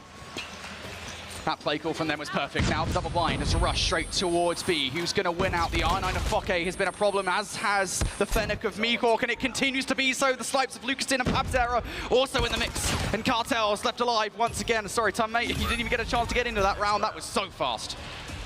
And these are the kind of rounds that you just want to avoid if you're Luminosity. When those first couple of rounds, we had some close ones over towards A, where they were taking their time. Utility was going through. They were trying to put the pressure on that side. As soon as we went over towards B, I don't think Luminosity have had a sniff. And Gallerus onto the attacking side. They can now dictate where they really want to go, and they're going to continue going over towards B because, hell, why not? It's been working out so well. It's happened again. Luminosity are just getting slain left, right, and center. 6-1 to the good now. This Gallerus Search and Destroy is looking scary. I just don't understand how Luminosity didn't see them run past. They run straight behind them. LG had no idea whatsoever. I mean, maybe Gallerus just got there first. I'm not really sure, but either way, LG taken by surprise from behind. Now Gallerus on map point. Once again, double blind straight towards B. Just finds first blood. Fokke will find one back, but usually the result of anything over towards B is only one thing and one thing only, and that's a Gallerus round win. 1 more player remaining. Gallerus have just made absolute mincemeat of Luminosity here on Express. Yeah, hold your best S&D and take the L. 2 to the good. Gallerus running away with this one. That's an LG map. That is an LG map. You get that, you get gifted that by the Vetoes. You take that. And yet the same kind of play style that we know LG are capable of from SBS Season 5, they just were never able to enact it. What gives them success on that map mode combination back during the challenge season? It's Raph getting in positions where he can be a nuisance with the R9. It's Jez being frustrating with a sniper at long range. You just could never activate any of that because Gallerus were constantly up in your face. They were winning the R9 battles with Fokke, and I gotta give some love to Mihawk, man, because he was constantly running routes around Luminosity. He was running rings around Luminosity, to be honest with you. They had no idea where he was 90% of the time. It felt like when things were a little slower, it was working out quite well for LG. It was a decent start from them. You know, they were unfortunate not to be 2-0 up. But after that, they were like, okay, let's try B out. Let's throw some different things at Gallerus. Gallerus like, oh, you want to go into 5v5 gunfights towards one side? Yeah, bet. No problem. 12-6 from Fokke. And a 7-1 lead. And the Search and Destroy is enough to take the map away. A 2-0 lead in the series. I'm sure I did say 3-0, I think. You want to say 3-0 now. You know, and it goes back to those storylines, right? I mean, there's so much of the conversation around Gallerus is always Lucastin, right? And, you know, I think we're partially guilty of that, right? Mobile Masters, that's hard not to be. It's hard not to be because he is just that good of a player, and there's always that conversation of point, like, is he the best player in the world? I think certainly we were having those conversations around Mobile Masters, but you really do have to give some love to the rest of the Gallerus side because all of them are capable of keeping up with him. I think in this series in particular, they've actually outpaced him. Lucastin, I think, has taken a step back somewhat while the rest of the team are the ones slaying out, and that's not the worst thing in the world because it doesn't matter who's slaying out as long as they're winning. I think that's one thing we have talked about, though, with the side of Gallerus. When it has come down to their general gameplay, it has sometimes felt like as if Lucastin's not having a good game, then they sometimes can struggle up against some of the better teams. He hasn't had to have a good game. The rest of the team are absolutely frying. Papzera in map number 1 was utterly dominant. Every single time we've seen him on our screens or seen the kill feed, it was him lighting LG up, and now LG have to do almost the impossible here against Gallerus. It would have to be a reverse sweep if they want to come back into this series and stay alive here. Call of Duty Mobile World Champs.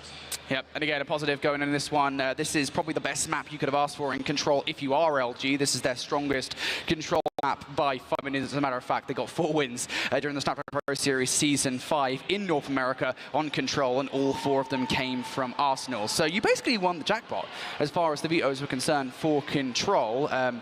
But still, I mean, does it really matter at this point? Because on the flip side of that conversation, you've got Gallerus, who albeit have, I think, relatively struggled on Control this weekend. You know, you go back to their Season 5, their domestic challenge season, and they were flawless on Control. They were the best Control team in that region. So I think it is so difficult at this point, not just to ask LG to win this map, but to ask them to reverse sweep. They are fighting a very, very steep uphill battle. That's a thing for LG here as well, because that's Gallerus now at 6-0 on Search and Destroy. Gallerus will now be thinking to themselves, right, okay, well, even if we lose these next 2 maps, we have another Search and Destroy. We haven't lost one all week. That's going to be confidence inspiring for them. They will know themselves, even if the reverse sweep is potentially on the cards, okay, there will definitely be some nerves there, absolutely. But if that goes to a map 5, they will still feel supremely confident they can walk away with this series, and that will also be in the back of their minds now to think, right, we've got 2 maps to finish this one off. We might not need them because we have that map number 5 in the Search and Destroy in the back pocket securely at this stage, because it's been absolutely superb. But Arsenal Control going to be coming up next. I think, you know, for LG to have that flawless record on this map is going to give them confidence heading into this. Gallerus are a different beast, man. But like the thing is, right, I mean, you'd probably be thinking the same thing going in the Search and Destroy. You'd probably be like, well, hey, Express Search and Destroy is our map, right? So we're going to do well. And that just happened. I don't know if you saw it, but that was a pretty good Search and Destroy for Gallerus. So, you know, again, it's kind of like maybe expectations are out the window. There's always the asterisk as well with these kind of conversation points. I mean, really, the stats from the domestic regions are just, these are the preferential maps for these teams. These are the maps where these guys have had success. But how much does that really matter when you come into an international event like this? Like, really, you're looking at performances like those on Mobile Masters, like those at CDSI, to see, all right, you can be good at these maps domestically, but when you go up against the best teams in other regions, does that same kind of thing pan out? And, you know, I'm getting the vibe at the moment that given the fact that, you know, LG just lost that Express Search and Destroy, I mean, maybe it's not working against international teams. And for everybody at home, just to remind you of how these teams actually managed to get away through. Gallerus had to go to their very final game to get there. It took them 5 before they were able to get it done. It was a 3-2 out of Swiss. So they're coming in as the lowest seed here. Luminosity got through within 4. It took the 5 for Gallerus to get into bracket play. With a big single elimination. Tough to take for either one of these 2 teams if you do go in with the L, which right now is looking like LG's option in this series, because Gallerus are giving them none other. How's this one going to go, though? Is it potentially Arsenal Control to bring it back into this game if you are LG, or do Gallerus continue the theme of 3-0s today? It's been one-sided in nearly every single affair. It has been the case here in this series in particular as well, but can Luminosity potentially turn it around here on Arsenal Control? I would love a competitive series. I would love to even get a sniff of a Game 5, but we're very far away from it right now. Gallerus, do they come out all guns blazing like they have the last couple of maps already? It looks like that might be the case. First couple of kills going their way. Luminosity trying to fight a war on 2 fronts, but you're not going to get a war won when you're facing Lucas in on the other side of the battlefield. Oh, and you worried for him when that sniper play did come through. They get up close and personal. It does not matter what this man is using, and this is just not the start you would have wanted if you're Luminosity. 5-0 finding one down the outside. It's only Estok who can really answer back to what has been a flurry of kills for Gallerus to kick things off. And with it, plenty of map control. LG will have to slow things up considerably here. Raph trying to play sneaky for a route, perhaps towards B. Maybe towards A. You've got to make a decision, I think, pretty fast here. Focky getting the read, doesn't matter. Raph's going to run-gun him, so that's a good start. The problem is, though, you might well have that 1 kill. The rest of your teammates haven't actually found kills anywhere else. Maybe not. Maybe Raph is just good enough to pick up all these gunfights, create some space for the rest of LG, because nobody is now contesting him in the middle of the map. And they had to rotate around for the pressure that was coming in. There is actually a spawn kill potentially on the go as well here. Raph doing actually crazy things here with the KRM. And he is really one of the big reasons this is why they've actually managed to find themselves this far up the map. 29 seconds on the clock. That has now been stopped with the pressure that they've been able to go on over towards A. Keep an eye on Pabzera. He might be the one to make the move here. If the rest of the team can get something going through the double doors, Cartels will find one onto him, though, and shut that down. So that should be a gun. You're locked in by Luminosity. Now B, they have a whole minute and a half to try and get things going, but Gallerus have been setting up here for some time, but they've been dealt with. Jets finds not 1, 2, but 3, and that opens the door well and truly wide open for the side of LG. He is gone. LG now on the way. Nobody from Gallerus to deal with here, but those ones coming off the Spore. And Henricat's trying to be on the point though. Raph now looking to be a nuisance with the KRM. Going to immediately bring out this Predator Missile to deal with that pesky player that is on the point. Luminosity, first tick about to potentially be through here. Gallerus got to find your way through. Yeah, Gallerus has just been really broken open by the side of Raph. The shotgun come out and all of a sudden they came to play. Henricat can find 2 though. Here comes the pressure from the side of Gallerus, who just wiped them off the face of the planet. 9-9 on lives, but the thing is now for LG, they haven't necessarily been pushed back here. What a huge name from Cartel straight off the spawn. We'll give Luminosity the initiation here if they can try and find a way through. Yeah, we've been taken here by Raph though. Again, he's trying to do the exact same thing, create some space for the rest of his team while the rest of Luminosity make their way to the front of the point. Cartel's also investing in the War Machine. He's found one, but you don't quite account for Meekop with 3. Cartel's still alive though. Cartel's trying to get something going here. Gallerus only have 4 lives remaining, but they just need to hold on tight. One player on the flank is going to not be dealt with. That's going to be Raph to find Hand. 3 versus 5. Foki now going to be taken down as well. Lukashin can find 1, but Pabzera has also brought out the War Machine. He needs to find some value with it. Luminosity backing up because they have the time to. Pabzera can find another. Surely doesn't find that gunfight. He does not. 1 versus 3 for Lukashin is what is needed, but just so difficult for him to do in this position with the sniper. That should be the round to LG and is.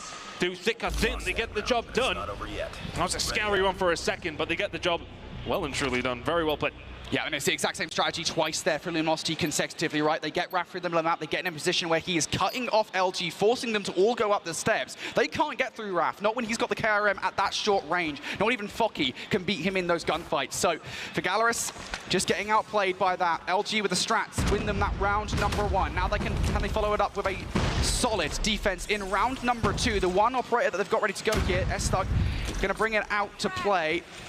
Not finding any value just yet because Gallerus made their way towards B. Gallerus have freely walked down the B street. S-Thug well placed to Pabzera, and now all of a sudden LG can start to think about trying to get a little bit more control over towards this side because Gallerus just walked straight up. They will find those kills, they will push out those lanes. Keep an eye on Mihawk. They know where he is, though. He's taking some damage, so they've got a decent idea, but he's got a claw in his hands. Now he's on the spawn spree here. This is going to be dangerous, but they deal with him almost immediately. No players really spawning in for him to deal with. Everybody from Gallerus wasn't really finding the kills that he needed them to find. And I think more to the point here, Gallerus haven't actually done anything off the back of that, right? A was totally clear. Now they're preoccupied with the Luminosity players that are trying to retake the point. No progress made whatsoever. Now Raph coming in from behind, having the help of Kings with him. Also Jez on the other side. Jez at the very least will be dealt with, but now the spawn trap coming through from LG. Gallerus, I think at this point, the 4 players that are alive, you've just got to kind of stick to this point. Oh, they've lost a couple of kills as well, and that's going to create a little bit of chaos. Are they going to have enough help to actually get out of this spawn trap? No, they are not. S-Thug finds 2. He's going to be left on his own to try and keep things going. Lives-wise, we are leaning towards Luminosity ever so slightly. They'll deal with the players who were there on that spawn trap, who are now starting to find the way around again. A has been captured, though, and Gallerus are working on plenty here over towards the B side, whereas Luminosity really focused on the spawn trap. It hasn't necessarily worked here, Brody. Yeah, I think they committed just a little too much resources to that spawn trap. I think they had 2 or 3 players in behind enemy lines while nobody was keeping an eye on the middle of the map. Fortunately enough, Raph is there, though. S-Thug, I think, forced to invest the Predator Missile here to clear things up a little bit against Gallerus. And Gallerus will be sent back to square 1. But they have a lot of time here. They've already got 1 tick down on B. And Luminosity, their entire backline is reliant on S-Thug getting these kills, and I think that's the route that Gallerus are taking here. Will it work? I think Raph with the jump up might have just made the call to the teammates. That's what's happening. If Raph can find something else here, that will be huge for him and his team. He knows this player's there. He does actually manage to find Mihawk before going down to Lukashin. You can see already Gallerus are starting to work on some sort of flank if they can. Mihawk and Code trying to get something done. S-Thug is the one watching it, though. He can find 1 before he gets taken down by Foki, but here come the rest of the team. But now they're going to be distracted by the fact that Foki is here. He's pulled out the equalizer, but he's going to have so many players in and around him. But is that going to open up the door for the rest of Gallerus? Or can Foki just deal with them? He can only find 1. But is that going to give them the room on the other side of the map? But it's the exact same thing that we saw earlier on, where Gallerus, you're getting a player in that position, but you're not doing anything with it. You can't just follow that with another flank. And that's the attempt here. Cartel's in behind, able to get the team shots. There's the finisher. Pabzera down for the count. That's a bad decision. decision from Gallerus. If you're going to get a player with a claw into the spawn trap, you need to have players ready to capitalize. What's been working out for Gallerus though in the search and destroy with these 5v5 fights, and that's what they're going to have to force here to try and find themselves around. They're down 4, now 5 lives in total. Can they manage to find a way through? Lucasjin will find one, 5-0 will find another. They've got to try and be flawless. They cannot. Cartels find something, and it should be the round for Luminosity unless 2 players from Gallerus can do the impossible. Not going to happen. Luminosity giving some life here in this series. 2 to the good now. But Gallerus, it feels like maybe we're overconfident in some of their play, especially in round number 1. But round number 2 was a little bit of a fumble. It's just uncharacteristically individual, is what I describe it as right now. Gallerus, I think, you know, that they try it twice in the same round. A spawn trap where they don't have anybody on the follow-up. I mean, even if you're successful, it's not going to work.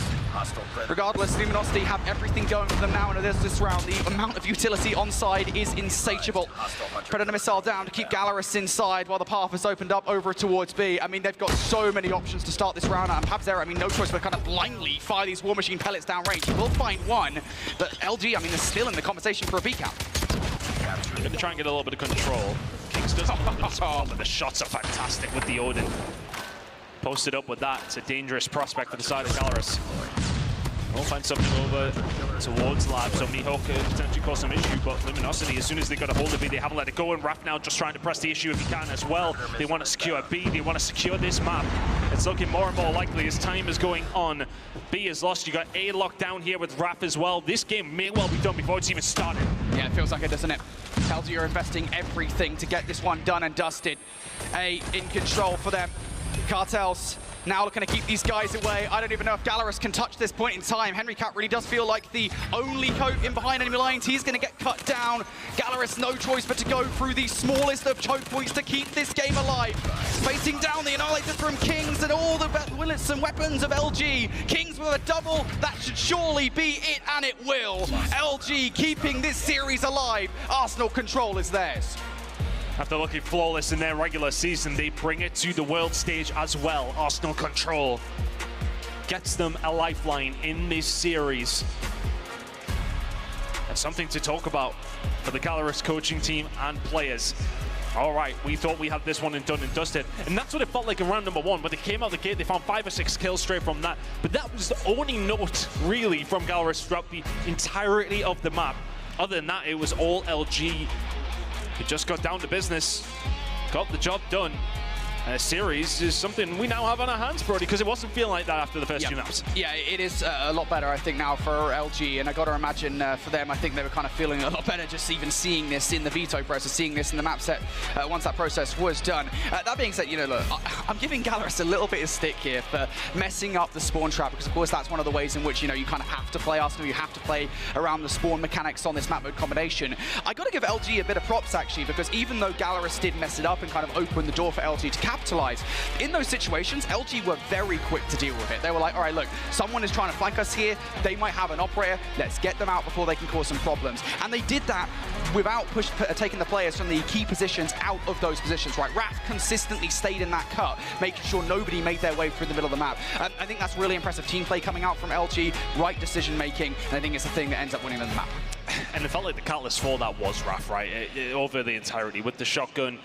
And we see it from the first player through Vent. We've seen one player push towards him. All right, okay, he's been dealt with a shotgun. And then another just sprinting in there with fists up, expecting to be able to do something. And I want to say it was arguably cockiness from the side of Gallerus to a certain degree at the start of that. But, I mean, who can blame them after the first 2 maps, I suppose? But you get caught lacking just a little bit if you're Gallerus, and Luminosity throw themselves back into the conversation of this series. Round number 4 is going to be coming up in just a second. And we're going to be going over, I believe at least, to a Luminosity hardpoint here. They've got to be feeling good heading into map number 4. And then that would force, obviously, a map number 5, which would be Gallerus' search and destroy pick in Kurahana. But again, for all that I did mention that Gallerus will remain confident in this series, whatever happens. Even if they have to go to a last map, they know they have it within them to dominate that search and destroy. It's all very well saying that, but how you would feel on the main stage is something different entirely. Yeah, I mean, it's very different up there, ultimately, right? But still, I mean, for these guys, they're going to be feeling so happy on the main stage, right? I mean, LG, they're finally in the series now. They've got some momentum in their favor. They didn't just win that map, but they did so convincingly, and I think they can kind of now be feeling a lot more relaxed. As you said, you now going into a map which is yours. Hacienda Hardpoint is a strong map for Luminosity. It is their best hardpoint map from Season 5 of the Snapdragon Pro Series. So we are potentially looking at, obviously, you know, given the fact that Luminosity have just won their control in Arsenal, a situation where we might go to a Game 5. Our first Game 5 of the day here in the quarterfinals. It would be awesome to see, but for LG, again, this is a totally different beast here in Gallerus. Well, let's see if Gallerus can repurpose themselves after what was a dominant win for LG in map number 3. We have a quick break coming up before map number 4. We'll see on the other side. All right, Beef Mommy here with Luminosity Gaming, North America's #1 team going into the World Championship. Again, how are you guys feeling going into Atlanta? Let's start with you, Cartels. I'm excited to play, you know, especially Elevate and X-Rock that made it here. You already name dropped a lot of teams then. I didn't get to play them yet like that, so, you know, I'm excited to play those teams. That's cool. How about you, Kings? I'm neutral. No, just going in it, confident. Simple. Jez? Yeah, more excited than last year because I didn't play at all. Oh, yeah. You getting ready for your redemption arc for this year? Yeah, you can say something like that. Yeah. Stop laughing. I'm feeling great. You know, we're really excited. We've been grinding. We're the #1 team in NA for a reason. So we're going in guns blazing. We're going to go. It's going to be great. It's going to be great. S-Thug. I'm pretty excited to play all the teams overall, and it gives it like another opportunity to show yourself. Of course. What do you think sets LG apart from the other NA teams? You got me thinking now. Oh, yeah? I got it. Okay. Simple. You got it. It's simple as this. You know, stage 4 MVP from last year, this guy is a prodigy, I'll be honest. In my honest opinion, the best AR in North America right here. Jez, 2022 World Champion for a reason. And we got my boy S-Thug, probably the most talented, best player of all time in NA. I know it's a big take, but I genuinely think he is like one of the best of all time. And you got me, AO Raf, the best shotgun player in North America. I can definitely claim that. I think something that really makes us great is that, jokes aside, all 5 of these players, myself included, have something to prove, you know what I mean, going into champ. So what pushes you forward, like as a team or as an individual? My mom, before, she did not want me to play at all, wanted me to go to school and stuff. I had to have, like, Sylvia, like, Team Mayhem, like, see, I'll talk to my mom to let me play and stuff, so she kind of helped out on that. Now my mom, like, supports it, so I just want to make my mom proud and stuff. Pretty much the same thing, you know, want to prove to myself that, you know, win a ring, supporters too as well, so, you know, got something big to live up to. Last year I didn't play stage 5, so, and being that 2022 I got a ring, I want to be the first to get 2. Proof as a team that we can be the first team to win again. individually, I've been doubted a lot as a player, so that's one thing that motivates me. But even sometimes when I'm down, I look at these guys. Every single player here, myself included, is really hungry. So we're coming in with flames. This will be the best COD Mobile Championship we've ever had, period, to date. So make sure you tune in. Well, Raf said it himself, they have something to prove. They have themselves now a series that they can potentially come back in here in Atlanta. Welcome back to the Call of Duty Mobile World Championships 2024. Hell of a game on our hands here between Luminosity and Gallerus. And thank you to our partners across the board, and especially to DHL. Chance to win €5,000. Follow that link, esl.gg/EFFI. Hey, I've got my phone with me. I'm like, in there. Yeah, I'd love it, mate. €5,000. You could do a little €5,000. You could buy, like, I don't know, 5,000 Freddos or something like that, isn't it? I think they're probably more than €1 these days. They probably are, This is going so far over the Americans' heads, I'm not going to lie. But back to the conversation at hand. LG back into this game. Yep. But do we believe that this map number 4 could go their way? Based on maps 1 and 2, what we've seen from Gallerus was very, very strong. But that confidence now for LG is going to be there. They know we'll have a chance in this series. Yeah, I think, you know, the difference maker for me now is that we are going into a map that LG would want to play in Hacienda, right? So they will be very comfortable here. This is where your ARs are going to show up to the game. And you heard the call, right? I mean, Kings and S-Thug, 2 of the best ARs in North America, right? Raf has got a lot of confidence in his team. Of course, Cartel's also, I mean, he showed up in that last game as top fragger for the roster. He always shows up in these situations, in these clutch-up situations. So I feel like, genuinely, I know we said 3-0 to begin with, but now, of course, you know, we have the map set in front of us. We have an LG that feels fired up here. I feel like this might well go all the distance to a Game 5. In the pit of my stomach, I'm with you on that, actually, because it just feels like it's such a flip. It's so many times, I mean, over just Call of Duty esports, full stop. That third map in game mode, wherever it is, over the years, domination comes to the flag, control, whatever. It always feels like it can be a bit of a swing. If a team dominates in the way that Galoris did over maps 1 and 2, a control all of a sudden happens, you lose that one. Yep. The doubt creeps in. Are Galoris mentally strong enough to be able to deal with what is now going to be a very difficult map number 4? Because if LG find this one, yes, okay, they have a very tough map number 5 coming up, if that is the case. But the confidence will be on one side of the stage. And, well, for me, it's the left-hand side. I'm not sure which way you guys are seeing it at home, but that's where it will feel. Luminosity. I just had to do my left and rights there for a second. Sometimes it's confusing, you know. But yeah, Luminosity will definitely have a lot of momentum on their side. Let's take a look then at map number 1 highlights. A reminder of what happened if you're just joining us. In the first hardpoint of the series, we were talking about Galoris. I think, you know, over the course of yesterday, we're kind of slow starting in hardpoint. And then later on during the games, that's when they kind of kicked things off. This was definitely not the case. Right from frame 1, Galoris started strong. It's a fantastic performance from them. If they can bring this kind of level to map number 4, all of a sudden that Luminosity confidence will be dealt with. But I mean, it was a really convincing hardpoint, and that had been the issue for Galoris all day yesterday throughout the Swiss. Hardpoint was severely lacking. I tell you what wasn't, their search and destroy, still flawless after map number 2 between these two teams. That just went so one-sided in Galoris' direction so quickly. Yeah, I think that the key differentiating factor here is, again, you know, Luminosity on this map mode combination. When we saw them during the Season 5 of the Snapdragon Pro Series, I mean, they were so aggressive. They were constantly successful at getting Raph in those positions where they could unsettle the other team. Galoris never let that happen. On the flip side of the situation, you had players like Mihawk being so annoying, Fokke being so annoying, just constantly getting under their skin and finding routes that would frustrate them. So Galoris here taking that search and destroy. It was a fantastic performance from Galoris on that map in particular, but they're going to have to bring something else to the table here in map number 4, because map 3 was not great. Luminosity will be trying to eat into that confidence now, trying to use it to enable them to force that map number 5. Whatever happens in this series, I'm sure this map is going to be an absolute banger one way or another. We should be jumping in momentarily, but I think for Hacienda, talk to me about both these two teams and how we feel about this map specifically. I know you mentioned already LG, you feel probably confident on it, that's why they picked it. Right. But how do you feel about Galoris' chances on this map in particular? You know, I'm so glad you asked, Tom, because we did actually see them yesterday on this map combination against Godlike, and this is, I think, partially where our kind of talking points about a slow start comes from, because when they were playing Godlike on this map mode combination, they kind of, what was it, I think it was a 90-point disadvantage or something ridiculous like that. Like, Godlike started so strong. Actually, towards the end of the game, they almost brought it back. It came down to a 14-point game in the end. Godlike, I believe, were able to finish things off on P4. But nonetheless, I mean, Galoris are capable in this map. I think if they do start the way they did on map number 1, LG might not like the Galoris that they see. But, I mean, again, it's just a question of, are we going to get that Galoris that we saw yesterday, or are we going to get Galoris we saw in map 1?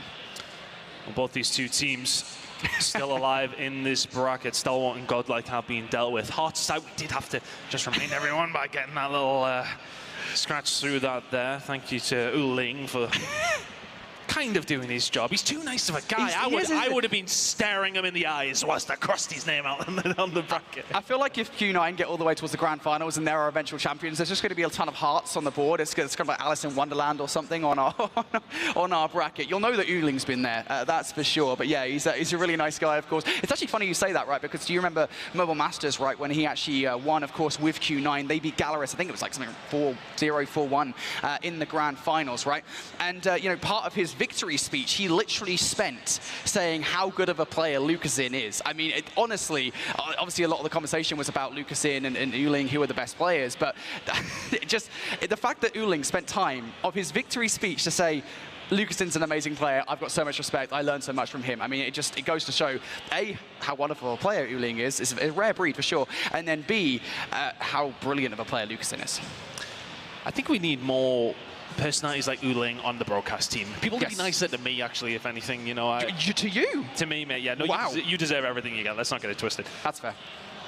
We need more nice people in and amongst the scene. I'm sure there are plenty of you nice people at home. Hey, get yourself involved and see who. If you could have a bit of a nice off with Uling, but I mean, you're not winning this level of. No, you're not winning. You're not winning at all. But let's see who's going to be joining Uling and Q9 in tomorrow's festivities.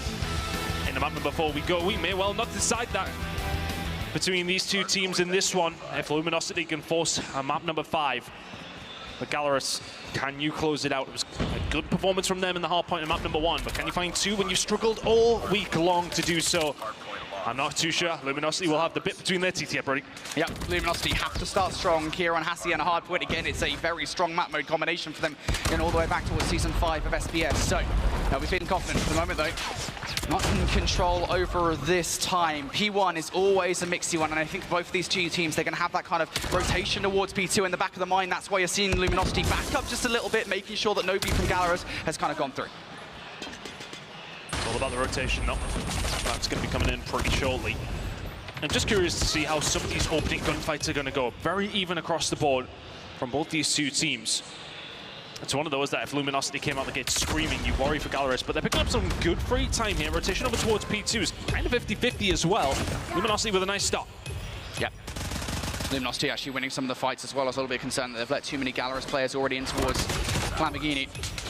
But they're doing well to take them out. Raph goes through the smoke. Shot's not good. Lucasin will survive that fight on his own only momentarily. A couple of players now. Jez and S-Thug looking to push through. Mihawk able to double up. Jez will get the car bomb onto one player, but the rest of those gunfights going in Gallerus' favor. Now they've got the back spawns as well, but Luminosity, they're trying to fight for it. Lucasin trying to stay alive as long as he can.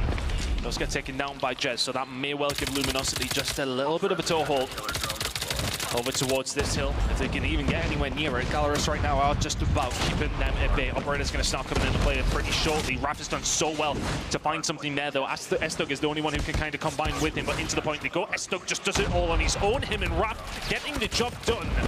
Break comes through from Luminosity off the back. Some crazy play from S-Thug. Yeah, and you're already forcing out the utility from Gallerus here. You know, when Mihawk earned a Predator missile early on, he knows how important this time is, so he's going to bring that one down to keep Luminosity out of the hard point. Even that is not enough. Still a couple of players hanging around here. Fokke over the top will get shut down, not able to connect with the R9. So LG will get that scrap time. And actually, to be fair, they might have a good look at the rotation as well. S-Thug is snuck through. He's getting some shots in towards Mihawk. Mihawk trying to play his life. That's not going to happen. And if S-Thug can find even more here, this is going to do more than just cause some problems for Gallerus. It's going to turn their attention away from the rest of LG. Well, eventually, they do take him down, but it actually took the Sparrow to get rid of him from Henricat. All of a sudden, this rotation that was looking good for Gallerus is no longer. Luminosity have come through the front door. S-Thug has come back with his own Sparrow and said, yeah, okay, I can do this too. And here come the rest of the operators now. Cartel starting to ring out the War Machine over towards the fence's side. Kills over towards the back, though, coming in from Lucasin. A potential pinch being set up here by the side of Gallerus. Gallerus still trying it, but they just can't get past the ARs. You talked about it, right? The ARs being this massive thing for LG. Now Pabzera inside with the War Machine, though. Wants to get some serious value with it. Not a lot connecting, but Raf's R9, or Raf's Equalizer, excuse me, will. Pabzera now fighting back with a War Machine of his own. Still alive in the situation. Panic drone going out for a 1. Gallerus know how important even this 10 seconds is. Even if it's just a contest, you take it all day long. Luminosity now looking for it. They will have a clean look at this next rotation. Cartels has done so well. This final 5 seconds, he's contested every single one of them. And that's forced the rest of Luminosity. Well, okay, they've had the time, they've had the momentum to be able to push over towards this next hill, whereas the rest of Gallerus are just trying to deal with one player. Luminosity get themselves set up here over towards the Rock Hill, and they will manage to pick up the first few kills, the first few points, 10 seconds their way, but Lucasin is here, and he's got a big old gun. Annihilator is out from him. He's trying to do it all for his team. Fokke is there to follow up. Lucasin with a third. Breaks it wide open, pretty much all on his own. Yep, Lucasin going to create some space here for Gallerus. Kings now wants to do exactly what Lucasin just did to him. Mihawk on the other side.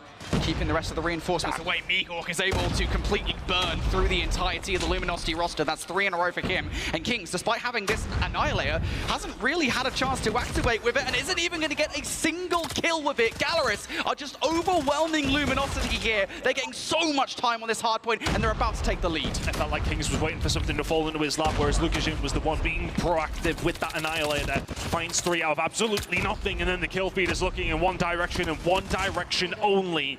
Brilliant hold from Gallerus, but it only gives them an ever so slight lead heading into the second rotation. But that could be influential. Luminosity were looking good for the setup, and they got blown apart. Well, this has been a close hard point thus far. We promised you guys a banger here. It's Luminosity looking to extend this series to 5. Now want to try and take the lead once again. P1, mixy as ever. Pabzera trying to garner some kind of control of this top side. The ARs for Gallerus are going to want to step it up a notch if they do want the map control around here. LG, though, they're going to be in here for the moment. Still trying to fight for this time. S-Thug again is looking for that topside control. It gives you just so much control over the middle of the hard point, but Luxin able to find his way through for at least one. Being so frustrating, and all of these kills here for Gallerus means they flip the map in their favor. We've seen over towards P2. It was pretty mixy between the squads. It was a big play needed from Luminosity to actually find themselves back in control of that point. Can S-Thug and Co continue to find these plays? Because that's what it feels like. It feels like they're relying on the big moments so far throughout this game. Gallerus found one of their own and found nearly a full 60.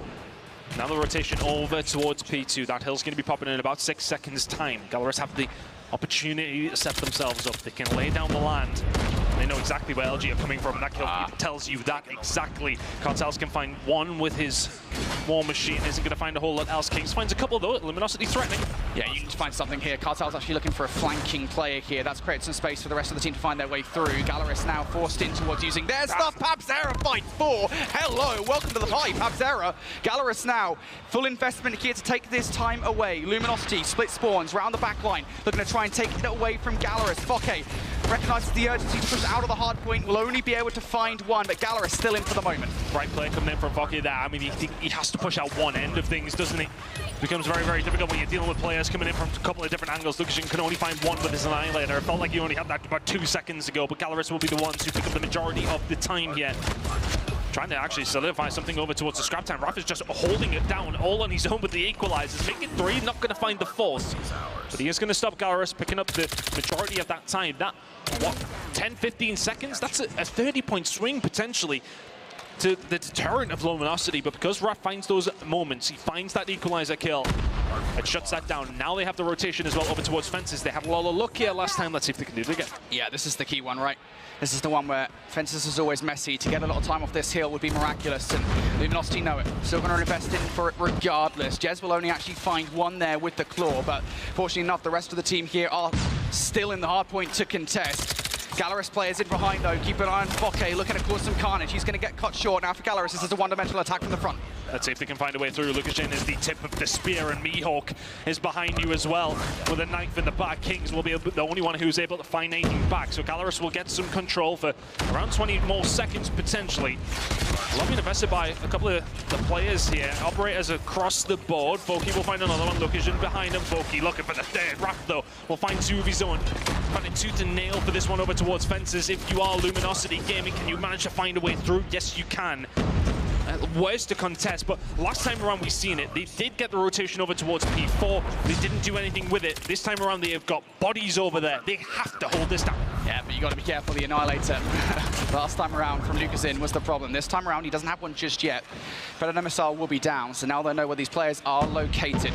Kings, Annihilator, inside the hard point this time around. How much can you actually find? Gallerus are coming all from this one direction here. They're facing down both the Annihilator and the War Machine from Cartels, and Cartels reads Mihawk perfectly, and will find Lucasin as well. Luminosity off back, great utilization of the operators, will hold the early time. Yeah, Gallerus is going to be getting hold of their own very, very shortly, though. You would like to think perfect usage. You are absolutely right.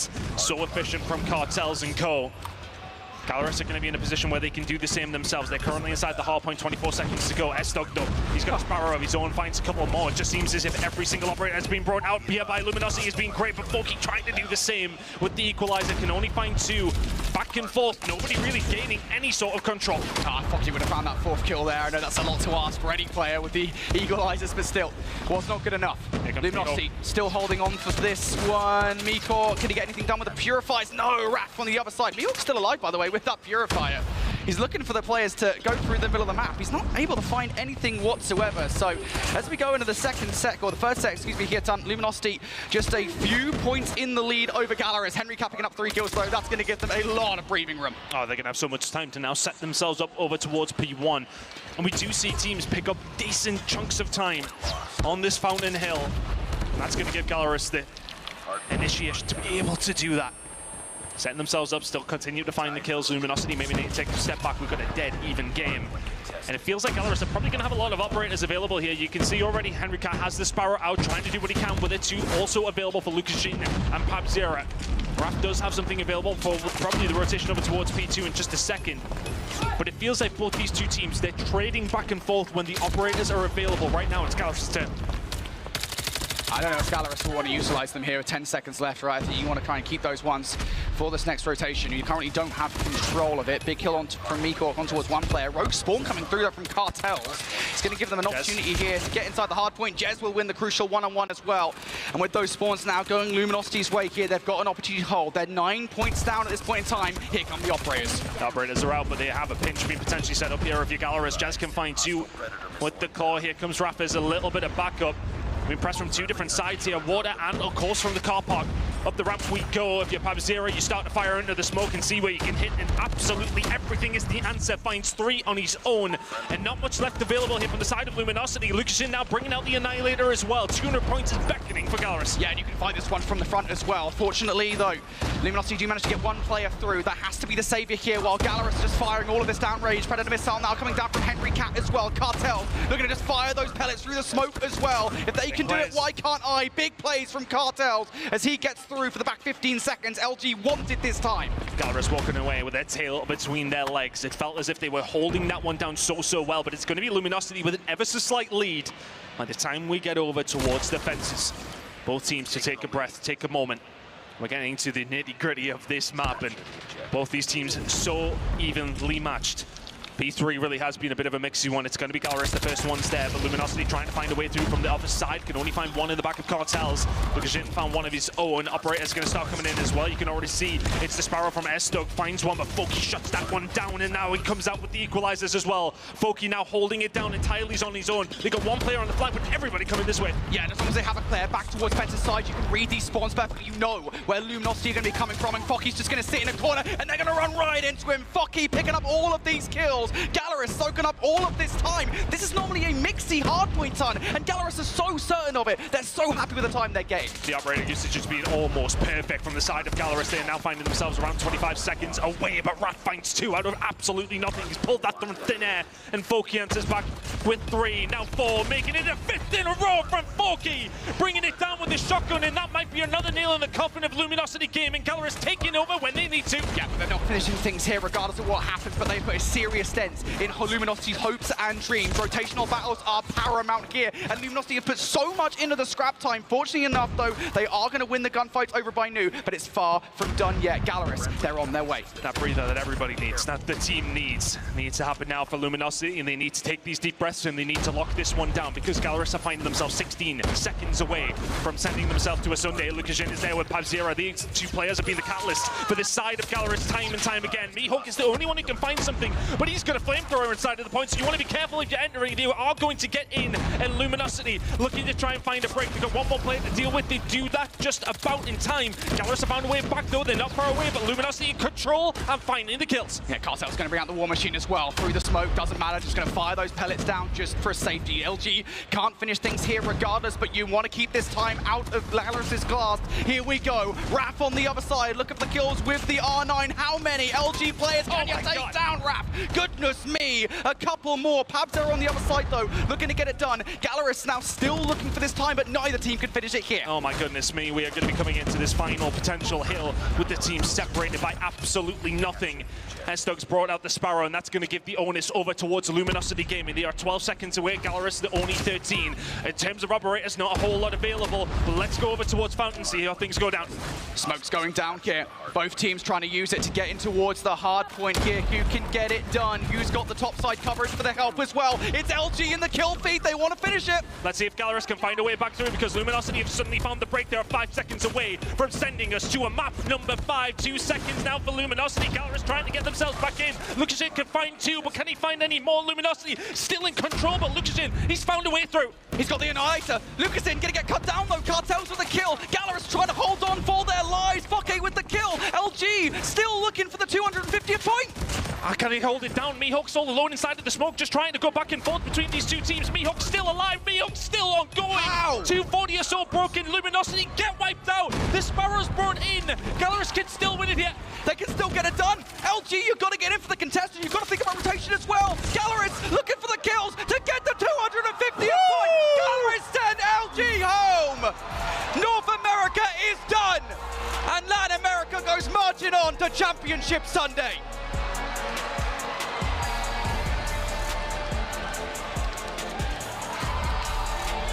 My goodness me. What a map. It's a 1-point game win for Gallerus. Luminosity, we're a breath away from sending us to a map number 5. What an end to this series.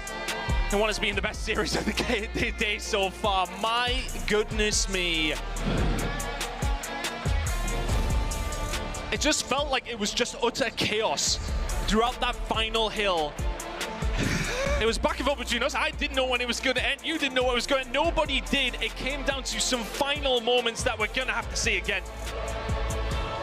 It's just constant. Gallerus just constantly got another play. I think it was Mihawk, right, who managed to get in towards the kill there towards the Ken to keep the game alive. I got to see that again. I got to see what kind of crazy plays we just saw. How on earth did that just happen? I mean, I was hoping that we would get some sort of an insane hard point at some point. I didn't think it was going to be now between LG and Gallerus. That was incredible on behalf of Gallerus to be able to stop them at the 249 mark and then also have that comeback. That was incredibly disciplined play. I mean, like, there's so much to think about in that moment, right? Let's have a look, because Luminosity got themselves to that point from P1. Lukashin finds something, but it's such a contest-heavy hill. So to end it on this hill in particular is always just so chaotic. It's so hard to decipher which way things are really going to go for both the two teams and everybody at home. But it was just a case of trade for trade. But when Henry Cat finds those couple of kills with the Sparrow, that's the difference maker. How often did we talk about throughout the game the operator usage being the real big difference? And then the difference was made there towards the end. Those 2 from Henry Cat, you can find a third with it as well.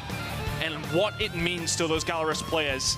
Their hard point, frankly, has sucked over this tournament so far. But for them to find 2 maps like that, it truly puts them into the conversation. For a map like that as well, gives you so much momentum heading into the semi-finals. And I know we've been talking a lot about Gallerus on the whole, right? Everybody has been doing their part, not just today, but over the course of yesterday as well. I think now is the time to talk about Lukashin. 52 kills, with over 90 seconds inside the hard point. This is why Lukashin is considered one of the best players in the world. And you saw the reactions on behalf of the entire team right there at the end when they were able to clutch that up. You can tell just how much this means for the team, not only to get the win, but continue on in the competition. They're now officially going to be top 4 in the world. They've made their way through out of quarters into semifinals, live to see another day. They get to watch the rest of the competition and reassess how they're going to attack tomorrow now. You've said, everyone's been saying it a couple times. They started off potentially as an underdog. Every time we watch them play, they get a little bit better every single time, push themselves further into the conversation. Yeah, honestly, I know we've been talking a lot about China as like the region to be feared, right? And I still think that's the case, right? Obviously, we've got Elevate versus Wolves. The winner of that matchup will be facing Gallerus tomorrow in the semi-final. Honestly, I would not be sure that either of those teams would take it versus Gallerus. All right, well, I want to hear from the players, especially after a match like that. If I'm not mistaken, I believe we have Beef Mommy standing by with Lucas and Mihawk ready to chat. I'm here with Galoris, Mihawk, and also Lucasin. Let's start with you first though, Lucasin. #1 player right now, especially for this tournament. You've been at the line of 50s this entire time when it comes to the kill count. How does it feel to finally be here and move on to the grand finals? Como é que você se sente estando aqui finalmente, ganhando tudo que você fez? Como que você se sentiu durante todo esse jogo? Olha, esse jogo foi sensacional. O que a gente foi da metade pro fim da partida foi insano. Nosso time foi absurdo e, cara, eu tô sem palavras até agora. Eu não entendi muito bem o que aconteceu. Só que, graças a Deus, conseguimos sair com a vitória e, finalmente, no top 4, depois de tanto tempo, representar o Brasil desse jeito, com essa seleção absurda, é um sonho. This was a great game. I'm still speechless. I didn't know what happened yet, but we're very proud of what happened, and we're very proud about all our team. For sure, a really good representative for the Western side. But let me talk to a teammate that has been so integral in this hardpoint matchup. 1 point to send LG home. Mihawk, you stood there in Fountain, inside of the smoke, by the way, littered with LG squads, with operators up and running. How did you pull that off? 1 point. O último lance ali da partida, você ficou por 1 ponto somente, ficou ali dentro da fonte, ali durante a smoke. Foi incrível. Conta pra gente como é que foi esse último round. Cara, sinceramente, nem eu tô entendendo o que aconteceu, só esbombuquei meu pé e fiquei comprando tempo pro time. Acho que uma qualidade nossa do nosso time é que a gente se mantém calmo em qualquer momento, então na hora a gente já estava se organizando, onde que eles iam vir, então eu consegui me organizar muito bem ali com a equipe. E foi isso, cara, sinceramente, nem sei o que aconteceu, só Deus estava do nosso lado e foi isso. Yeah, I still don't know what happened yet. The only thing that we prepared to stay there, it didn't matter from where they were coming. I knew that I was prepared to help the team. Beautiful stuff. I'm pretty sure both of you guys are still hot from the matchup, pretty much on autopilot at this point. But you know what? Last question. What do you say to your supporters here going on to the grand finals? O que vocês querem dizer para os fãs de vocês que vocês estão agora nas finais? Olha, espero que vocês continuem apoiando a gente consegue sentir toda essa energia, é sensacional estar aqui representando mais uma vez o Brasil e continue apoiando que, se Deus quiser, coisas melhores vão vir e vai ser totalmente diferente igual foi os últimos anos. We want to keep feeling the energy of you. We thank you very much for the support, and we will give our best. And I don't think we need a translator for this one. Boys, you deserve it.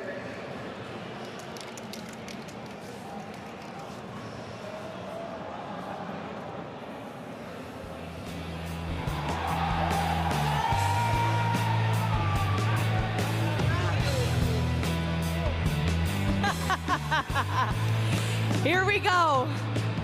Galleries, the only Western representing going into the grand finals, but we have one more matchup coming up next.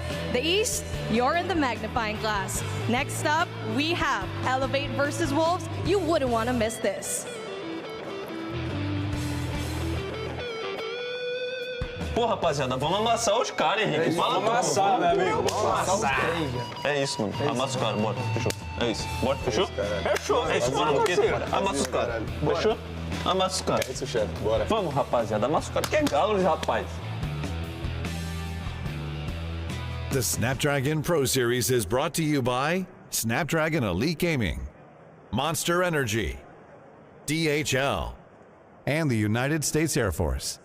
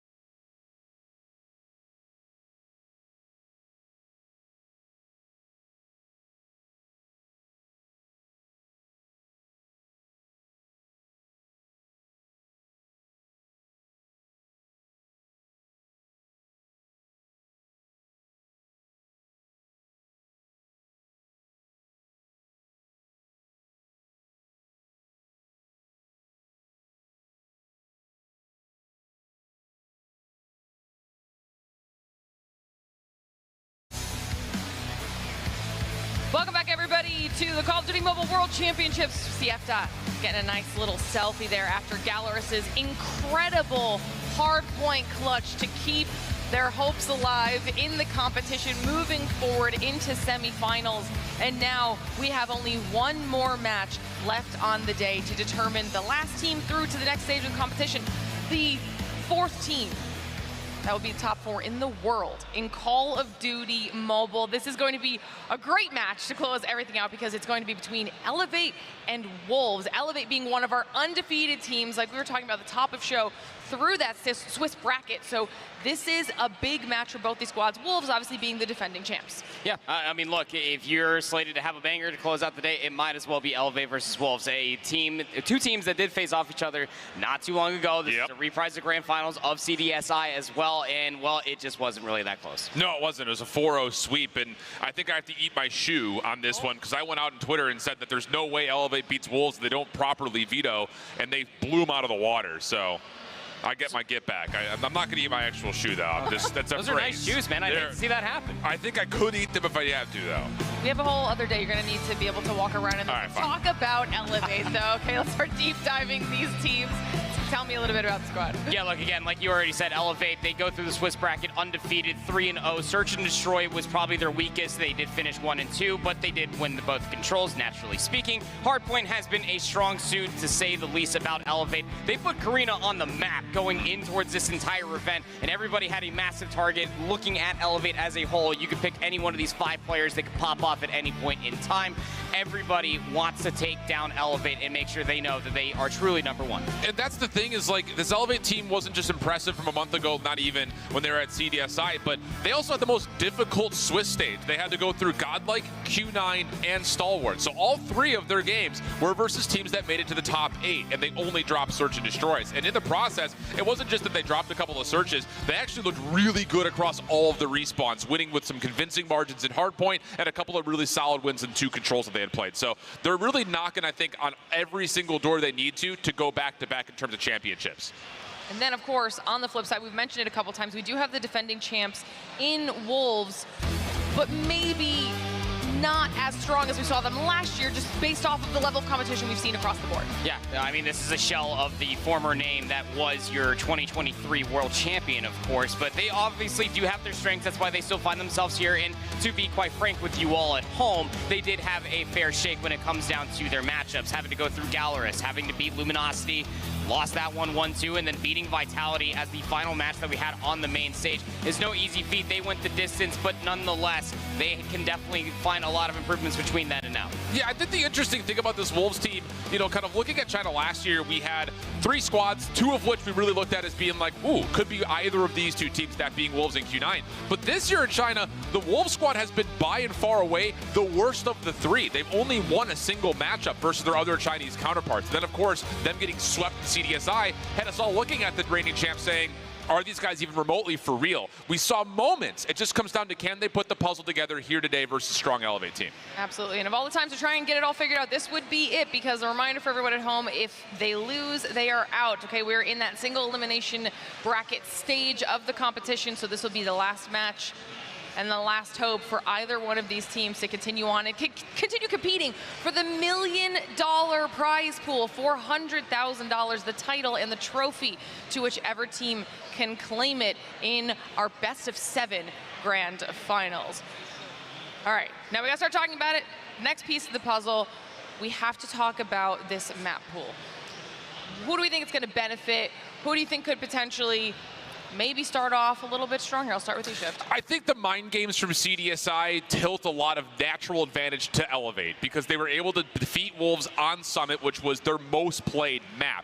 That was one that I looked at and said, if you're Elevate, you got to get rid of Summit. I know it's one of your best, but you can't allow Wolves to have their most played map. It's actually Wolves this time who veto out Summit in the process. So we get a Hacienda and an Apocalypse. Both hardpoint maps are great for Elevate, but then we also have the Kurohana in for map number 2, which is also, I think, more more beneficial for Elevate. So just basing off of what we have for picks and bans, I think Elevate have a major advantage in this best of 5. Especially because Hacienda was played in that CDSI Grand Finals. It finished 250 to 189, and albeit a respectable scoreline, you're going to need every bit that makes you a very good team in Wolves to take down Elevate. Whether that's giving them their first hardpoint loss, whether that is taking advantage of their weaker search and destroy that we have seen across the weekend, something has to give. You're going to need to find themselves in championship form early. This has a Grand Finals match written all over it, and we have it here. One team is about to go home. And all day we've seen some pretty dominant series so far, right? We start off with 2 3-0s. We just finished up a 3-1. So talk to me about how you think this could potentially be playing out for everybody, because are we going to see another dominant performance, or will this be a little bit more even? I think this is going to be pretty dominant. I think based on the recent results, which was very convincing in favor of Elevate, plus it just doesn't really feel like Wolves are playing at the same caliber as they had last year. I don't know if it's because of the meta swap-ups with the Odin in play. I don't know if it's because their search and destroy just hasn't been as polished as it was last year. Regardless of it, maybe a combination of everything, it does feel like Elevate holds a major edge, which feels so counteractive to what I was trying to say about a week ago or so when they were playing at CDSI. Let's not forget, especially for Elevate, benefiting from the simple fact that they finished 3 matches and they were gone.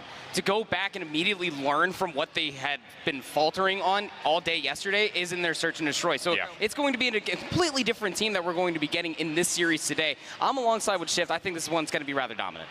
All right, well, we'll have to see if the other casters agree with you in just a few minutes as well, and we'll ask everybody at home the same question. And we're going to give you some time to think about that, because I have a little bit of an update that I'm being told from production. We're going to run back a clip of what I'm talking about. We have a slight delay, okay? Because when Gallerus won, the desk was punched, and it was punched so hard that it literally broke. We have to replace the desk in order for the competition to continue. So that just shows how much passion, how hyped Gallerus were when they won. That is one powerful Vamos. That's a mega Giga Vamos. Giga Vamos. That's different. I've never, in the amount of COD esports I've watched, have I ever seen an actual desk break. Not in the challengers pits, not in COD mobile pits. This is the first. I feel like had Beef Mommy known about that, she would have asked about that in the interview. Like that. I wonder when they found out. Like it surely had to have been when like the second team was finally getting on stage, sitting down. It's like, hey, there seems to be a massive dent in the desk. I don't think that's a feature of this one. Honestly, I'm impressed. I'm impressed. Hopefully they can bring that level of energy tomorrow when they have to play in the semifinals. Hopefully the hand is okay, most importantly. Yeah, for real. Important. Also true. All right, well, while we're letting our team get that desk swapped out, making sure that everything's good to go for the next match, we're going to send it to a quick interview. Elevate, obviously being one of the teams that's playing right now, we got a chance to catch up with them before the event and chat to them about their expectations and who they think is their best competition. All right, Beef Mommy here, and I'm with the team that elevated everyone's expectations in the World Championship. I'm with Elevate today, Garena's #1 team heading into the World Championship. But before we start into the nitty-gritty, I wanted to say that every single one of you, except for one player, is actually your first time here in the World Championship. Last year, unfortunately, even though everyone expected you to come in as a Garena representative, you didn't make it. So losing last year was very devastating for me.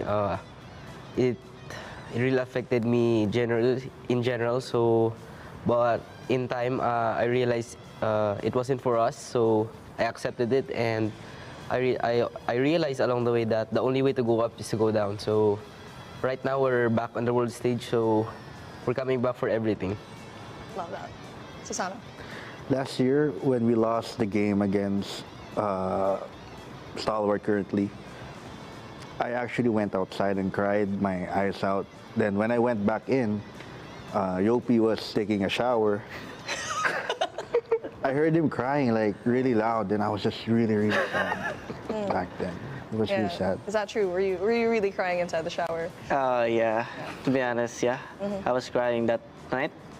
And, you know, it's very unfortunate experience for us that we have to learn from our mistakes. And you see, now we're here representing the Garena. What do you think makes Garena different from all of the regions in terms of playstyle? Okay, one word, hardpoint. Hardpoint. Okay, well, actually, you know, can you expound as to why hardpoint is the game mode for Garena?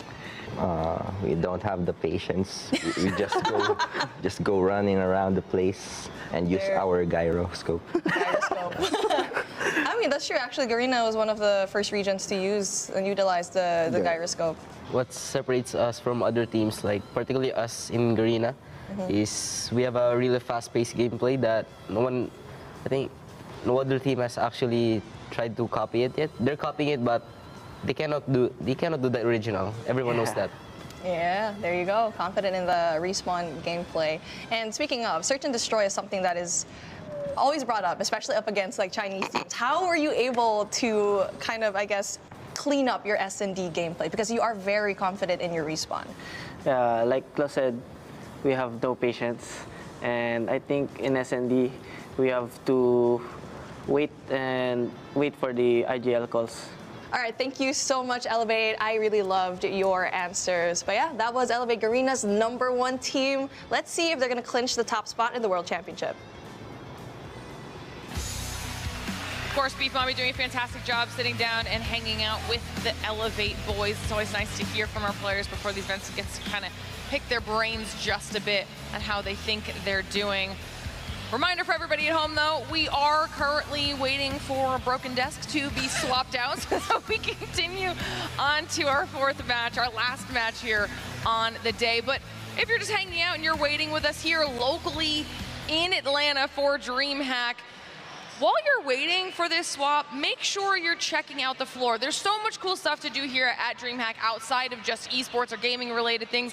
And if I'm not mistaken, Proper, you and FDOT had a chance to actually walk around the whole venue and check everything out. So let's see what they did. What's good and welcome to DreamHack. Call of Duty Mobile World Championship is going on right now. Last year we were here, this year, well, we're back. So it's gonna be a good, this guy's back too, come here. Come here real quick. What's up? I know you're hungry for competition. How's everything going? You ready for this weekend? I'm definitely ready. We're definitely confident. Oh, what's up? My bad, I didn't mean to be angry. But yeah, we're definitely ready. We're definitely confident. He called me at the wrong time. I'm kind of eating right now, so I apologize. But we're definitely ready for stage 5, and hopefully it's a good one. I love how interview ready he was. I wasn't even like going for that. I just wanted to say hi. So that's the vibes here at DreamHack. Always a good time. We'll catch up with you later, man. See you then. We got a couple of other teams going on here. Those are your boys' galleries, right? Yep. Yeah, let's go say hi. Lead the way. You're the man. Let's go, Lucas. Man, nice to meet you. I'm FDOT. I've been watching for a while. Oh, thanks so much. How stoked are you to be here for Atlanta, to be able to compete on the world stage again?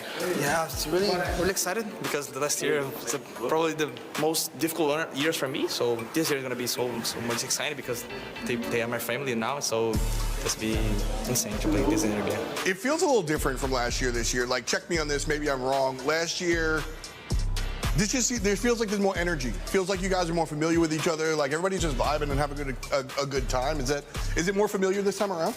Yeah, bro. Because the chemistry we came together, so it's really different because that makes us more strong and make more powerful, you know. So that's too much better. And with the international squads, you like hanging out with like Tribe and everybody else, or is it more just your team? Yeah, we can do the both things because we are so much together, but we can talk with anyone. So it's good. That's good. That's the cool stuff, man. Seems like there's a nice little community popping down here. Yeah, I mean, I haven't been back in as far as like the players' lounge is concerned. Is there a ping pong table back there? Are you gonna like smoke all of Q9 and like ping pong back there? Any table games that you're gonna take a lot of money in, or what's up? Yeah, I really want to try it because I like to play. There's a ping pong table over there? I don't know. I haven't been back there. Yeah, that's what I'm saying. Yeah. Where's that food at though? Because that well, here's the rest of that chicken nugget I took. What the fuck? Gotta have the pocket chicken. Oh my god. But here's the real food. What up, friends? What's goody? Oh shit, it's the homies. How's it going? Good to see you. Take what you can. They're not refilling, so what is They're here not is here. Oh, okay. No, it ended 30 minutes ago, so there's still a good We have spread. char grilled flat iron steak, caramelized shallots, sun-dried cherries, and port wine jus. We also have nothing. And there's plenty of vegetables left. Welcome to Call of Duty Catering. Eat your vegetables! What the f? What you making over there? A little bit of mid-medley for the boys. Why are you so the way you are? I don't know. I'm classy, though. I'm in an Arnold Palmer like a real man. We have 3 days of competition, plus the 4th of Media Day. We're doing a bunch of interviews. It looks like we're just hanging out because honestly, we sort of are, but like the way the sausage is made, just hanging out with the players and being around, like that actually gives us a lot of insight to take onto the desk. Yeah, I mean, it's every single bit of narrative that we possibly need. Again, like as small as the little bit of jab for trash talk, as much as it is just watching everybody get along together until they actually face each other on the stage. It's everything you could possibly ask for a day one on media. I mean, perfect example. Like I was hanging out with the Animus guys before, and like we know they're an all-French team. We know the guys kind of, you know, from online or whatever, but who on that squad is the charismatic dude up front? Who's doing it for, well, Guitera is just talking the majority of the time. He's kind of helping his squad with the translation.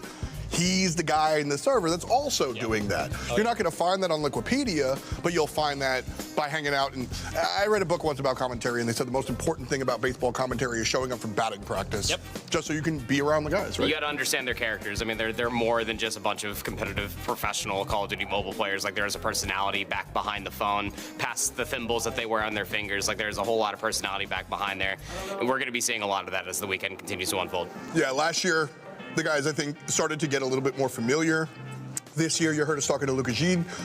Everybody's just friendly now, you know? You see in the tribe guys, like, high-five the European guys, like, man, it's been a while. You know, there's some language barriers with some of the squads, but really everybody's just excited to be here. Real community-based feel, which I think is generally the idea with what we do at DreamHack. Just show up, be a gamer, have a good time, and let it rock, which is exactly what we're doing here in Atlanta, and that's what we're going to be doing all weekend long. We crown a champion on Sunday. Be there.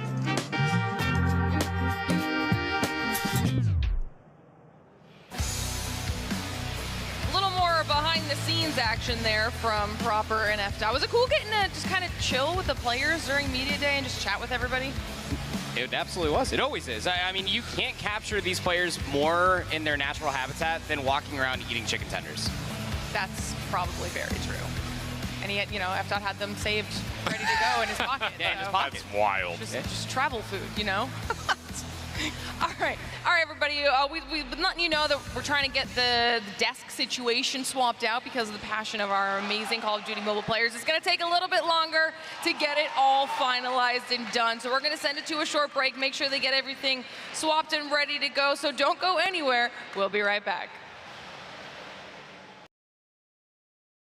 Brought to you by Snapdragon Elite Gaming, Monster Energy, DHL, and the United States Air Force.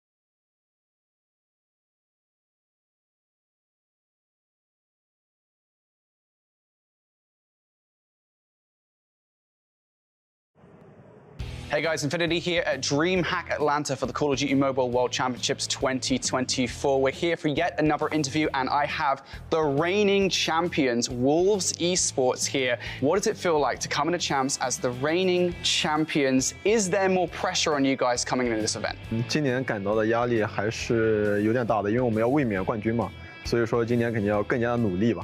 Last year, you guys were dominant. You only lost maps to Q9 and Godlike. Do you feel like the field of competition this year is a little bit more competitive? 去年我们输了2小场比赛嘛，然后虽然不是大场嘛，就是每个大场里边中间的一小局吧，输了2场嘛。然后今年就是要更加努力吧，然后去学习一下。今年就是我们每个队的就是实力都提上来了吧。然后我们今年的就是目标肯定还是冠军，然后每个队伍去学习一下。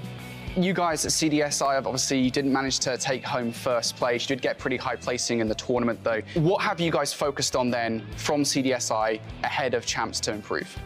在之前 CDSI 间我们是想办法去创新嘛，然后学习一下别人。经历了就是很长时间了吧，我们也把对方的就是一些新东西吧，也都学到手上了吧。然后这一次世界赛就是使用出来吧。Is there any one team, this is for all of you, that you guys would love to face here at champs? 我最想遇到的对手还是 Elevate， 因为我觉得这支队伍很厉害，在热点当中吧，还有控制当中，我觉得统治力也很强。然后这一次我们要想办法去就是在比赛中获胜吧。Who would you say is the most underrated team here at this event? 我想一想 ，Godlike。我觉得在这一次，我觉得是 Godlike 被低估了吧？我觉得这支队伍很厉害。 On the other side of that question, then, who would you say is the most overrated team here at the event? 那当然是我们自己，肯定我们自己啊。And why do you guys think that you guys are the most overrated team here? 因为我觉得就是在今年当中，我们其实就是打的并不是相比之前好嘛。 就是我们今年最主要还是要想办法，就是去做出调整嘛，然后把实力提上来。Thank you so much, guys, for joining us here. Good luck in the tournament. This was an interview here with Wolves Esports. Catch all the action here from DreamHack Atlanta here at the Call of Duty Mobile World Championships 2024. Thanks so much for sticking with us, everybody. We are back and prepared to dive into match number 4. Got to hear a little bit of an interview there from Wolves as well. And I think one of the big takeaways was they specifically said that they wanted to play up against Elevate.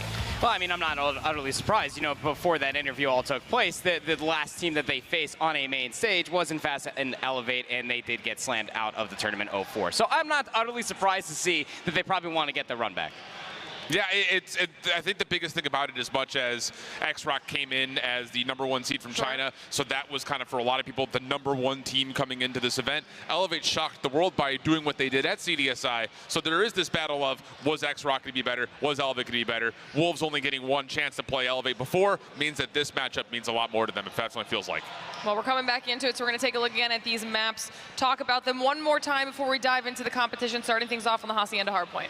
Yeah, and again, we mentioned this just to kind of reframe it. This is a very exclusively different map pool than when these two teams had played prior, except for map #1. And it was pretty close. I mean, 250, 189, 190-ish. That really just means like one rotation goes your way. You very well could have flipped the scoreboard completely around. So an important one here for Wolves to start off strong and get a little bit of their get back on map #1. Resource management is obviously everything as well, going back and rewatching that grand finals. But at the same point in time, you heard Wolves also talk about the very good hardpoint and control team are Elevate. You got to try to steal one of those along with the search and destroys. And then, of course, we're going to go over our predictions one more time. Who do you think is going to be taking this home? What is the number you gave to the series? Will it be quick, or will this one make it full 5? Yeah, I think Elevate still hold a massive edge overall in the series. I've got it going pretty darn convincingly Elevate's way. After seeing the map picks, I'm even more sure of the fact that this is probably going to be a 3-0. I got a 3-1. I think the search and destroy might still be taken by Wolves, all things surprising to hear. That search and destroy versus Vitality was very good. If we get that same search and destroy out of Wolves that we saw versus Vitality, that might be a map that they can take. All right, well, Brody agrees with you with the 3-0 as well, and then Tons on your side with the 3-1. home. So, well, it's either way, it's going to be a really, really close matchup. If you're at home or you're hanging out with us here, jump in chat, let us know your thoughts. Who's going to be the fourth and final team to make their way through to semifinals? Because that is what is on the line right now. Elevate versus Wolves. Will it be one of the other 3-0 teams out of the Swiss, or will it be the defending champions who continue on in this competition? We're moments away from finding out. Man, I'm just hoping we get a Hacienda hardpoint that looks a lot like the last one. 250, 249. Sign me up for some of that action. But this is the biggest point. Both teams are defending champions. One, the defending world champion. The other, the most recent champion at CDSI. Only one of the two will make it to Sunday. Let's get it on. Well, I can tell you this much, Wolves are definitely aware of what a banger of a Hacienda ending can be. Let's not forget about that map one yesterday versus Team Vitality. 250 to 231 was the last time that they played this map mode combination. But it's a square up, to say the least. We'll have to see who's feeling hot on this day. Excited to see the consistency of Elevate. Yeah, love the initial focus from Wolves, taking that battle up towards the top windows. Most important part about trying to get good time here on P1, which Wolves have shown that they can absolutely do, and they're starting to show that once again. Battle back though from Elevate, decent, as they're able to clear out the hard point, plus also win some of these window battles. Trying to jump back on in as one moment in time was pegged. That gets shut down, and we've got another 50-50 battle as Wolves will spawn over towards fence side. It's a good spot to have for yourself with 20 seconds. It allows you to try to hit through the upper hallways and then maybe try to set up somebody inside of Lambo early, but you do have a couple players represented in blue. That is Elevate. Starting to push set upper hallways and already thinking about the rotation towards next at the same point in time. Yep. 19 to 12 is pretty standard when it comes out of P1 on Hacienda, but this rotation is where things might break off. Yeah, and Elevate do a nice job here, I think, just controlling spawns through the majority of P1. Most importantly, as things start to move, they're spawning over towards well side and taking the quick route through lobby to contest the back spawns for Wolves, plus also try to win them in their own right. So these in battles, very important. Neon, he has not been as loud as he was last year. Definitely a key player that Wolves needed. He gets shut down over towards the elbow. That's enough for Elevate to lock the spawns and the hard one at the same time. Yeah, where we haven't really seen much of Neon, Zai has been stepping up in a massive way for Wolves Esports. Already up to 11 eliminations, probably going to be the first on their team. And be able to get one of those operators might not come around until P3, but still hanging around the joint. Still have 30 seconds left to fight over here, and all of the trades are starting to go in the favor of Elevate. They do have a couple more players with some close spawns, but Wolves are maintaining presence over by the rocks. Yeah, but it's just not enough to actually break on through. Zai is trying to get the claw into play, able to at least eliminate one inside the hard point, but only gets a second one that was at 1 HP, so really not super worthwhile. Kendi, your CDSI MVP, trying to work his way in with the War Machine. Shut down almost immediately, but there is enough damage dealt for Elevate to still work their way on in. Last members defined are on the corner, and as Zai drops, Elevate will at least be able to keep this hard point contested through the last of every second, and now a chance for Elevate to try to work their way over towards patio for new. You just have to make that expense worth it, especially with Zai throwing the claw into what was supposed to be P2. Previous to this, Neon actually pushed all the way over by the well side, and I do love the heads-up play from Kendi just to try to push for the back spawns here at Garden. Is able to get those. That means that Elevator in first. Fight from the front, though. Rage is on. Yopi, Sparrow out. That's going to be decent. The little trade back and forth as him and King go to battle. And it will be won over by Elevate. Now trying to push forward is Yopi, just trying to put a little bit of a buffer in front of this hard point. Smoke contains the left side. Here comes the hit along the right. Susano, not sure of where he needs to get this claw into play. He's outside the picture, but as he steps into the winery, that's enough for once again Elevate to come with the proximal spawns and win the hard point again. Susano with his claw. I mean, you are just walking straight into the meat grinder. 18 seconds. You feel like Wolves Esports are starting to get a little desperate on trying to hit for this back 15 seconds. Nobody's even trying to cut the middle of the map for the rotation. They are all aiming for the back 10 seconds, and Elevate still have the back spawns. Yeah. They can keep this contested so much easier, and Kendi, with the Hunter Killer drone, is going to be able to clean up 2 more, and Wolves are just too late to read the room to try to rotate towards new. They are down cataclysmically. It is just as slow as we've kind of mentioned a couple of different times throughout this weekend. Kendi able to get here first, almost turns that into a double, but Shaken is able to at least allow a chance for Wolves to contest, but they need a win. They need it badly. Purifier out. That will clear out the smoke. A chance to maybe move in towards Shutters, as Neon also has the War Machine in play. That will clear everything from the front-hand side, and Elevate will have to reform, trying to work through this War Machine and Purifier combo. In possession, Purifier gets shut down. Squeeze me, Yopi. Well, at least collect that 1 kill, but 2 more in response there. Zai King able to find a couple, but still got players nearby, just over by the boathouse. Wolves Esports holding on for this back 28 seconds would be a lot ahead of the second set. And they just need their ARs to start waking up right now. I mean, flat out, you've got Zai putting up a good stat line, but Neon's only on 9.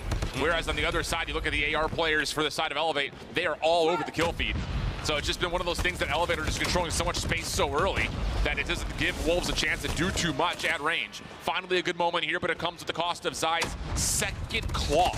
That is not bad at all. It will clean things up from the front. Scrap time goes the way of Wolves, so they'll bring this back to within 7 points, but still, the trends, the patterns, definitely favoring Elevate. I mean, like, if you have one giant elephant in the lobby right now, it is Zai up to 26 kills, and you would think that that'd be something you could rally behind for Wolves. More space for the ARs to get in position to be able to lock down these lanes and deny Elevate for the routes that they're taking, but it's just not suggestive of what the scoreline currently is doing. Elevate, fundamentally strong. The rotations that they've been able to have for themselves within the first set just have Wolves lacking in the macro. Yep. Kill feed again, favoring that of Elevate as we set back over towards B1. Yopi, good patience, able to clean out the topside windows. That takes his attention back to the hard point. Nice double out of him. This is a tough battle up top, but he's got good assistance. And wow, what a set of kills from Elevate. They are dominating the high ground. And again, just gives Elevate the continual numbers advantage, continuing to happen on both fronts. Down low on the hard point as well up top in the windows. Elevate looking really clean. That split spawns are going to start occurring, though, from all the positional advantages that Elevate just previously held for themselves. And it might be an opportunity for Wolves to maybe try to collapse around P1. But most importantly, we just need to send somebody on rotation. That seems to be what they are starting to do. They do have those well spawns, so they're not exactly right next to the upcoming Lambo hardpoint. And that gives Elevate at least an opportunity to send a couple numbers that way as well. Pred Missile also being called in by King. That will give them a lay of the land. Sparrow out for Yopi, trying to get some damage done from the front. Not connected with anything yet, but he sees the players dropping out over towards the water side. That's good for a double. Back over towards the Fennec. He's able to stay alive a little while longer. Klo waiting for help. Has the equalizers out. Knows that there's explosive tips inside with the Sparrow out, so he waits for his teammates to clear it, and then he finalizes the rest of the kills to allow Elevate to get a very convincing break. Still 40 seconds to fight. Keeping head on a swivel, equalizer into as well. Klo's actually going to start pushing all the way out. The equalizer runs dry, but still is able to walk away with a lot of more positional advantage than what was previously held. Elevate's lead will continue to grow. 25 seconds strong. Clean. Even PJ holding the Purifier outside of the window hop will be good for a handful of more kills. In Wolves, desperation truly setting in. They have the well spawns. They have a couple players spawning over by the rock. There's 12 seconds remaining. Is it worth it to hit for this old time, then get the spawns for new? Well, we're using War Machine as well. This Wolves team is just not showing the same decision-making that we really gave them credit for last year. I mean, that was as convincing of a break as we've seen all weekend long from Elevate. Wolves really feeling the pressure, committed a key operator usage into 10 seconds for the time, and now what happens? You're late to do. You don't have spawn control again. Shing is able to at least pop off a little bit in towards top office. Neon inside a winery, surprised, and Elevate will continue to spawn close. But you shouldn't need to ask for such heroic moments out of a handful of players for Wolves when you are playing in a game of Hostia and a hardpoint versus Elevate. It's just a little bit of a difference when it comes down to the macro that Elevate have been showing through the multitude of hardpoints we've had thus far. They still hold those close spawns, by the way. Wolves are not wanting to push all the way out. They do have a claw operated, though. Yep, and that claw looking pretty decent. Shing's still alive, by the way. He's been on quite a streak with the Purifier out. Now back over to the Fennec, and for some reason, Elevate, are we not calming his position? Loses ammunition, so that's enough for at least a trade to come through, but the Wolves still have help from the front, and they've been able to bring this back to within 20 points with still 15 to fight for at old. And big P4 moment, but again, by way of heroics. As far as operators are concerned, nobody really close to getting them online. Don't have them currently. So this rotation is going to be the old tried and true. 5 seconds left to fight over, still being contested as well, but now only trailing by about 25 or some extra. But look at the heads-up play now coming through from Peg. Already over by Rocks, here by his lonesome. The push is about to be coming through the upper halls. Oh, and great awareness because his teammate in Shing spawns towards Boathouse, so he can turn his attention back over towards the open steps. Only finds one of the needed two, but Wolves quick to pick up on the trades. Elevate, now all of a sudden, they're the ones spawning over towards Boathouse side. So again, it's just a little bit of a flip-flop, a teeter-totter of spawns back and forth. Who picks up on it fastest? Right now, Wolves, at the moment, with a double from Zai, have a little more clearance. But as soon as I say that, now Elevator hitting from the Lambo side. It's just, you got to have your head on a swivel, and King's going to be able to assist with the Sparrow out. Wolves looking decent here to start this last hill. Split spawns coming through for Elevate, though. Got a couple players able to work up that pinch over by the Boathouse, and everybody from Wolves will drop. 25 seconds to fight over here towards the end of the second set, and Kendi loves it so much he's going to pull out a War Machine. Oh, and Yopi thought for a second he was about to just completely foil this hit from Wolves. But Kendi, the one that really puts this thing without question in the favor of Elevate with that War Machine. 12 seconds to fight for. Elevate starting to grow their lead as Klo creates space from the front. Should be over 190 for Elevate. Wolves trying to get themselves in a position to hit the scrap while also getting the high ground, and that helps as Peg finds a nice keen double. So one player lurking, that was Yopi dealt with. It's just they try to hit for the last bit of junk time. But it is a steep ask for Wolves to come back from this far of a lead. They have definitely enough tools to be able to do it, including Peg having at least that Pred missile and operator in the back pocket for them, plus Neon.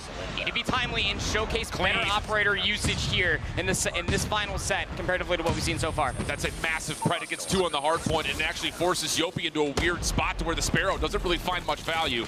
Klo from the low ground at bottom bar, only able to find damage, no kills coming through. Susano trying to commit his life into the hard point, but the smoke is making a mess of it. Elevate trying to follow up on this, but the kills continue to tilt in favor of Wolves. Yopi trying to assist, but once again, the high ground windows looking good for Wolves. Yes, they're down 60, but they're making the right plays and they're waking up big time in the map.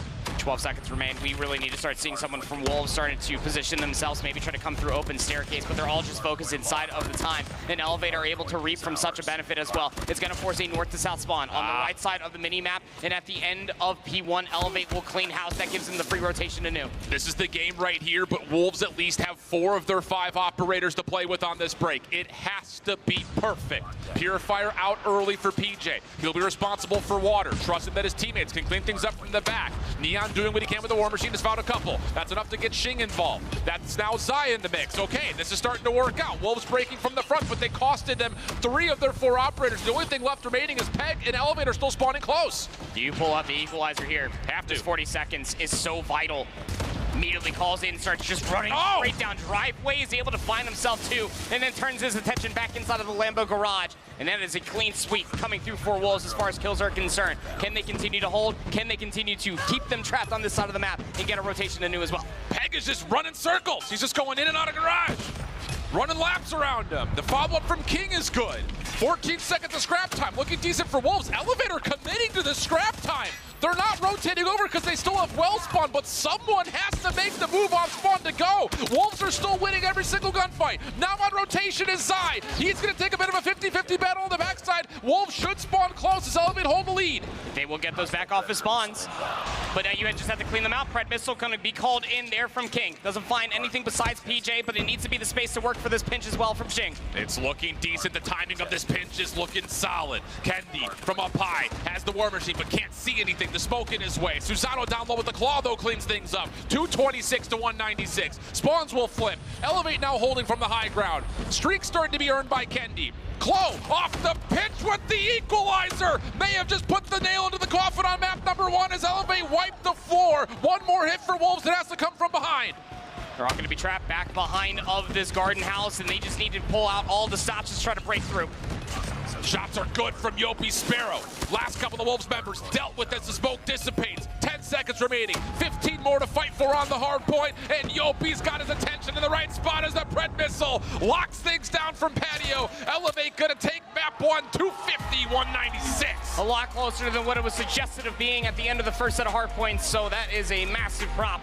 When it comes down to Wolves, let's not forget, within that interview, they said that they wanted to face Elevate once again because of how strong their hardpoint in overall respawn prowess truly is. And we got to see that within the first set. I mean, Wolves, they look lost out there with some of the operator usage. It's the expending of a multitude of resources at the most inopportune moments. Elevate were rotating circles around Wolves consistently through the first and, candidly speaking, through the second set. That's where we started seeing Wolves at the end of that second set transition into a more macro development throughout all these different hardpoints, finding more key kills, getting high ground, power positions, making Elevate think twice before they just send one player on rotation. It was a good back and forth, but just a moment too late for Wolves. Yeah, I agree. And I think a lot of it was Elevate, they were cycling out their operators really nicely. Equalizers finish, Purifiers right up in its place.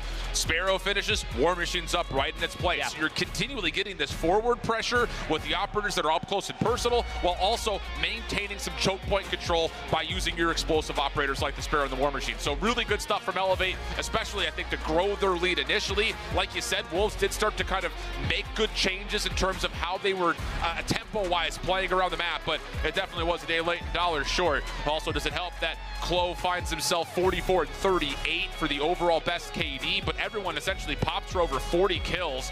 Impressive stuff. Whereas your MVP from last year's Worlds. Neon just goes 26 and 51. The Odin in his hand is just not as good as what he was using last year. No, it certainly isn't, and you can see that just the discomfort when we get to Neon's POV. And I know it probably says a lot because Zai is technically at the top of their leaderboard, but he did technically slow down when we're looking at the kills that was being put up on the screen. But it should never have come to that point. Again, former MVP last year, Neon just really needs to come into their own here, needs a solid regain ahead of the Search and Destroy, especially with a multitude of respawns potentially on the docket. You know, an interesting point here, and maybe something that Wolves, it's hard to do now because this is your last lifeline, but Elevate in their interview are talking about how one of the reasons they feel like they're really strong at Respawn right now is because they're running faster than most teams. Yeah. They only had one Odin in play. That one moment in time, the Grau was still being used by Elevate. So they're really going for this more automatic pressure with their ARs rather than just locking down with double Odins like we've seen a lot of teams do.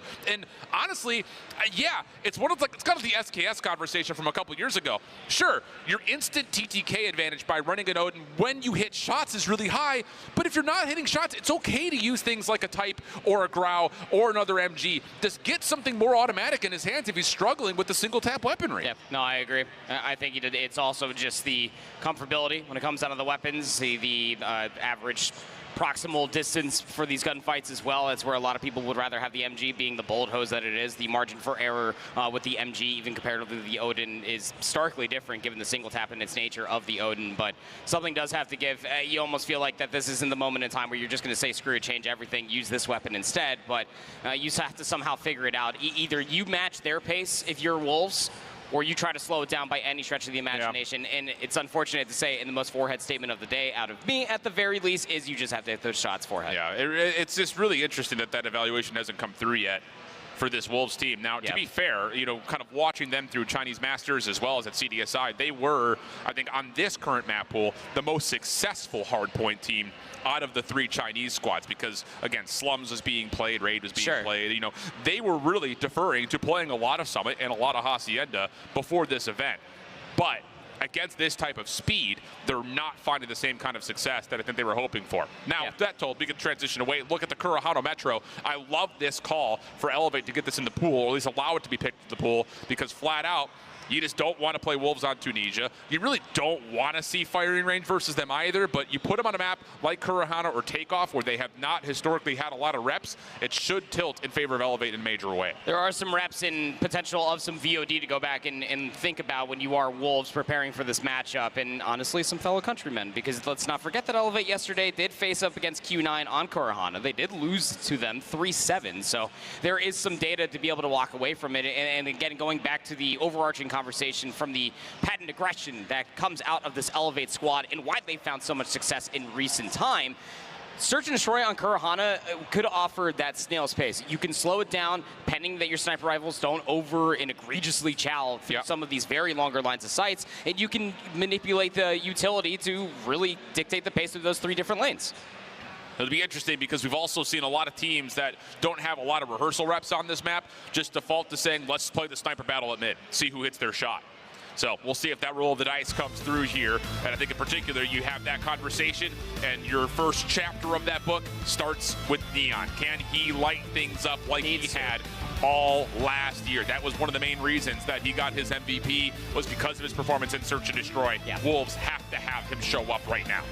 And it really does say something, again, much like how we were talking about Wolves versus Vitality, you and I, last night, is that for Search and Destroy, this is where you do need to step up in a big way, because you do have that shadow over your head as the worst Search and Destroy team to come out of a very good Search and Destroy region. Indeed the case. Spreading of the map here from both sides. 3-2 split for Wolves, looking at the exteriors of the map, whereas Elevate have more focus internally, kind of turn to mid. Trophy systems are also deep on these mid cuts between A and B, so it looks like Elevate want to try to stabilize the middle of the map and use that as potentially a retake contest and not take these long-range sight lines, at least not initially. The only one playing aggressively and off of reactions alone would be PJ for Elevate. Watch out for player number 4 of Zai from Wolves. He's just waiting for the go button to either hit through the A cuts or all the way back around. Honestly, if you're Zai, you're just trying to create noise over here. Yeah. Nade over the top doesn't get to where it's intended to go. Smoke will block out mid-window for Wolves as they're trying to feel things out, but honestly speaking, Elevate still hold a major advantage on the map. They're trying to play a B defense that will allow them to cut through B Street. And it's going to be expensive for Wolves because they've had to use so much utility just to clear this out. Deep smoke comes through, but again, Elevate not going to be affected by it because here's the crossfire. Close just playing for the timing. Plenty of the sound as well. Zai's going to start spraying some guns, but he has actually pulled two different defenders, so Wolves do have numbers on this side of the map. That stun, though, coming out of the middle of the map should be enough to alarm this Elevate defense that they're playing on to be. First contact good, though. PJ will drop at mid. Same will be said for Clo. So this defensive setup leaning towards playing deep on the B site, not going to work out. Sniper shot for Susano. Misses initially, but does connect on the second attempt. Wolves get in the plant. Post-plant setup can be deep here, and that's an issue. Elevate responding to it by trying to play through mid. All going to have to be a double stack together through mid. Maybe try to coordinate a pinch, but it's going to be delayed now. It's going to take a lot of time for Susano to read position. Yeah. Peg can just play an initial point of contact off an off angle here, as long as he predicts the correct angle. Timing is not initially great, but the follow-up could be, or maybe not. Elevate win the first two battles. Now it's just down to can you actually clear out the high ground spaces behind the B site. There's the tickle on the bomb. Oh, that's enough to force out the check. Susano, Yopi, both able to pull Wolves post-plant towards them. They find every single kill, and how about that for a little 3v4? A little 3v4 dissection through the middle of the map, just playing off of damage and information that was found. I honestly thought that Zai was the ace up the sleeve there for Wolves with the two picks that he was able to find for himself. He played it perfectly, pulled two players away from the A-bomb site itself, hit back through mid, found the flank, and worked out ever so wonderfully for Wolves until the 3v4 came true. Absolutely the case. Trophy systems again for Elevate, going to allow them to play inside the B cut. Defense still preferring to just stay away from the sight lines. I like it. Keep your hard scoped angles, force Wolves to make a play.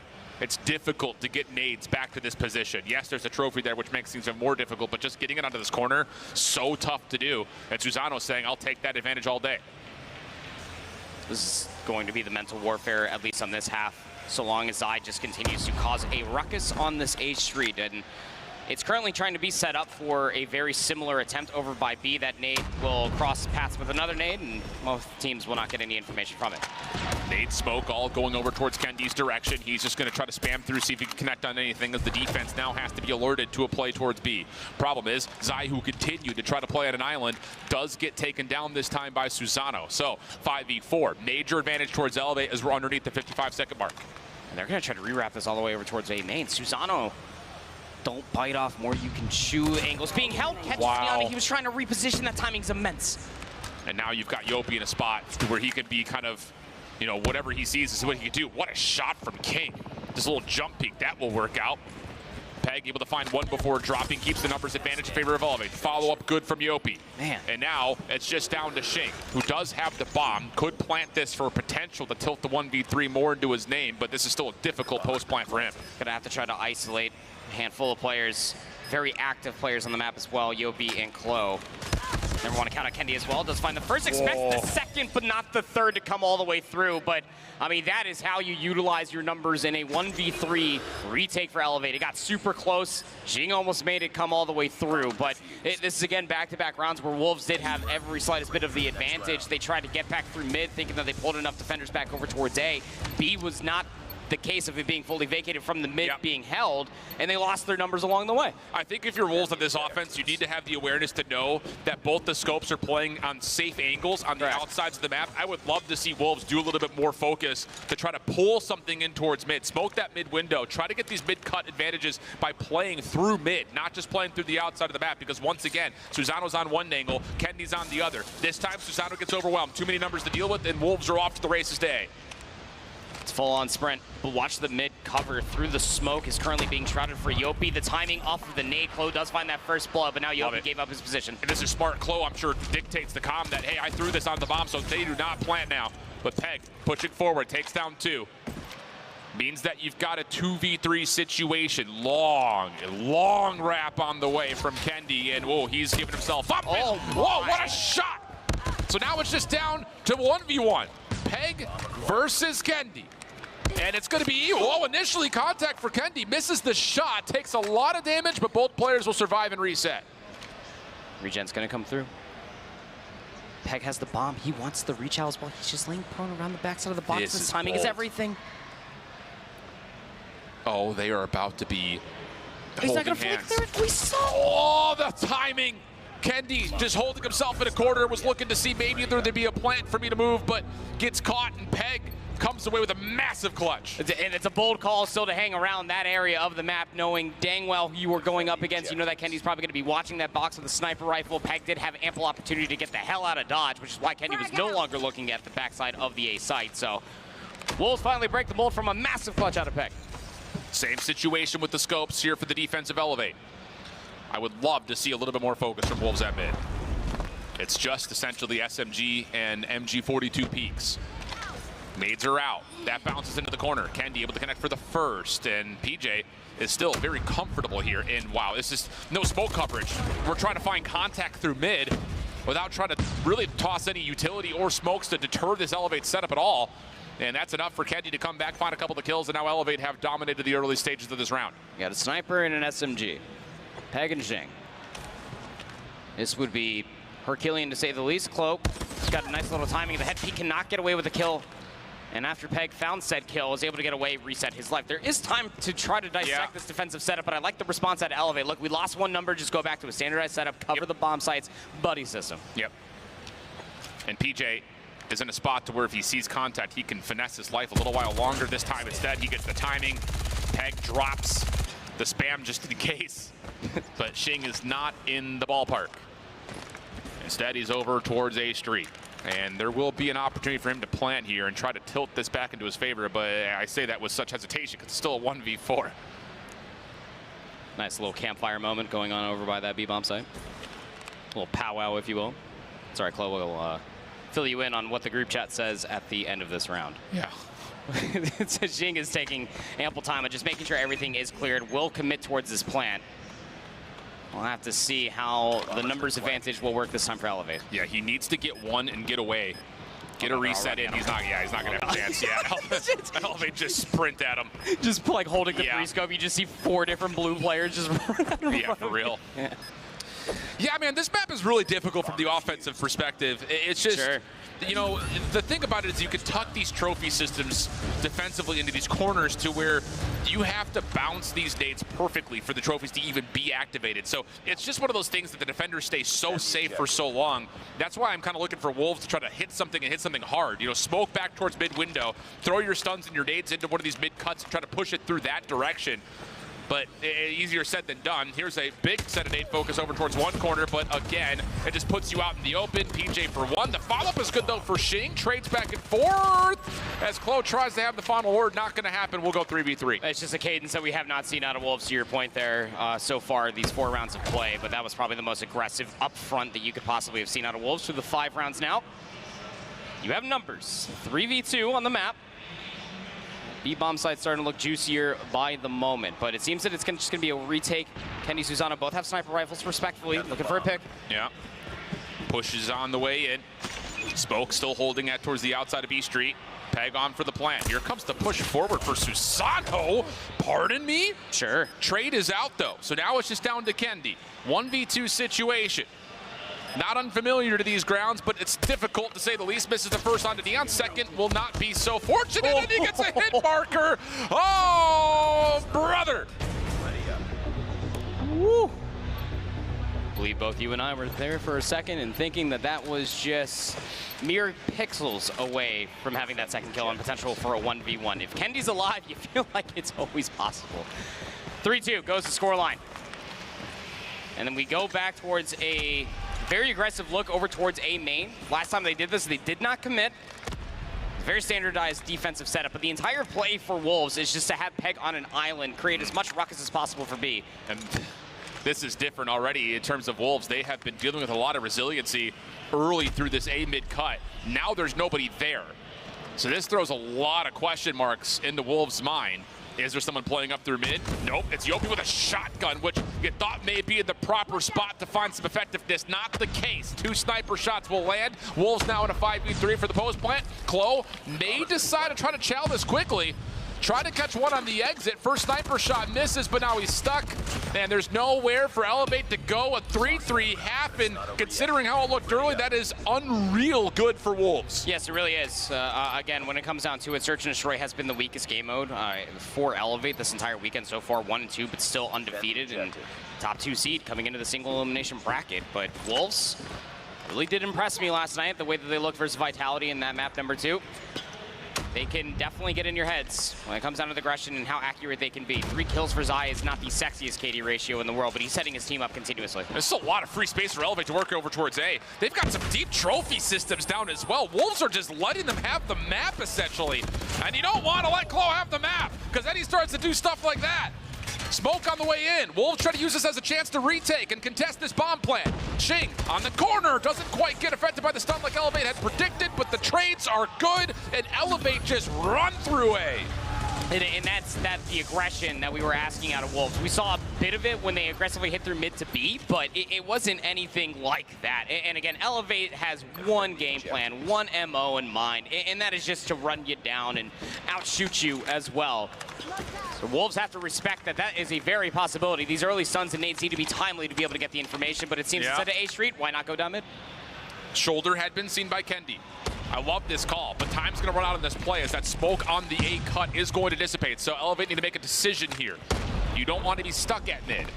And Kendi is just going to play the Vanguard, just contact checking with a Tundra. You think he's feeling himself? A little bit. I'll say. Missed the first. Doesn't miss the second. That's not bad to go 1 for 1. Still tucked in a corner at mid is PJ. He doesn't get checked. And now all of a sudden, Wolves get caught on the rotation, and it's a free play for PJ to move in towards A. First sniper shot misses for King, and PJ finds a second. Absolutely one shot. What a hit marker. PJ should be dead to rights. Here comes the cavalry, though. Rest of Elevate swarming around the A bomb site. 2v4 now. Can Wolves find the timing or an exit? First shots are clean from Zai, looking to double up. Knows he's got players a little bit deeper. Neon on his secondary pinch. That lands. They know they've got one player nearby. Elevate, back off. That was Yopi who was close initially. Now he's tucked into a corner. And against an Odin and a Tundra, it's just do not give them the angle. Yopi able to take down Zai. Neon now in trouble. There's the shoulder from Yopi. Shot misses for Neon. Follow-up coming through down street, and that's Susato to meet him at range. Elevate up 5-3. 2 more rounds from a 2-0 lead out of Elevate. And again, aggression is a suit they've been wearing since the start of it all. It works out so wonderfully for them, and just how decisive they are once they start flipping the transition from one bomb site to the next. Look at how just placed these nades are. So wonderfully done, and how much space they take because of it. Yep, and it's just immediately a throwdown at B. Zai trying to survive through the stuns. Not going to work out. The SMG's just too quick, too confident. Phoenix ringing out through the B site. Wolves in trouble, but King fighting back. And Peng, he wants to chow this. What an explosive challenge from Clo, though. This breaks the camera. Slides on him, leaves it down to King. 1v3, and he's got too many corners to clear. Elevate just rushing through Wolves, now up 6-3. Trying to make this offensive half a little bit of a speed run. I tip it out of you, Elevate, but again, it almost feels like anything you can do, we can do better and faster as well. Just the speed that they are just covering these sites. There are no party tricks, there's no bait plays. It's just nades, take space, gunfight. That's just game plan right there. That's the GP on GD right there. Game plan on game day. Looking good for Elevate. Here comes the rush. Sing just overwhelmed. Mercy. Wolves trying to hold on to the backside at B. Do well to slow down the play from PJ. Clo also has to give up the angle for just a moment. Help is on the way. This is completely enveloped. Now it's just down to who hits their shots. First shot misses. Yopi trying to follow up a little bit deeper. That will work. That's going to scale this Elevate offense deep into the B side a little bit more. Wolves have to be worried about that. And as Peng checks the shoulder, he gets punished. It's all down to Neon. We called him. He needs to show up in a big way. First shot goes awry. 1v2 for Neon. This is a wide peak from both players. Shots will miss, and Clo will finish it out. A 7-3 stat line. Elevate looking clean.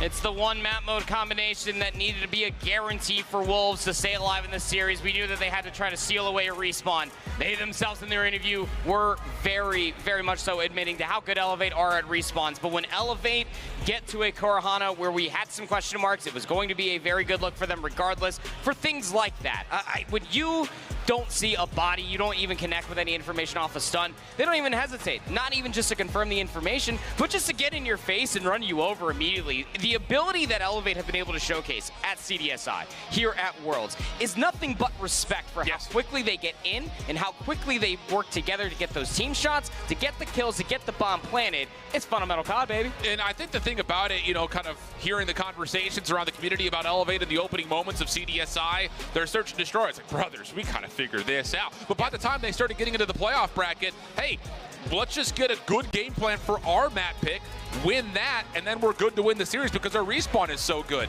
That's been the case here. This was their map selection. They looked very well bred for it, especially from the offensive perspective. Yeah, I can't say anything but just amazing things. I mean, for a 3-3 half, just to waltz on into your offensive half and then just completely eviscerate the Wolves along the way. Some very close calls and some very clutch moments. You can look at players like Kendi, like Susano, the aggression from close, spearheading a lot of the mid plays were Yopi and PJ. It's just a well-oiled machine at the end of the day. Even Cali can't help himself, but just absolutely love what Elevate are doing.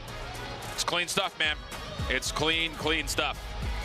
Yopi, Susano, Kendi, PJ, all walking away with 9 eliminations. Klo at 7-8 was also the catalyst for a lot of the plays and how they started. So again, it's a good 5-man roster putting together an even effort across the board. On the other side, yeah, the sniper rifles not impactful for Wolves again. Bottom 2 fraggers are your 2 scopes for the Chinese squad. Not what we saw from last year. They were the 2 that really carried them through a lot of the S&Ds. And you were really hoping for the bounce back from Neon. You know, we always set it up.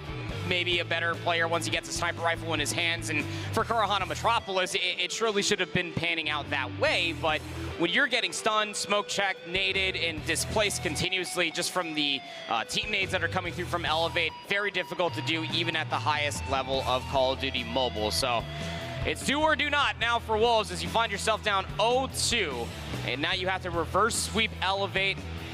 I want to say they've been here before because they absolutely have, but it finished in an absolute sweep. Now they have to reverse it. And the control has not necessarily been a staple for Wolves, let alone on the fact that they have to play it on Seaside, which they played once at CDSI. They were able to 4-0, but that was Standpoint, who are not here. So, again, it just kind of comes down to how the map veto selection has worked. Elevate, because of their dominance and control, continue to hold edges in this 3-map pool set. So, they get the Seaside. They have the choice between that and Arsenal. You take Seaside because you don't want Wolves to go to one of their strongest overall, map mode combos. And again, it looks pretty clear that Elevate should be able to run through this and get a 3-0. Yeah, it's starting to look that way, right? I mean, even as far as the comparisons that we've gotten through both maps 1 and 2 at this point in time, the slaying prowess and just being able to manipulate whatever map that they're on. When I think of potential spawn trap in disastrous situations, specifically when it comes down to Seaside, I fear for what Elevate might honestly do here. Yeah, and the other side of this conversation in terms of putting together the second step of the reverse sweep, then you got to go to Elevate's map selection of Apocalypse Hardpoint. Yeah. Yeah, and that doesn't feel necessarily all that great based on the results that they put together. I mean, it's just been one of those things, and the numbers say one thing, but I think the narrative point overall is you go back to CDSI and you combine that with the Swiss, and now so far through the playoff bracket, Elevate have only lost 2 respawns in that time period. That's a lot of maps of respawn that they went through. Only dropping 2 is unbelievable. Yeah, I'd feel pretty confident coming into this entire tournament if I were Elevated. You can't necessarily blame that once you go up a handful of rounds. The jump challenges, even when they were down by a round or 2 out of Kendi, Susano feeling the swagger as well. Everybody has a target on this team. Yeah. There's no doubting that. You did win the most recent major tournament at CDSI, so everybody wants to try to beat Elevate. Arena is now officially on the map, and it's nothing but just bright eyes, just trying to see who is going to step up to the task and try to take them down. Yeah. Well, with that, we have some comms, I believe, from the previous 2 maps. We'll check out some of the sounds of the game to this point.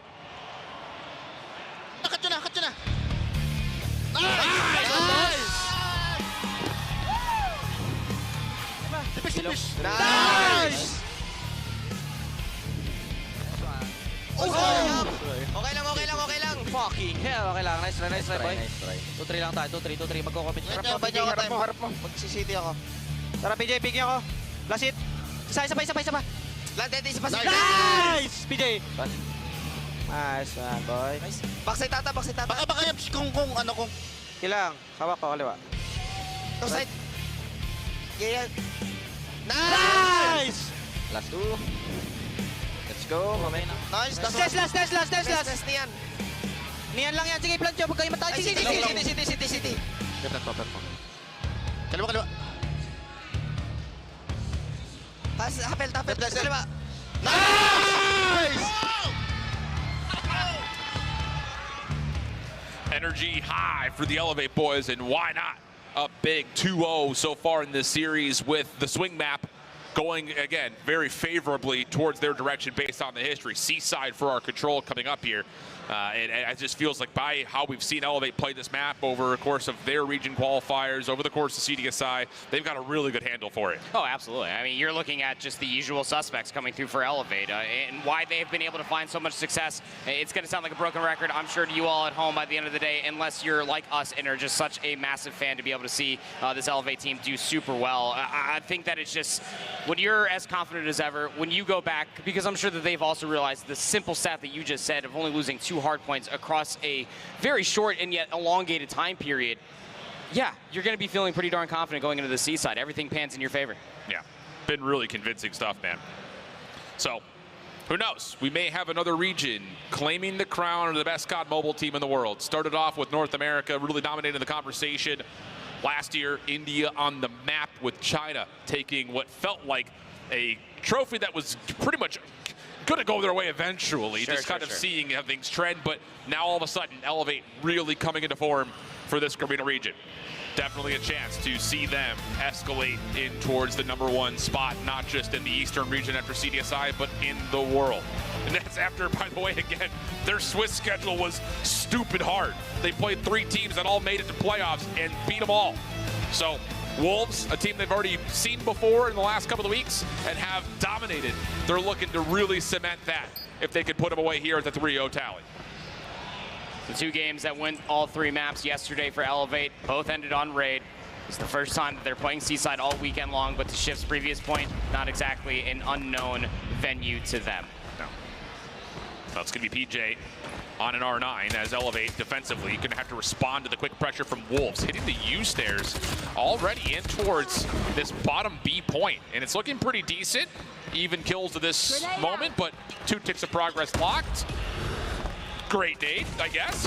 I mean, it bounces right into the lap, and there will be enough contest. I believe the second tick did get locked, but still, Elevate will reclaim control of the zone, at least for now. Sure will. Second segment got locked, so you feel like one more good push might just be the B control zone, but you already have a threat over towards A by their lonesome was Peg. Maybe biting off more than they could choose as the rest of the numbers for Wolves are trying to get down inside of the brick staircase, trying to take over the restaurant once again. Yeah, good kills from the side of Wolves. They know they've got a player on one of the side stairs. That's a really brilliant win from Susano initially, but can only do so much with it. So now Elevate holding on towards barrels. Wolves not able to push up through Church, so they're trying to hit this right from the front. Peg, quick and in the action, trying to find these Elevate members onto the defense, but they've backed off just a touch, trying to measure the approach before they try to recommit, and as they do, it's Clo for a handful. That's 3 in a row for him as Elevate look to now step forward towards Checkers. 7 kills, and the closest one to him in the lobby is currently 4. Just a great start coming through for Clo. Just when you think that you fully cleared everything, Clo might just be working on a little bit of a pinch. Peg is pushing all the way up through the already captured zone. And one thing that you are benefiting from Wolves is that there hasn't been all the space taken away from Elevate winning those previous gunfights. Yeah, and Elevate are very aware that there could be a push forward on the overextension. They've dealt with Peg initially. Next contested would be King in that department of the map, whereas the rest of Wolves are trying to stack themselves up for a hit from the front. Susano, really well done, as again, this front cupboard is being locked down by the Elevate defense. Wolves trade things out, but it's costing lives. 14 plays, 10 minute, 12 on the clock. Got one player just pulling so many different numbers from Wolves. That's going to be Clo again, who's just finessing his life. Look how many numbers for Wolves. They do not want him in this position. Finally taken down. And I can shift their focus back towards the front. Just under a minute left to play, 12v10. Good opening from King, but they can't clear out Secret. Kendi, R9 in hand now, as they know that this defense is likely going to have to be resounded from inside the barrel. Susano deals with Peg. And where is the hit from Wolves? They have yet to even come close to hitting anything in any sort of concentrated form. Shing able to open things up, but I mean, what are we doing here? I think Neon still had a scope out. I mean, we're fighting inside of barrels. It doesn't get any tighter than this. Here comes the play from Klo to clean things out. Equalizer is tilting the advantage, 7v4 situation. Klo's not done. He's not done in any form. How about the spree from Klo, 6v2? And I'm not gonna lie, Neon needs to put away the frickin' scope and get involved. Zai's last alive, 1 of 2. You know exactly where they're located at now. 1v4, not enough time, you would think, to isolate the last 4 remaining players, but a great call for Klo. Just exploiting the one thing that is lacking from Wolves, and that is a close proximal gunfight around barrels and inside of this A control zone. Zai will finally fall. Elevate will only allow 3 segments to go all the way through, which is massive for them, should this even go 5. And again, Neon's got the Odin out now, but I want to say throughout the majority of that first round, he's still pulling out a scope. Yep. It's like, what are we doing? 1-6 start for the MVP from last year. While in the meantime, Klo is having it his way. Early equalizers lead to now a pred, and you've got explosions all over the map. War Machine, Sparrow, all being used on either zone here. So you've got tons of trophy systems down for Wolves that counteract one of the 2 threats, but not the other. Klo in mid-map at Church is just going to kind of play a pivot point as Elevator looking for the spawn trap. Predator missile in. Trying to work it. Any kills coming all the way through. Going to be into the waiting hands of the Purifier with PJ. Already finds 1 Predator missile. Taya sends Peg to an immediate spawn screen again. Well, this is going to be interesting because now all of a sudden the Wolves have cleared out their spawn and they're putting together a spawn trap of their own as we jump into a Wolves listen it. 还有点，最好能刷。我帮你们断教堂。往前补，让后面的去。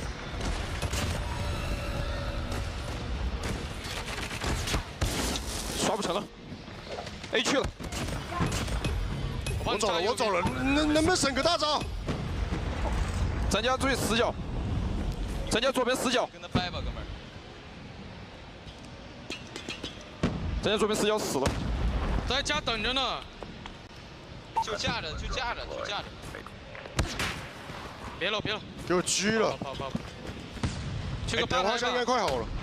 我去吧台。等花箱应该快好了。 Very calm listening as Wolves set up a bit of a spawn trap, locking down every single lane. Not much to say. You watch that angle, I'll watch this one. Don't lose your ones. And at the moment, Wolves are winning every single one of them. Elevate now working on a little bit of motion through checkers. They're going to find a way to try to enter on into the site. I'm going to try to keep this close proximity. Kenny with the R9 would be the tip of the spear naturally. Yopi does find the opening, and now Kenny has found his way in. Will be traded, though. The claw's been popped. Claw for Susano. Damage tally. Doesn't quite use that as a way to confirm any kills, though, and that will be enough for Wolves to clear the zone. 12v4 situation. Looking clean for Wolves. Just down to what Elevate can muster on this last hit. If they can do it cleanly, there is chances to hold this very convincingly, but the problem is how do you get rid of this stack over towards the front stairs at checkers? And the answer is you don't. Peg finds the kill. He also has an equalizers in case things get messy, which doesn't look like they will. Peg still on a bit of a spree off 2 in a row. Follow-up from Shing is good, and Klo has been seen on this long flank through Graveyard, so should be a pretty comfortable defensive win for Wolves to get us back to a 1-1 count. Yeah, I mean, and throughout the entirety of that listen, and what was very evident was in fact, the spawn trap was very good. Whittling away so many of the different lives. Klo is just trying to chase down somebody. They're just running away from him, just playing with his food. All right. What is happening? I mean, this is just like the most aggressive game of cat and mouse I've ever seen. Like, we have heaven weaponry, prize fighters as well. What's going on? I don't know, but someone please cue the Benny Hill music. I'll say, no one wants the zone. It's like they're trying to allow Klo to get more capture done. What is happening? What is happening? Wolves are finessing, trying to, I think, get Klo on the zone for some sort of capture, and they're letting him find the eliminations until finally Neon knocks him out, but some moment of comic relief there. I don't know. I'm either glad it's over or sorry it happened. Like, one of those. 4-12 for Kenty so far. As Elevate struggle to find themselves any segments over by A, so we're all tied up there, 3 apiece. Quick action, full 5-man hit, automatically towards the A zone. Elevate trying to stand tall, but Shing has pushed themselves through. War Machine just trying to lock things down in case there is some sort of a pinch, but not to happen. Elevate's trying to set up the spawn trap. This is going to come at the cost of a free A zone, though. Will that actually play the difference maker? Because honestly, Wolves can still fight out of their spawn, and if they still capture, they could rotate quickly to B, but Elevate's defense from behind clear out the point. That will be enough to deplete the third tick progress. And it allows Clo and Susano to try to get into a nastier position. And since losing 1, 2 more have now replaced a fallen Elevate member. Good heads up, peek there out of Susano. The Odin not going to be able to get the better of Shing in that gunfight at the bottom side of the stairs, but you still have presence from the team in blue on the opposite side of the map. Yep. Well, here we go. Wolves now on their next approach. Do you get the extra 60 on this attack? We tied for the Close by himself over towards B, so in terms of defensive status, Elevate is really putting a lot of investment towards holding on towards the zone itself. Sparrow part of the picture. The hit towards B starts to develop those. Wolves find the solo defender there, and they will quickly realize this is a wide open zone. Enough for at least Shing to stop the clock at 35 seconds, and now he's going to try to hold his life with Sparrow out. This is good control coming through from Wolves, albeit down by 7 lives now. Shing going to pull out the Sparrow, finds himself 2. Kendi pulls out the War Machine just as a response, shut down almost immediately. Second segment on the way over by B, and numbers are that much more potent on this side of the map for the Wolves. Now Shing able to win that 1v1 onto PJ, so now Elevate are in dire straits. Off the respawn, they have to be worried about mid-map. Third tick locked at B. No one in position to deal with any immediate exits. This is just about if Elevate can stop Wolves from playing through the backside on the OE. Clo from the front, comes around the corner. What? Able to get the left hand right into the face of Shing. And that now all of a sudden has Elevate playing very far forward, scaling this defense into checkers. Shing has been anchoring in their base, just expecting somebody to try to push all the way through, and by the time it finally does, Clo doesn't want any more of it. Just completely resets with the rest of his team. The defense is all centered around barrels, but you still have players trying to guard off the church. Yep, you have one member from behind. That's Peg. He's got the equalizers out. He's good for 2. Purifier to counter. King, Annihilator out as they get the shutdown onto PJ. Shot misses though. King shut down. Clo now with the equalizers. He's looking to push forward, and will he ever? 3 kills in the feed. Elevate now pushed all the way up, and with only 3 lives remaining, Wolves not looking all that potent to try to finish off this offense. Not likely. Neon does have an operator, but you really do hope that they do not pull that out. I know it's not the greatest KD ratio you got going for yourself, but you're going to need that for potentially a round 5 defense should the kills continue to rest the way that they are. How it does work, segments are currently going to be led, albeit from an extra offense. But with these 5 segments, does technically put Wolves in a better position to try to get that round 5 defense should it not end on the upcoming round. War Machine out for Zai. Wait, they think that they could put this away. They think they could just get on and stack, and they may be right. Wait. Two kills are in. This is going to be a 3v2 to try to open this up. This is still winnable. Last 5 seconds. PJ, he's got the R9, and he's good for 1. Not able to get the second. Just down to King. Can he contest the zone? It's on with 0 seconds, but Yopi cleans them out. A real strong investment for Wolves, thinking they had an opening, and it gets shut down. It's just an awkward thing to assume that you have an opening just with that much time. I mean, when you do find the white, you do send them so far out of the way that the stack 3-player strong, should everybody have stayed alive, would have came all the way through. But once the trades start to follow up, Elevate just have to reinvest a couple more numbers around the zone and be perfectly fine. Can end here should Elevate win an offense. Oh, but Peg over towards barrels.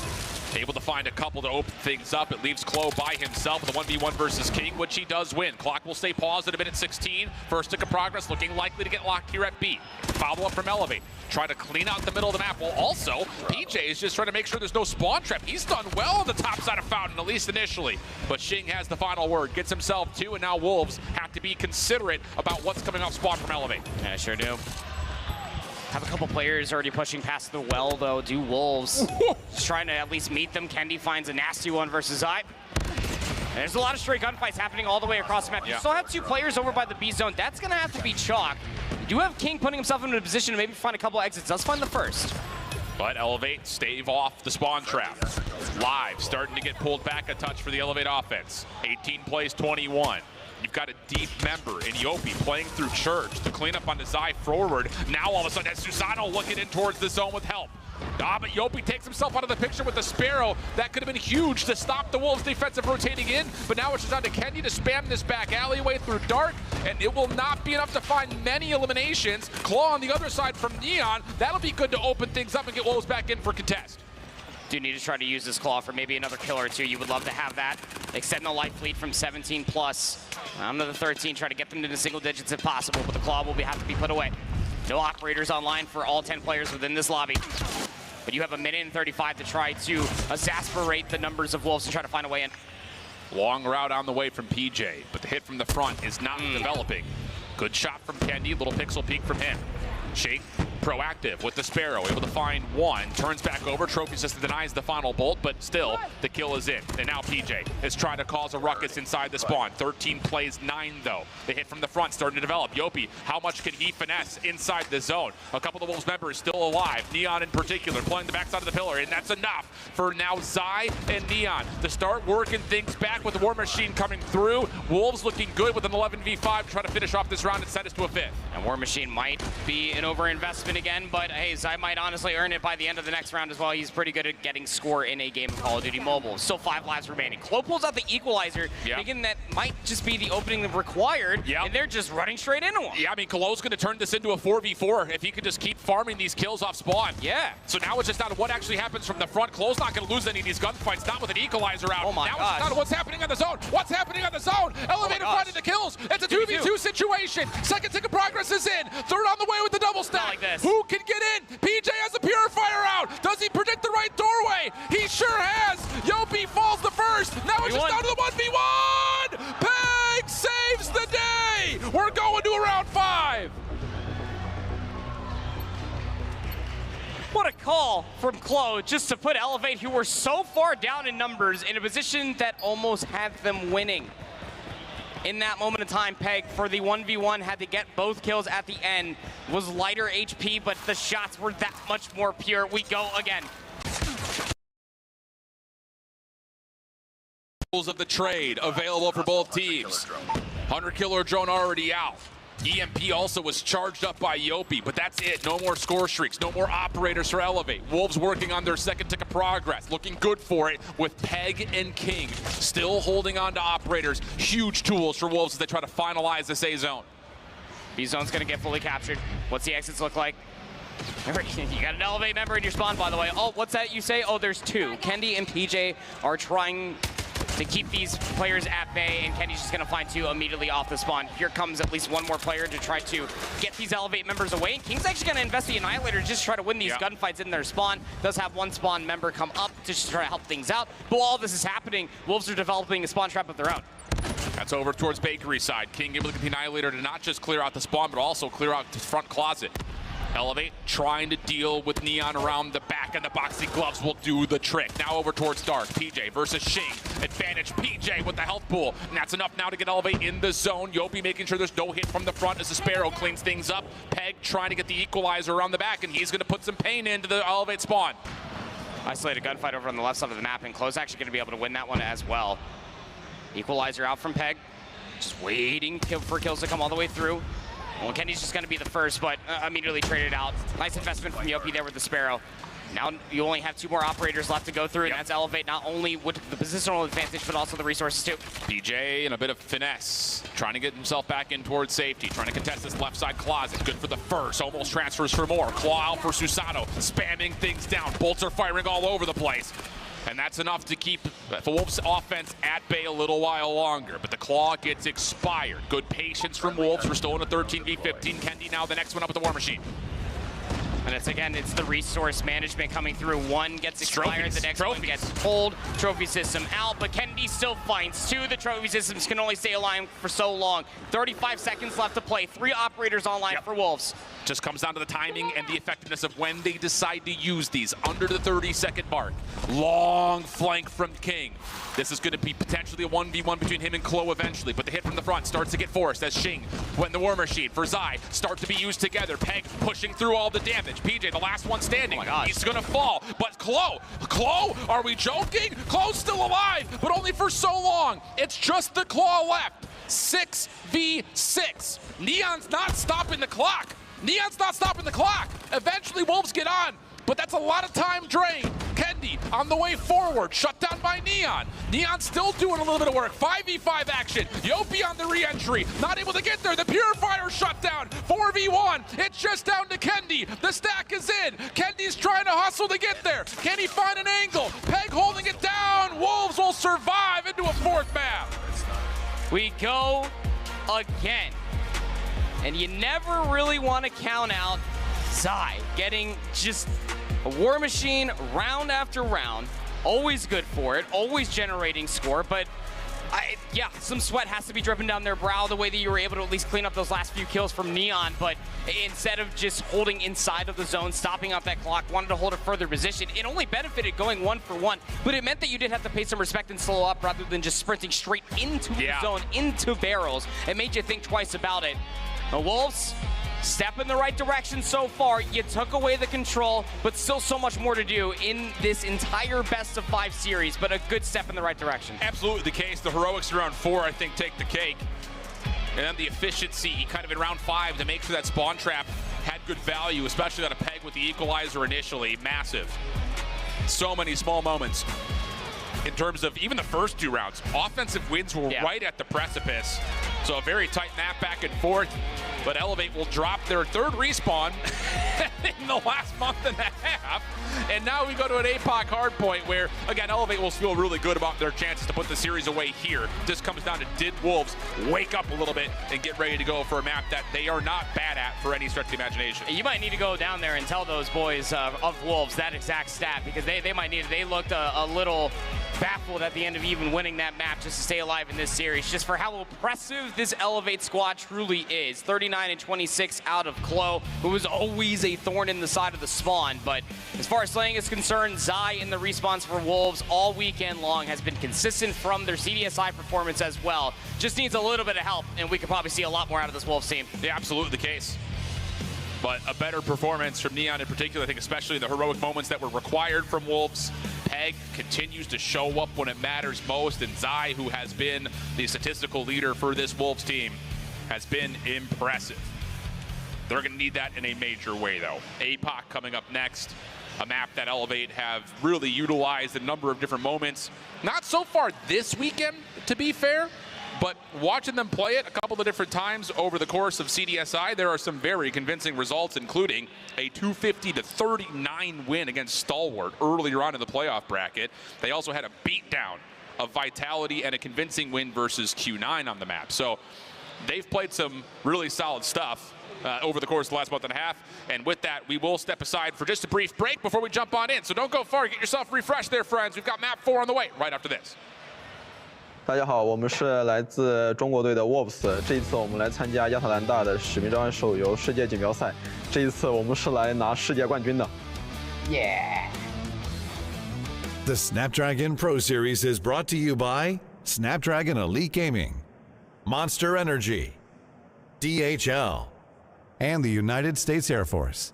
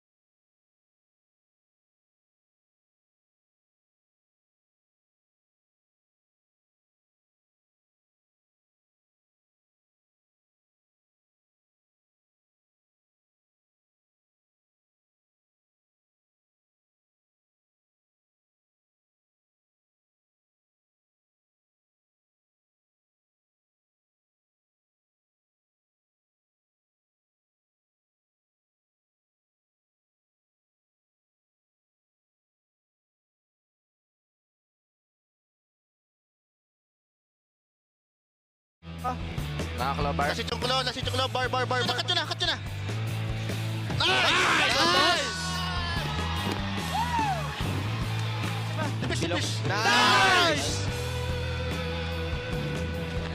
Nice! Last niyan. Miyan lang yan. Sige, plant nyo. Huwag kayo matay. City. Kaliwa. Tapel. Kaliwa.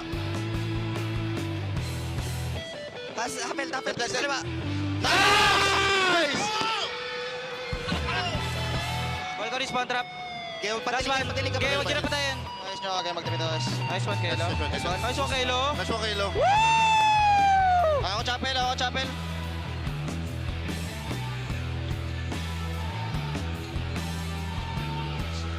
Nice. Side. Eddie boy. Bakit tayo? Okay lang.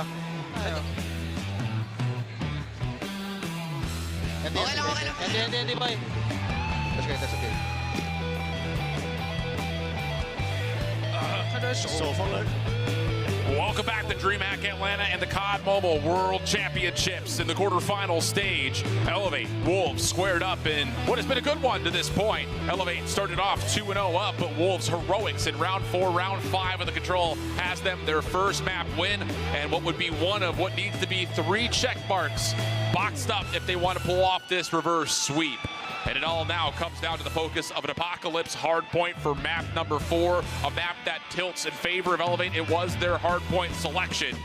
Time to get to work if you're Wolves. Yep, absolutely. I mean, time to get to work started back in round number 2 of the Seaside Control. You would really feel like that's where things started to shift in their favor. But it's one of those things that when you go back and you fully dissect the 3 maps that are played so far, a late resurgence in the Hacienda map number 1 for Wolves, very much so could have swung that back in their favor should things gone a little bit differently within the first 3 hardpoints. So I'm interested to see this Apocalypse hardpoint for a multitude of reasons. Again, very well rehearsed. They know this venue quite well, do Elevate. However, Wolves have historically, when it comes down to their overall region, have been much better at the respawns. That was indicative in that round 5 on Seaside Control. Really, for me, it just comes down to P2, P4. 1 and 3, very 50-50. You're going to pop operators. You're going to handshake it. You're going to tug of war it. There's going to be a little bit of that back and forth. Sure. But rotational wins to set yourself up for a strong opening at P2 and to do the same thing over towards P4 cannot go lightly. You cannot just funnel through cave if you're the team breaking. So lots of things to look at, but really just rotate better and you should be okay if you're Wolves in this map. Yeah, you know, and that's what was most alarming when it came down to that map 1 breakdown. Like, the biggest takeaway, like, albeit a 250 to 196 scoreline, which was much more respectable, the 70-point lead started to grow just with how proactive this Elevate team is in the respawns. We even saw it in the control. Every single kill means more map positioning, means more terrain to be taken away from any team that they are facing. Wolves were kind of thrown into a very difficult situation where they were constantly hitting for all of 9 seconds at the end of P3 when P4 was about to pop. We need to see some more proactivity coming out from Wolves to get the rotation in their favor, anchor out those spawns, and get in better positions for players like Neon to have a better performance with that AR in hand. Absolutely the case. And then just as a reminder, looking forward, if Wolves were to find a way to take away Elevate's map selection, we would find ourselves in a one-and-done firing range search and destroy. That would be Wolves' search pick. A map that they've played a ton, but to be fair, the results were not convincing on the map coming into the event. They've played it a little bit more so far this weekend. It's been a little bit better. So could be an opportunity for a reverse sweep to come through. But I think, again, the big focus is because can this Wolves team keep up with the pace that Elevate have already shown us? Hey, the first step is obviously possible here when it comes down to Wolves. You finally took a map off of Elevate, and that within its own self, it's got to feel close to a championship ring. And you gave them their first respawn loss in quite some time, and especially on Control, their first Control loss all weekend long. All of that said, it is Apocalypse Hardpoint. It was their venue to pick for a reason. 10-2 leading into this entire weekend across all the tournaments that have recently been played for Elevate. They freaking love it here. We got to get some teams laid down the groundwork, get dirty, because you never know where these SMGs for Elevate might be lurking. And with that, locking down lanes, transmitting good information. That has to be the key. Opening nade, well placed up towards maps. That'll work out for Elevate. Finding themselves an early advantage on the hard point itself. Now they take the battle underground in towards the trenches. Spawns have already moved just a touch. King's working on it, holding his ground just outside maps. Zai trying to get there to join him, not going to be allowed to, and Elevate will stabilize and early flip the map for Elevate. Yeah, this is a massive moment for them again. Always playing for the macro. Still plenty of time left to fight over here at 1. Great from the top-down distance of being able to see how much of that smoke just covers, but it's only Elevate that are able to reap the benefits. But the problem is they pushed up a little bit too far forward. They've opened up the back B2 spawns. This is those moments where you say you're actually killing too good. Yeah. We're running these guys so badly that we've already pushed them into the back spawn, and wouldn't you know it, as soon as they get the recognition that they lost spawns, they've cleaned that out as well. So Elevate are sticking it to Wolves here early, who are down and down bad, 40-0, with P2 coming up next, and Elevate already in control as PJ and Kendi put Wolves into a bit of a blender. All right, the crossfire is immense. Kendi has full streaks. Predator missile also being called in by Yopi, because why the hell not? A hell of a start. The spawns flipped 4 times in total, and Elevate still maintain presence on the ruin side. Unreal. Bang. Unreal start. Not good. If you're a Wolves fan. Now you've got to try to fight up against Kendi with a War Machine at the ready. And at least Wolves are making the right read. You smoke out the jump wall, you try to hit over towards Temple, but the problem is the War Machine's there to meet you. Slowing it down a touch or Elevate, but they still are being tested. Wolves trying to still force their way on in. Nice jump over the wall to catch a couple, but Kendi turns his attention, finds the kill, and Elevate continued to keep Wolves on a goose egg. And from the outside looking in, you're down to scrap time, 20 seconds before you got to rotate all the way across the map. You already have that side of the map, but I mean, Wolves are just throwing numbers all the way through the tunnel, and they're just getting blown to pieces. The bottom ruin spawn just opens, and now you're in an even worse position if you are Wolves, because you want to hit through the old time. It's just down to 5 freaking second shift, and Elevate have collected every hardpoint second available thus far. Absolutely blanked. Oh, and the exit kill works out, so now Elevate, they very well may have this thing to 100-0. They've got operators at the ready. Wolves can't get to the P first, and now all of a sudden, Wolves are just trying to force something with this little play from King. That gets shut down. Elevate are perfect. Sparrow, Equalizer, Claw, all being set, and Wolves are being set into disarray. Equalizer shut down by Claw. The immediate response from Susanna from the Claw, but Yopi's very much so alive with the Sparrow, and then PJ dips into a Purifier, gets shut down, but Yopi with the Sparrow is the absolute truth. Predator missile to add insult to injury. 25 seconds to fight over here at 3, and Wolves finally get on the board, but it's a red stick. No, Yopi! Huge double out of Yopi. Just really feeling themselves now are Elevate, and Wolves are being dismantled. Oh my God.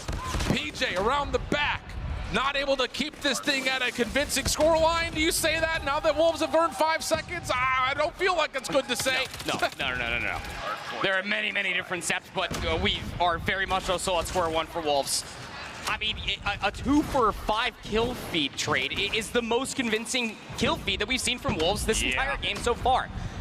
It goes even beyond the macro versus micro, as Wolves are starting to dip their toes into their own resource department. Again, P4 is a very massive hill for Wolves to finally spawn on into this map number 4. It's tough, man. This map can snowball in a major way. We haven't seen one quite like that in some time, though. As if Elevate were to say, took one of our respawns away from us, hurt my feelings. Elevate trying to really pack a punch here as the break attempt's on the way, but Wolves still holding on. Just comes down to can they finesse this last 25. Nades galore all the way across the statue head. Good kill feed coming through from Elevate. Once again, 20 seconds left to fight over here on the first set of hard points comes to a conclusion, and it is a blistering pace that Elevate had set for themselves. PJ, 22 kills, 20 for Yopi. Everybody's just absolutely slaying, and Susano can just kick his feet up and just watch these longer lines of sight. But Wolves break back in. It's only for 5 second shift, and it's just not good enough. And Kendi is transferring like he's playing on mouse and keyboard. He's snapping. Yeah. But this is how it happens for Wolves, little by little. You're not going to make up 100 points in the blink of an eye. Have to trust the process, and immediately that has to be about playing the macro of the map right here. Yopi tried to hit a bit of a pinch around through P3. Klo right there with him. Traded out nicely, though, from Wolves. Now within the 100-point threshold, starting to look a little bit better. Can they get a tally onto Kendi deep? Yeah, they can. So hold on a second. Wolves starting to step back up just a touch. Elevate now with an opportunity to pop operators on this rotation, but Wolves are dominating around P1. It took them a little while longer on the Hacienda map number 1 to realize their mistakes and try to rectify them a little bit too late, but that was when the lead was 60, not 100. But this is fantastic to see if you are a fan of Wolves Esports, as they are currently soaking up the majority of time on P1, keeping Elevate at bay and making sure that they hold on to the utmost important rotation of 2. Nice Pred missile called in for a double. Elevate trying to stretch through cave side to P2. That's shut down. Uh-oh, here we go. Wolves back to within, just around double the points that Elevate were able to put together in the initial parts. The last couple of seconds, really pretty meaningless. It's all about what happens here on rotation to 2. Wolves are there first, plus they have spawns, and they've got a gravity vortex gun already aimed up towards this backside cave. Just trying to shut it down before it can even happen. King's gravity vortex gun at least find said value in the claw to follow things up with Zai. Sparrow out deep over through cave side. That works out for the first. The push over towards the secret window, that will also work. And now there's a claw for Susano. Now try to push over, seeing if they can get Wolves displaced from this spawn. PJ with the purifier, locking down the front door. Equalizer to a firm control, and PJ almost finishing things off, but Clo now knows where to turn his attention, and the spawns will flip with Elevate and control P2. Yeah, good call there from Clo with the equalizer. Just make sure you clean out everybody else in the back, and then you can shift your attention back towards the front. Might as well. Hunter Killer Drone to shroud yourself to move a little bit further forward. Elevate, maintain control once again. Last 15 seconds here for Wolves. Have to control mid-map as Elevator already rotating out through the jump wall. Back to a 100-point gap. Time is running out for Wolves to put this comeback together. This has to be good, whatever it is. And it's not starting on the scrap time battle. Elevate able to win the last couple of seconds, and they've got members off spawn to get to P3 first. It's just tough to really gauge. I mean, Zai only had 16 kills. I know he's not too far away from the rest of his teammates, but had a great map number 1. Is a little bit silent here. King's going to be able to at least find 2 in the response, but Kendi's right there because, of course, he is. Another good kill feed coming through from Elevate as they maintain presence on the hill from the back. Shutdowns are decent. Wolves able to find 3 in a row. Peg setting up a bit of a pinch over towards the rafters. Good for 1. Off the reload, takes his attention towards the barrels. Good focus here from Wolves. Nice little team push coming through. That flips the spawns around. This is not where Elevate wants to be. Wolves do not have any operators to make this really hurt, but they can lock down this trench lane, and Ching nearly does it all himself. Elevate tagged up heavily. Neon trying to follow up on that damage to confirm these eliminations, but just a bitter eye. He just cannot lock in the shots. King trying to force it forward, but Yopi's got the Sparrow, and Elevate will break. Yopi's Sparrow efficiency this entire map number 4 is something you can absolutely write home about. Grandma's going to post it on the refrigerator. Another kill to come all the way through for Yopi. It's 213 to 98, and Wolves are just not here to play. Have to find some sort of a break through this. You got to get chicken coop control. You have to dominate P4. Elevate have the setup that they want. It's just down to finding the final kills to possibly send themselves into the semifinals on Sunday. Close double is good. Claws out from the front, and it's absolute pain. Throw it in towards the choke point. Kendi, a war machine behind it. Last 20 seconds needed. Wolves have to find a way to desperately get in. They just gotta have to work this pinch all the way through chicken coop. 2 players strong, but of course it's being looked at. Neon comes through with a war machine, comes up absolutely dry. It just comes down to King, but PJ with the purifier answers it back. It has to be a play through cave side, and PJ is gonna melt everything in front of him. Elevate, the CDSI champions, 4-0ing Wolves back in China. Fast forward a week and a half. They're looking good to send them out of the tournament here at Worlds as PJ is lighting them up. Wolves still hanging on by just a breath. Susano from one side, the rest of Elevate from the other. Still time to work here if they want to try to put it away on 4. Otherwise, you can just get mid-map control and win it there. You got to go new, but it might not matter. 242 counting all the way up. The last little bit of scrap time here at the second set of hard points is just going to be another nail in the coffin for Wolves. Clo hanging out, can just step on in and find the final second. Wolves down to their last life. Can they find the kills they need? No, it's Yopi for the final double, and Elevate move on to Sunday.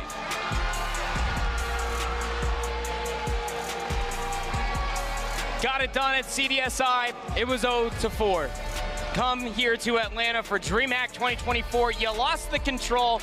You kind of angered them a little bit. It was a 100-point lead at the end of the first set of hard points. Was egregious of a scoreline, to say the least. But Elevate came to play. That much was obvious, even through the Swiss bracket. They are the real freaking deal. We asked about their consistency and what they look like on that main stage at CDSI. That has been a continuation ever since then. Absolutely the case. Domination has been the name of the game for Elevate.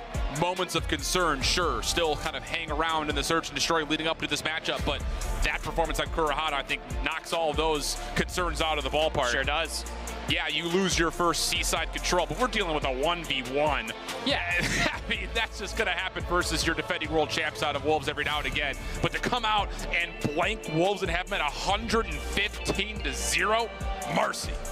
I mean, we had, I'm not even going to attempt to do the math, but just the slaying differential in between Elevate and Wolves was just so immense in this map number 4. But it also just gets accentuated by the conversation about the operator usage. Through every single Respawn map that was played in this best of 5 series, Elevate always had the edge against Wolves, which is crazy to say because that was the one thing benefiting them in Respawn's this time last year. Absolutely the case. Clean stuff from Elevate, knocking down China's number 3 seed.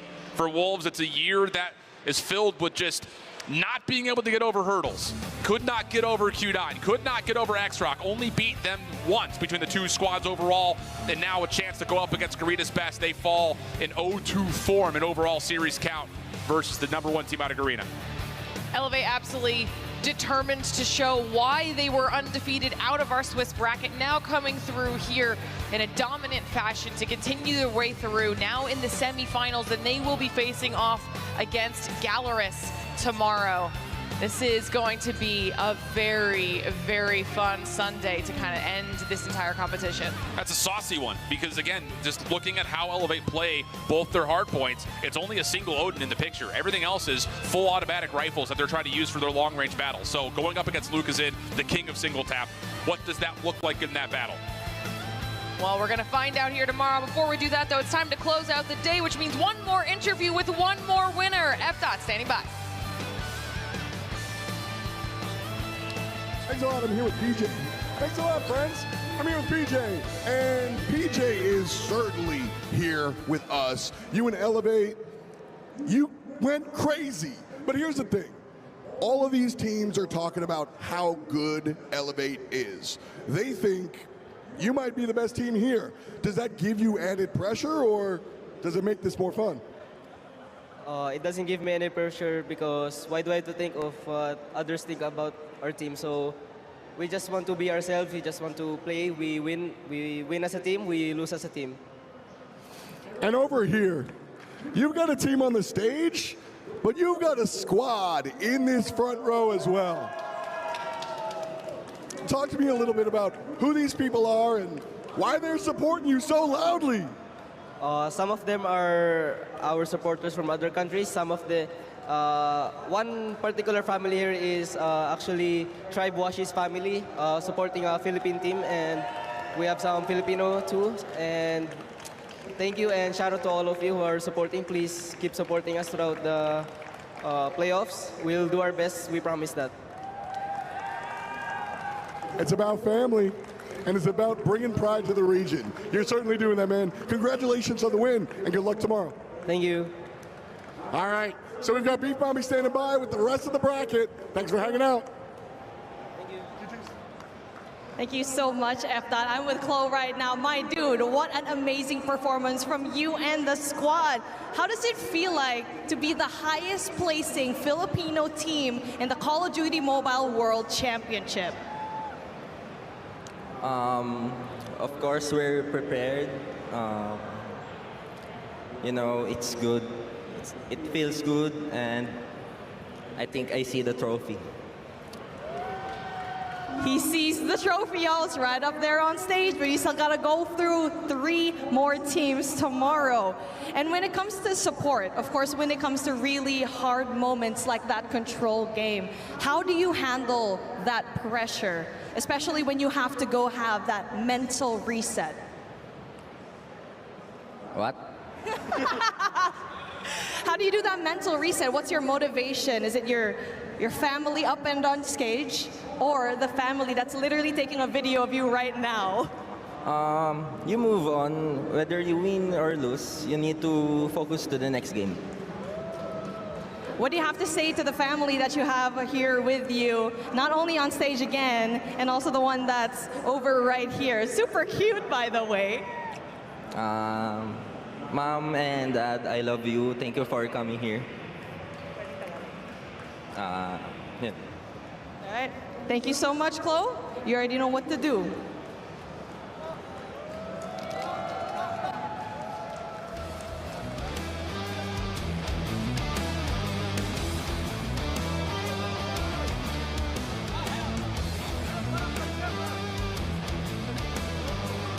And there you have it. One more team heads up to the grand finals. I mean, we already know what's gonna happen. Glitter, Shiv, Proper, up to you guys. You know, I know we're supposed to be knocking out these teams, and there are commiserations to all of the squads that have lost their matches today, but the sportsmanship that we see every time we get to do these interviews